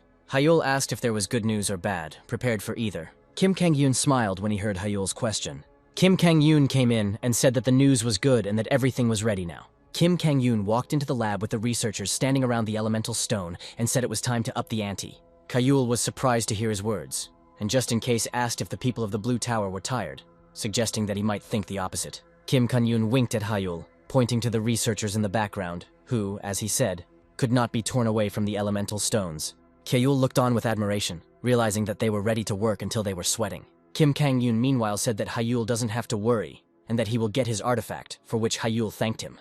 Kim Kang-yoon was about to say goodbye, but Hyul asked him to wait for him for another minute. Hyul said he had one more request. Kim Kang-yoon asked what the request was, guessing it might be for compensation for the incident with Instructor Smith. Hyul said that this is not entirely true, and depends solely on Kim Kang-yoon's personal interpretation. Kim Kang-yoon listened to him with joy, saying that he was already curious about what Hyul had to offer this time. Hyul said he wanted to ask the Blue Tower engineers to join the national team for this year's Olympics. After some time in the well, Mimir asked Hyul in shock that he needed to fight the Fifth Circle Magician. Hyul let out a tired sigh, and said that this was the condition of the Lord of the Blue Magic Tower. Hyul closed his eyes, wondering if he had taken this too lightly. Hyul recalled a conversation with Kim Kang-yoon, who asked Hyul about his desire for his person to become an official developer for the Olympics. Kim Kang-yoon told Hyul with a happy smile that he refused. Hyul held the phone in his hand, thinking that as expected, this request was not beneficial to Kim Kang-yoon. Kim Kang-yoon continued with a sly smile, saying that this is how he would have answered in any other case. Kim Kang-yoon made a condition to Hyul, saying that if he defeats the Fifth Circle Mage one-on-one, he will reconsider his decision. Hyul stuttered and agreed, not expecting such a reaction from the ruler of the Blue Magic Tower. Kim Kang-yoon continued by asking if Hyul was aware that there would be 2 Fifth Circle Magicians among the foreign participants this year. Kim Kang-yoon said he doesn't necessarily doubt Hyul's skills, but bringing his man in will require a huge investment. Kim Kang-yoon told Hyul that he wouldn't sign up for this just like that. Hyul stood with the phone, realizing that Kim Kang-yoon wanted him to first prove to him that he was capable of winning the gold medal. In the present tense, Mimir asked what Hyul was going to do, saying that it was almost impossible for him to overcome the Fifth Circle now. Hyul also understood this, and said that this is why he asked for a 10-day delay for now. When Mimir asked if Hyul planned to take action and prepare during this time, Hyul said he had a couple of ideas. Mimir noted that it would not be easy for him to do this, and asked if it was really important to go so far for the sake of an engineer. Hyul sat in front of a stack of books and told Mimir that otherwise everything would lose its meaning. Hyul turned to Mimir, explaining that in their country, only the masters of the Blue Tower could gain access to tuning the artifacts for the Olympics.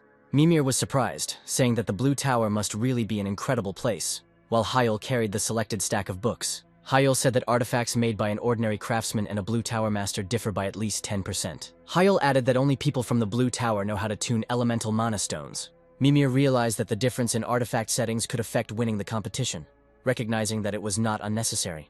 Hyul was collecting more books, saying that they definitely needed to involve them, and Mimir asked when Hyul would go on the next test. Hyul said that he first planned to study all the books that Mimir had prepared for him, holding the stack in his hands. Mimir noted that this was a good mood. Mimir said to say hello from her, and to praise her for her efforts when Hyul starts the 3rd test. Hyul was surprised, asked Mimir if she knew anyone there, but Mimir turned away from him, holding the rabbit, and said that it was a secret. Mimir hugged the stuffed rabbit, saying that if she told him now, it wouldn't be as interesting. At the same time, in the office of the subsidiary of the House of Magicians, Jihan's voice echoed throughout the hall as he greeted everyone present at the celebration of the House of Mages subsidiary company.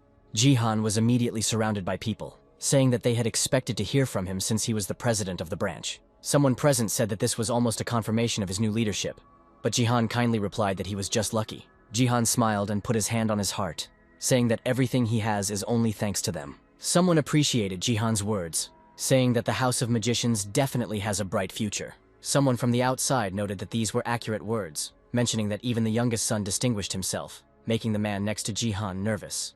Jihan glanced towards the one who spoke, his eyes turned black again. The guy who praised Hyul's achievements without a second thought continued to chat, noting his success in broadcasting. Jihan squeezed his glass, hearing the words about Hyul that once called a genius. He remains a genius. The guy continued to chat, starting to talk about Hyul's fight with Adela. The guy said that after what he saw during the fight, he couldn't bring himself to call him unfit. The fight was serious. Jihan stood among the crowd, which picked up the conversation about Hyul. People were talking about Hyul from all corners, noting that they were eagerly awaiting his participation in the Olympics. On the other side, they said that the head of the House of Magicians was probably also impressed by the performance of his youngest son. Jihan clutched his glass as Hyul's name was heard around him non-stop. Jihan felt a rising rage when he heard someone say that the position of head of the family would be taken away by the youngest. Jihan thought about how noisy it was here. Memories from the past flashed through his head, where they always talked about Hyul. In Jihan's memories, the smiling face of little Hyul appeared when he thought that he hated him the most. People at the gala evening noticed that Jihan had gone out somewhere. There was a glass of wine crushed by Jihan lying on the floor. Jihan walked outside, wanting to get away from the noisy hall where everyone was repeating the name of Hyul. Jihan loosened his tie as he stepped outside. Jihan walked to the edge of the terrace, saying that this was not good and could not be. Jihan covered his mouth, muttering with a creepy look that Hyul, this boy, should die. Hyul was still in the Mimir well at this time. Hyul continued to read the books that Mimir had selected for him, while Mimir herself sat quietly nearby and drew. There were numerous towers of books around it. Hyul closed the book, finishing reading, assessing his progress. Mimir looked up at him and asked if he had finished reading, and Hyul said that he had, if that was all the literature. Mimir stood up, exclaiming that Hyul had learned all the basics, spreading her arms out to the sides on the stacks of books, and asked if Hyul understood them. Hyul honestly answered that he didn't understand a thing, to which Mimir said that Hyul now at least had an idea about this circle. Hyul looked at the book he had just finished reading, and said that he understood its structure a little. Mimir assured him that it was normal, comparing the process to how a person would not understand an explanation of how to use wings when they were not there. Mimir raised her finger, saying that until Hyul encountered destruction directly, he would not be able to comprehend it. Hyul looked at Mimir's drawing for clarification, saying it was so-so, but Hyul understood the point she was trying to make. Mimir puffed out her cheeks, saying that this was her masterpiece. Hyul touched his chin, thinking about how he needed to face destruction. Hyul concluded by saying that he had no choice but to step onto the third page of the tests in Ired, and Mimir confirmed this, saying that she would find all the answers. Hyul rose from the sofa and asked Mimir if the one she asked to convey her greetings to taught destruction. Mimir folded her arms across her chest, telling him to go and ask if he was so interested, since he was finished with the books. Hyul asked her to at least answer whether her reluctance to talk about the third page was connected with some kind of restriction. Mimir smiled a sad smile, saying that these were not limitations. Mimir folded her hands across her chest, remembering someone important, and told Hyul that it was a promise, and they gave each other their word. Hyul walked out of the Mimir well and back to his dorm room. Hyul wondered what promise Mimir could have made if she was afraid to say an extra word about the test. Hyul took Arid, which lay near the Mimir well. Hyul opened the book to the right page, deciding that he would find out the reason on the third page of the tests. Hyul poured mana into the magic circle, and branches with green leaves began to grow from Ired. The branches that extended from Arid grew huge and wrapped around Hyul. Hyul, with a puzzled expression on his face, allowed himself to be pulled inside, saying that he hoped everything would become clearer. Hyul closed his eyes, preparing himself for what he was about to see. When Hyul opened his eyes, he was shocked. Hyul looked around him, seeing only a huge forest. Hyul looked up, seeing the disproportionately tall trees all around, and wondered where such trees could be found. Hyul thought that he would be transported to another dimension again, like the previous times where Alpha and Beta were. But here, no one meets him. Hyul went deeper into the forest, deciding to explore it. Hyul was amazed. He did not believe that such a large area could be a page of trials that was contained in Arid. Hyul stepped out onto the ledge, looking out over the vast forest from above. Hyul found it maddening. The magic of Veitner, his teacher, surpassed all bounds of imagination. Hyul saw no end or edge, no matter how long he walked through the forest. Hyul approached a small lake, assuming that this could be his test in itself. Hyul felt a shudder, sensing something. Hyul dismissed the idea that it was an earthquake. A huge shadow covered Hyul as he thought the sensation was like someone was staring at him. Hyul looked back, not imagining what he might see behind him. A huge monster stood above Hyul and did not take its eyes off him. The monster was too close to Hyul. Its size was astonishing. Hyul froze in shock, feeling that he didn't understand anything. The monster growled at Hyul, opening its mouth as he thought about how the monster was so close and he didn't notice. Hyul fell into the pond behind him, startled by the monster's growl. Hyul looked at the monster in shock as he found himself in the pond. Hyul noticed that the monster had a vertical pupil, typical of reptiles. Hyul noted the armored scales, similar to a crocodile, and the razor-sharp claws and fangs. Hyul had no doubt that he was seeing a disaster-level monster right in front of him, a drake that was beyond A rank. Hyul sat in the pond, unable to look away, thinking that he considered all these creatures to be imaginary. Drake kept his eyes on him, and Hyul wondered if defeating this monster might be a condition for passing the test. Hyul knew it was impossible, looking ahead at the drake trying to figure out what to do. He couldn't even move. The drake's slightest exhalation made the mana flutter in the air.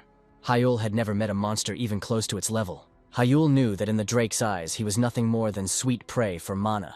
He wondered if he could even escape. Hyul strained his arm to lean on the bottom of the pond and try to rise. This movement did not go unnoticed under the drake's watchful gaze. Hyul looked up at the monster, knowing he had no chance with its speed, and his body refusing to move. Hyul knew that if the drake attacked him, it would all be over. Hyul winced as he noticed something. Hyul tried to understand why the drake was not approaching, but simply looking at Hyul. Hyul suggested out loud that something was stopping him. A voice behind Hyul caught his attention. Hyul turned around to see who had complimented him. A girl was moving along the surface of the pond towards Hyul. Her hair glistened in the sun, blending with the green of the forest, as she complimented Hyul's will, even in the face of a monster. Hyel noticed the pointed ears, as the girl told him that he was keeping himself under control and not panicking despite the situation. Hyel did not take his eyes off the stranger, who told him that he could now move since he had overcome the test. Hyel asked who she was, stuttering weakly in shock.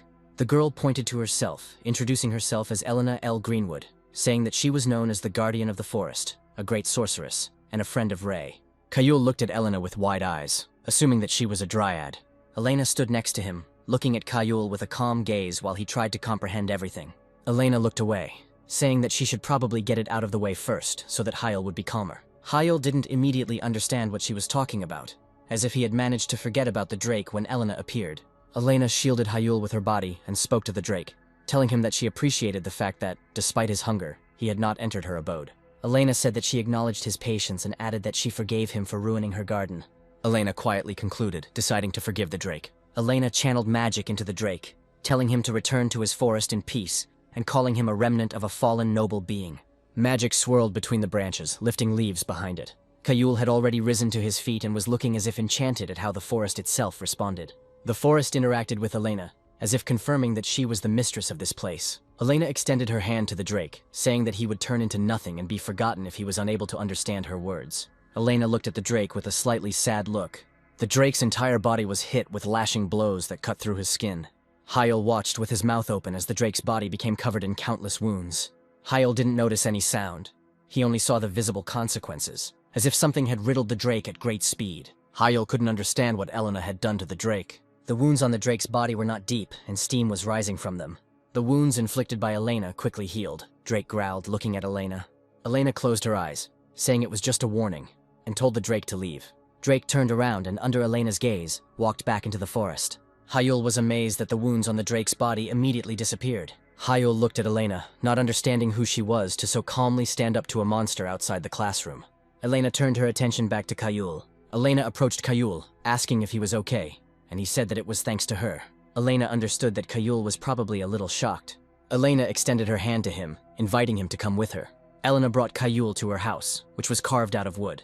Elena placed a neat cup in front of Hyel, saying that this herbal tea was very popular with Ray, as she called Vitener. Elena said that after tea Hyel would feel calmer, and Hyel thanked her. He was sitting at a table in Elena's house. Hyel took a sip of tea.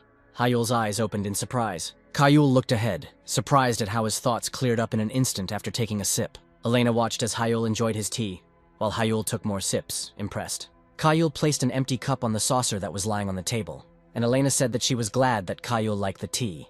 To be completely sure, Elena asked if Hyel really liked it. Hyel, putting his hand on his heart, said that this was the most delicious tea he had ever tasted. Elena was pleased by his words, and she asked if Hyel felt better after meeting the drake. Elena sat down on the chair opposite while Hyel shared that he felt a little ashamed for showing his unsightly side.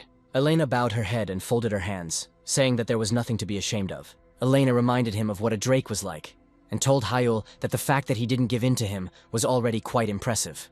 Hyel thought about it. Scratching his chin out of habit, he realized that it really was a drake, and shared that he couldn't even move. Elena said that although the drake is the master of the forest, he usually does not enter her territory. Elena folded her hands under her chin, looking at Hyel, and said that the drake seemed to be having a hard time holding back this time. Hyel asked again, which was hard to resist, and Elena pointed at him, saying that his concentrated mana was a delicacy. Elena continued to ponder, saying that the drake found Hyel incredibly appetizing, and the voice pushed out the fear, making Hyel nervous. Elena smiled, asking Hyel if he had any more questions. Hyel thought for a moment and asked if it was true that all this space was inside aired. Hyel couldn't wrap his head around the scale of this very real world, which was different from the other test pages. Hyel was interested in where exactly this place was, and Elena was about to answer. Elena said that the third test in Ired is located from page 214 to 232. Hyel's eyes widened, realizing that this was truly a magical space. Hyel even stood up from his chair, asking if that drake was not real, but created with the help of magic. Elena tilted her head, pressing her hand to her chin, and looked away, vaguely answering that he was neither real nor unreal. Hyel doesn't know how to understand this, and Elena tried to explain, saying that this space was created on the basis of memories of the past. According to Elena, the world inside Ired copies Leg Greenwood, which was once quite real. Elena said that it could be called a copy of the real world, hoping that it would be clearer, and therefore it was neither real nor fake. Hyel thoughtfully concluded, saying that they took the real world of the past and rewrote it, placing it in Ared's book. Hyel remembered Elena's house where they were sitting, and asked how this was even possible. Elena said that she doesn't know the details. The only one who understands this magic is Ray, and his only student. Elena looked at Yahello, saying that he would be like this. One day he would be able to reach Ray's level and understand everything. Yahello asked why the teacher created this space, and Elena said that it was done in order to transfer some magic to him. Yahello was surprised to hear this and asked again with interest. Elena nodded and closed her eyes for a moment. Elena opened her eyes, her pupils became narrower. Yahello became interested, wanting to know more. Elena said that she must pass on the magic of the third circle, necessary for gaining destruction, the divine eye. Elena showed Yahello what golden eyes looked like, which were able to see through everything, even the nature of magic. Yahello was amazed, and asked if the divine eyes were really the eyes of the style of the eyes of Weidner. Elena confirmed and pointed her finger at her eyes, saying that they were not perfect, she could not fully control them. Elena told Yahello that Ray asked her to awaken this magic in the successor, which is why it exists, even if only as a recording. At the same time, on the city streets, the car with the driver of Yahello's father, Shin In-hyuk, was driving along the road. In-hyuk sat in the back seat, telling the one next to him to start the report. Sakyok, who was sitting in the seat next to him, began to report on the matter that had been assigned to him earlier. Sakyok said that young masters Min-hyuk and Minji showed a little interest in young master Yahello. But the most surprising thing, in Sakyok's opinion, was that the young lady Sia did nothing. Sakyok was sure that she was being severely restricted, the head of the family pointed out, looking at In-hyuk, and he thought about it. In-hyuk agreed, saying that Sia seemed to be lenient towards Yahello, but she was unlikely to leave him alone, and was simply being cautious because of the shadows. In-hyuk asked about his eldest son Jihan. Sakyok said that young master Jihan seemed a little wary, but even at the reception he organized, nothing came of it. In-hyuk was a little surprised when he heard Sakyok's report. In-hyuk wondered if his older children might have learned to separate the private and the public. But she immediately told Sakyok to be vigilant until the protective period expired and to continue watching. Sakyok accepted the order, telling the head of the family that he understood, and cast a silence spell around them. Sakyok explained about the barrier, saying that what came next was confidential, and In-hyuk approved of it. Sakyok told the chief that information had come out that one of the family members had colluded with the Black Magic Tower. Sakyok revealed that suspicions are falling on all the elders who are not happy with Yahello's return, as well as the high-ranking officials. In-hyuk remained silent as he listened to the fact that there were ultimately 32 suspects. Sakyok continued, saying that no direct contact with the Black Tower was recorded. In-hyuk propped his head up with his hand, clarifying that this didn't mean they were clean. Sakyok handed him the tablet, agreeing, and said that among all of them, there were 5 who were the most suspicious. In-hyuk said that the hyenas would immediately notice if the situation escalated by looking at the information about the people on the tablet. In-hyuk told Sakyok that he would deal with these people himself. Meanwhile, Yahello was still in Elena's house, which was carved into the tree using magic. Elena was going to tell what needs to be done next in order to master the Divine Eyes. Elena stood behind Yahello, explaining that they would be training the Divine Eyes. Yahello turned to her, readily agreeing and saying that the more difficult they were, the better. Elena laughed slightly, saying that as expected, Yahello looked very much like his teacher. Elena covered Yahello's eyes with her hands, telling him to keep them closed. Elena said that now she would begin to very slowly pour her mana into him. Elena placed her hand on top of Yahello's cloak on his back, slowly filling Yahello with her mana, and said that she would tell him about the eyes next. According to Elena, information about Divine Eyes is only available after reaching the 4th circle, and Yahello was surprised. Yahello did not see a single mention of Divine Eyes in the studied Erd and the Mimir well. Yahello believed Elena's words that this information would not be available to him until he reached the 4th circle. Yahello asked Elena about the other volumes that she had mentioned, naming Mimir. Elena was surprised that Yahello knew about the book Mimir, and Yahello confirmed their acquaintance, remembering what he was asked to convey. Yahello relayed Mimir's words to him before he left on the 3rd page, considering it something personal between them. Yahello called out to Elena, and she apologized, once again beginning to pour mana into Yahello. For a moment, Yahello felt like Elena's mana flow faltered, and he wondered if he might have said something wrong. Elena concentrated on her task again, smoothly directing mana into Yahello's body. Elena apologized again and called it wonderful that Yahello had already managed to meet Mimir. Elena suggested talking about her later, in a less tense atmosphere, and now returning to the topic of Divine Eyes. Elena explained why they were only available on the 4th circle, saying that there was nothing special about it. Just like there was nothing special about it here. Yahello asked, and Elena said that it was Ray who had distributed it that way, and it was he who had trusted her to explain everything. Elena thought about it, adding that it was also a matter of the amount of information. Ray had calculated it so that everything would work effectively. Yahello remembered that he had already heard something similar from Mimir. Yahello remembered Mimir explaining to him why not only Erd existed, but also additional volumes like Herwell. Elena used her Divine Eyes to infuse mana into Yahello, Elena's hand poured the last drops of mana into Hyul's body. Elena said that everything was ready and Hyul could open his eyes. Hyul opened his eyes, their color changed to gold, and he himself felt the change. Hyul felt that Elena's mana had completely synchronized with his magic circles, and it was now difficult to tell whose mana it was. Hyul reached his hands to his eyes, telling Elena that he felt strange. Elena, who was casting a spell behind his back, said that everything was as it should be since she blocked his optic nerve with mana. Hyul asked her again in a nervous voice, shrouded in complete darkness due to the blocked optic nerve. Elena said that it was too early to be surprised. The divine eye is a sixth sense, existing separately from the other five. Elena explained that in order to develop it, it is necessary to turn off distractions. Hyul trembled as Elena listed everything she turned off, naming skin sensitivity and smells. Elena said that the tastes were also slowly leaving Hyul's body. Elena named the last sense organ, hearing, turning it off, and Hyul realized that he no longer felt anything at all. Elena stood over Hyul, who was lying on the floor, and told him that they would now go to the world of death. Elena looked at Hyul without saying anything. Hyul lay on the floor with his eyes open in a world where he felt nothing. Hyul had no sight, hearing, or touch. He couldn't even tell whether he was standing or sitting.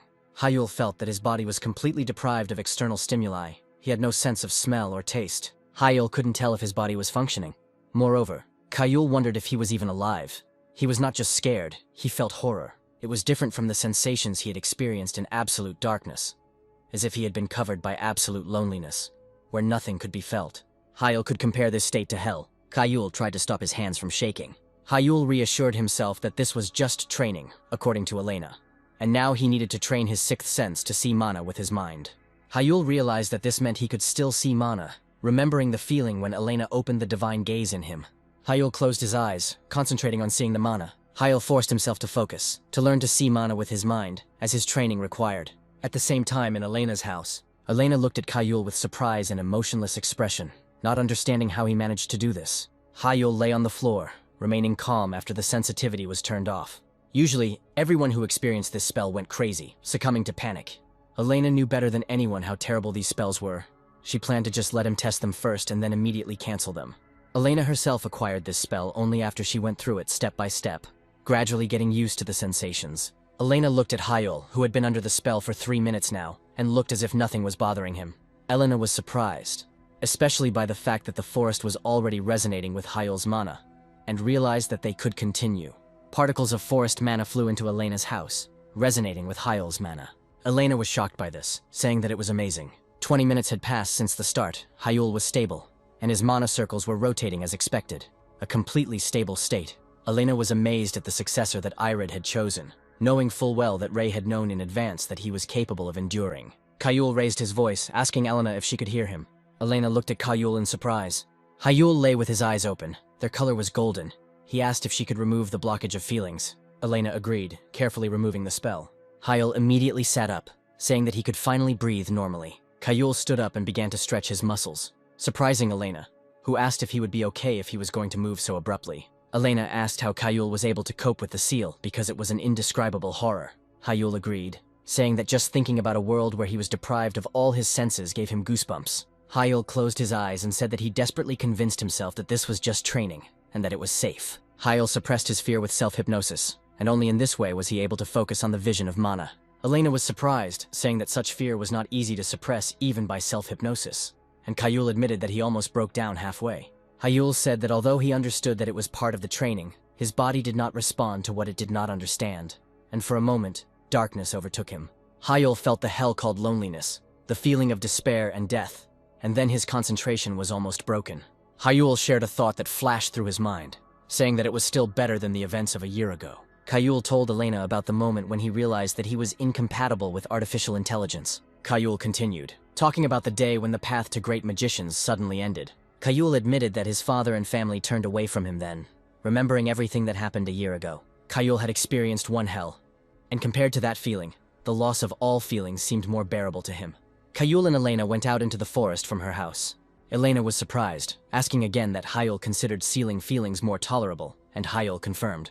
Hyul said that this seal was just one step forward. Elena couldn't help but say out loud how much Hyul had been through. Without taking her sad gaze off him, Hyul interrupted her, saying that he was fine now, looking at his hands. Hyul rubbed his face with his hand, his eyes closed, and said that it was all in the past. Hyul raised his hands up with a smile, saying that he was grateful that he had his own special path forward. Elena's eyes watered as she looked at Hyul. The image of Ray, who was her close friend, flashed through her memories. Elena wiped the tears from the corners of her eyes, trying to calm down. Hyul turned to her, thanking her with a sincere smile. Elena wondered what he was thanking her for.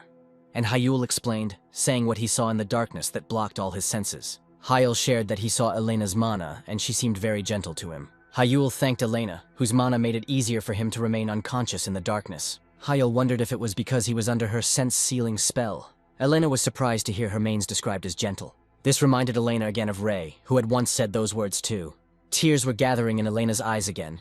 She didn't think she would ever be able to hear these words again. Hyul remained in the forest on the 3rd page of the tests until night fell outside. They returned to Elena's house. Hyul finished telling how he came here right after Mimir, and Elena said that she was glad that Mimir was doing well. Elena thanked him for telling her the good news, and Hyul said that it was nothing, since he had promised to send his regards. Hyul remembered Mimir when she asked him about it.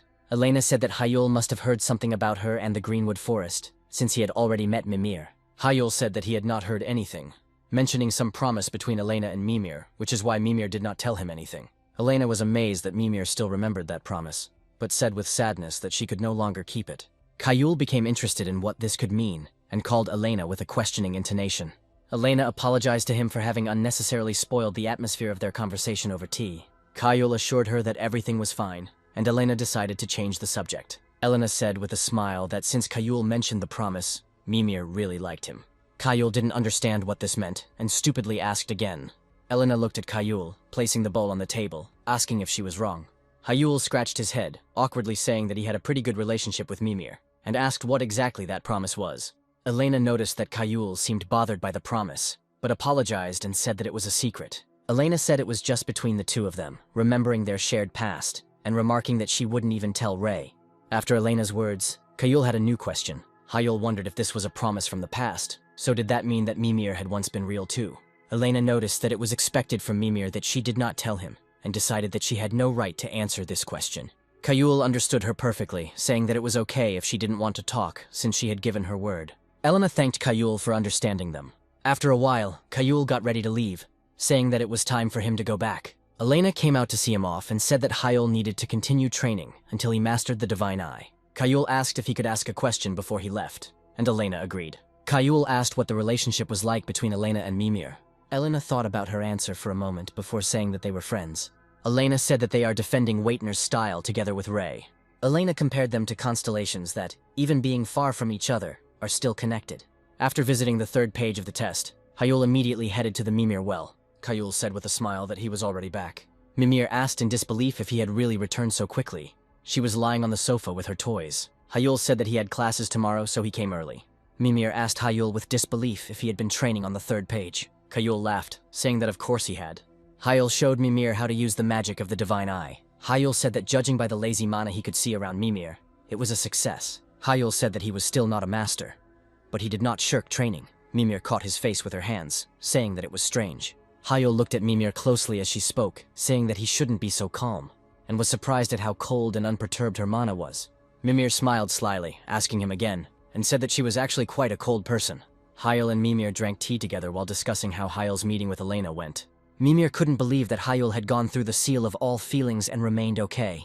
Mimir even thought that Elena could be lenient towards Hyul. Mimir then asked if the forest magic had helped Hyul, but Hyul had no idea what kind of magic was in that forest. Mimir was amazed that Hyul didn't even have to be treated for the effects on his brain. Hyul recalled how he immediately stood up and began to stretch his muscles, and asked if there should be consequences. Mimir jumped up from the couch, asking how Hyul had endured that horrible magic without any consequences, assuming there had been some kind of trick. Under such pressure, Hyul had to tell Mimir the events of the past that he had recently shared with Elena. Mimir was furious, asking if this really happened. She called the culprit a bastard, saying that she had to deal with him. Hyul concluded by saying that until last year he was in complete despair, not paying attention to Mimir's violent reaction. Hyul said that moreover there were high expectations placed on him, so the consequences were unbearable. Mimir clarified that the darkness she felt in him was due to Hyul being used to this kind of treatment. Mimir felt sorry for Hyul, finally understanding how everything was in his past. Hyul was surprised by Mimir's reaction, because he expected her to take it as if nothing had happened. Hyul remembered Elena's words of gratitude for accepting them, and that they were ready to respond in kind. Hyul was embarrassed, answering Elena out loud that it was not worth worrying about. Mimir looked at him, not understanding what kind of fantasies he was stuck in, and asked if he would make it in time, since the training was successful. Hayul rose from the sofa and answered in the affirmative with great determination. Hayul couldn't believe how just a year of despair had made him feel how lucky a mage he was. Now was not the time to stop. During the day, in the student dormitory of the Obelisk Academy, on the table in Hayul's room lay 2 books, Aird and the Mimir Well. Hayul lay in bed, thinking about what Elena said. Elena said that the divine eye progresses as the circles of infinity expand. In the first circle, Hayul will be able to see the colors of mana with its help. In the second circle, the structures of magical formulas in the circles become distinguishable. On the third circle, Hayul can see the very essence of the spell. Hayul thought that he needed to see mana at its first flash in order to master the divine eyes perfectly. Hayul looked at his hand, which had mana visible in it, thinking that he needed to expand the scope of the divine eyes. Hayul wondered for a moment if he could do it before remembering the message from the Lord of the Magic Tower. Kim Kan-yoon had already identified an opponent for him in the 5th circle of magic and sent the data to Hayul as a file. Hayul looked at his future opponent, Ju Hanwok, who was 29 years old. Hayul was confused when he opened the file that Kim Kan-yoon sent him. The next day, at the Obelisk Academy. In the internal training ground for magicians, students were training. Suchin looked tiredly after his training at what was happening in front of him, sitting in the lotus position, doubting that these guys were even people. Adela attacked with moonlight bullet spells. Hayul, who was being hit by magic projectiles, looked at them, continuing to stand in place. At the last moment, Hayul put up barriers, protecting himself from Adela's magical projectiles. Adela asked, without interrupting the fight, if it was true that the Lord of the Blue Tower had sent Hayul a strategy guide. Hayul launched a counterattack at Adela as magic projectiles flew towards him. Hayul confirmed, saying that it was not just an opponent profile, but a full-fledged guide. Adela dodged Hayul's attacks, intermittently shouting out questions about the Blue Tower Lord's goal. A wind spear in the shape of a bird was flying towards Adela as she finished her question, asking why Hayulu was being given so much information. Adela noticed the attack from the air, shielding her face from the rising smoke. The wind spear suddenly changed its flight path, circling above her. Adela tried to understand what was happening, not taking her eyes off Hayul's attack. Hayul walked up to her, the wind spear in the shape of a bird landing on his shoulder, as he said that he didn't understand their intentions either. Hayul extended his hand to Adele, who was sitting on the floor, to help her up and asked if she had any ideas. The bird disappeared from his shoulder. Adela accepted Hayul's help by asking if she could take a look at the data, and Hayul agreed. After some time, Adela was reading a file from Hayul's phone, which was a whole strategy guide, wiping her face after the fight. Hayul took the phone back, saying that he was shocked himself, and Suchan ran up to them, saying that he wanted to see it too. Adela reflected on the fact that the file contained impeccable analytical data as Suchan leafed through the file. Hayul didn't understand why Kim Kang-yoon cared so much about him that they took it upon themselves to search for information so that he could develop faster. Hayul said that this is most likely the case, since he is at a disadvantage, and Kim Kang-yoon really wants to level the playing field. Suchan gave Hayul the phone, saying that it was good since they barely had time to practice, and Hayul reluctantly agreed. Hayul and Adela went back to training, deciding that it was better than just thinking about it, and told Suchan that the break was over. Suchan, on Hayul's advice, ran to increase his endurance, considering Hayul to be a real devil. A loud explosion was heard behind Suchan, causing him to stop. Suchan shouted to Hayul and Adela, who had started a new fight, that this was a training ground. Suchan scolded them so that they wouldn't shoot magic left and right when they saw a hole in the ceiling. In the evening, in the student dormitory of the Obelisk Academy, Adela returned to her room after class, letting out a tired sigh. Adela immediately fell onto her bed fully clothed, leaving her bag on the floor. Adela thought about at least changing her clothes before going to bed, but the desire to sleep was too strong. Adela gave in to the desire to sleep and closed her eyes. An image of Hayul flashed before her eyes, whose moon bullets he had copied were already faster and stronger than hers. Adela opened her eyes again, telling herself to stop. Adela clutched the blanket in her fist, feeling resentful that the gap between her and Hayul was still wide despite how much she worked. Adela sat up in bed, telling herself that she couldn't afford to continue like this. She needed to try harder. Adela was adamant that she had come this far thanks to her family's charms, and she must not lose to Hayul. Adela got out of bed, saying that she had no time to sleep and needed to take a cold shower and analyze her training videos again. At the same time, Hayul went again on the page of the third test to the forest to Elena. Hayul appeared in front of Elena, who praised him, saying that she didn't think they would end up using the sense seals so quickly. Hayul called Elena again. They were standing in a clearing near her house.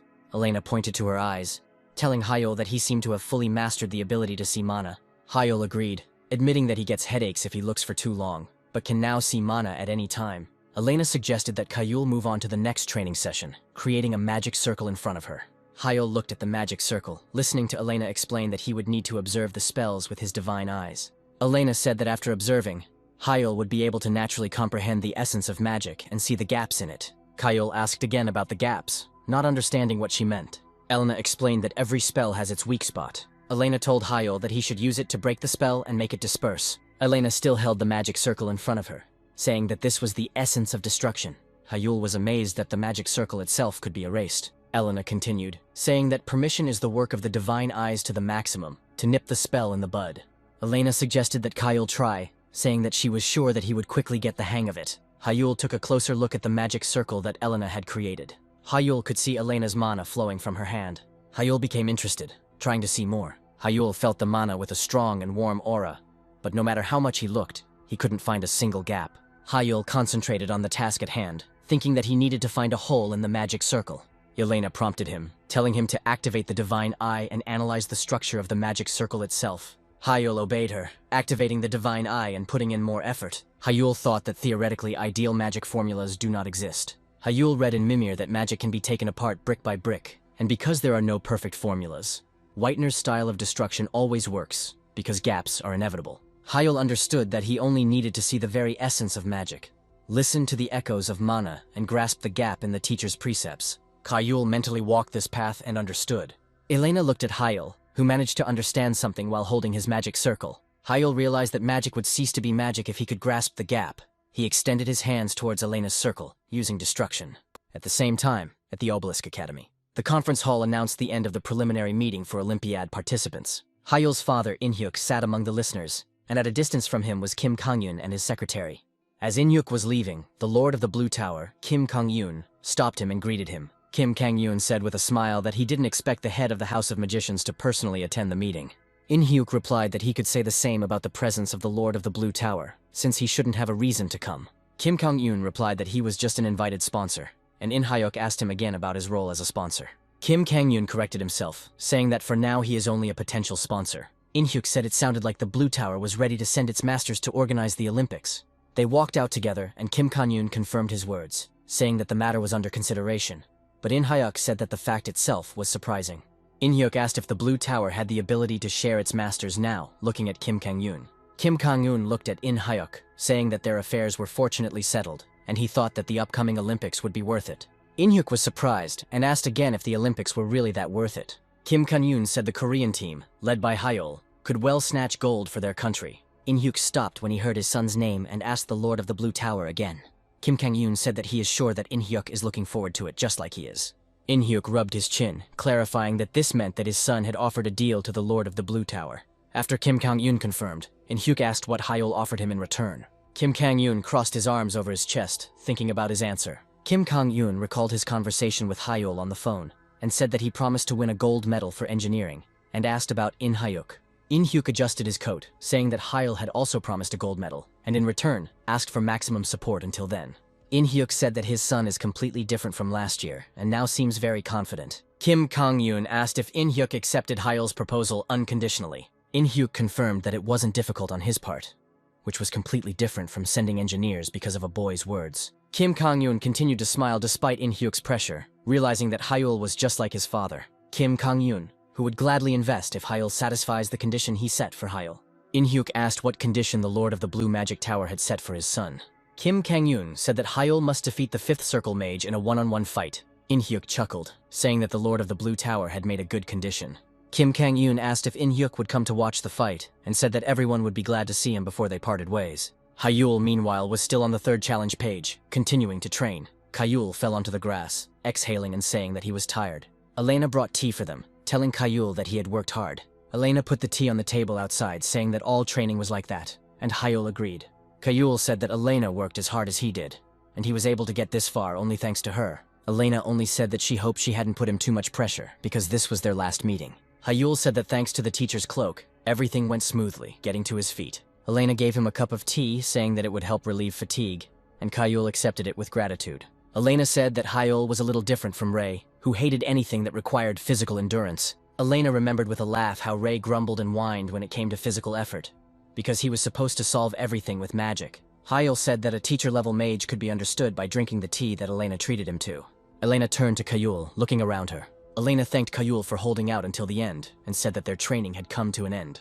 Elena told Kayul that it had been a pleasure to mentor him, but along with the joy and relief, she felt sadness. Elena admitted that from the moment she began waiting for Rei's successor, she understood perfectly well that separation was inevitable. Kayul couldn't understand what she meant by these words. Elena raised her hand to the sky, saying that once she had fulfilled her role, the page of destruction would disappear from Ired. Elena told Kayul that this forest and she herself would cease to exist. Such was the agreement with Rei. Kayul was stunned by this information. He was not ready to say goodbye, but Elena asked him not to make such a sad face. Kayul noticed that the world was indeed beginning to crumble before his eyes, as if proof that it had been created for time. Elena also said goodbye to Kayul, ready to disappear soon. Kayul began to tell Elena of his gratitude, believing that without her, he could not even dream of mastering destruction. Elena shared with him the joy that Rei's teaching had found Kayul, as he could inherit it properly. Elena could not hold back her tears, saying that if she had anything to regret in the midst of this happiness, it was only that she would not see him grow up. Kayul ran towards her with his hand outstretched, as if he wanted to stop her disappearance. Elena took his hands, telling him not to give up, no matter what obstacles and difficulties he encountered in the future. Elena's hands, which Kayul was holding, became completely transparent. Elena finally asked Kayul to take care of Mimir, saying that she was left all alone. Kayul vowed to take care of Mimir, as Elena, who was disappearing before his eyes, asked, making it clear to Kayul that this farewell was forever. Elena asked Kayul to accept her congratulations on the fact that he had fully mastered the third circle of magic. Elena disappeared, as did the pages of the third trial in Arid, leaving behind in Kayul's heart pain and sadness from the inevitability of farewell. As soon as Kayul returned to his dorm room, he immediately opened Arid, but the destruction page was indeed missing. Kayul thanked Elena with tears in his eyes, holding Arid in his arms. Kayul knew that the days in that forest would remain in his memory forever, as would this farewell forever, which gave him the incentive to move on. The next day, at the duel training ground of the Blue Magic Tower, Kim Kang-yoon said that the duel between Kayul and the invited Fifth Circle magician was about to begin. Suchin was silent, feeling out of place. He was so nervous that he broke out in a sweat. In Hyuk, Kayul's father, asked Kim Kang-yoon what Kayul's chances were in his opinion. Kim Kang-yoon laughed, asking why he was asking him, while Suchin was restless, trying to figure out how he ended up between them.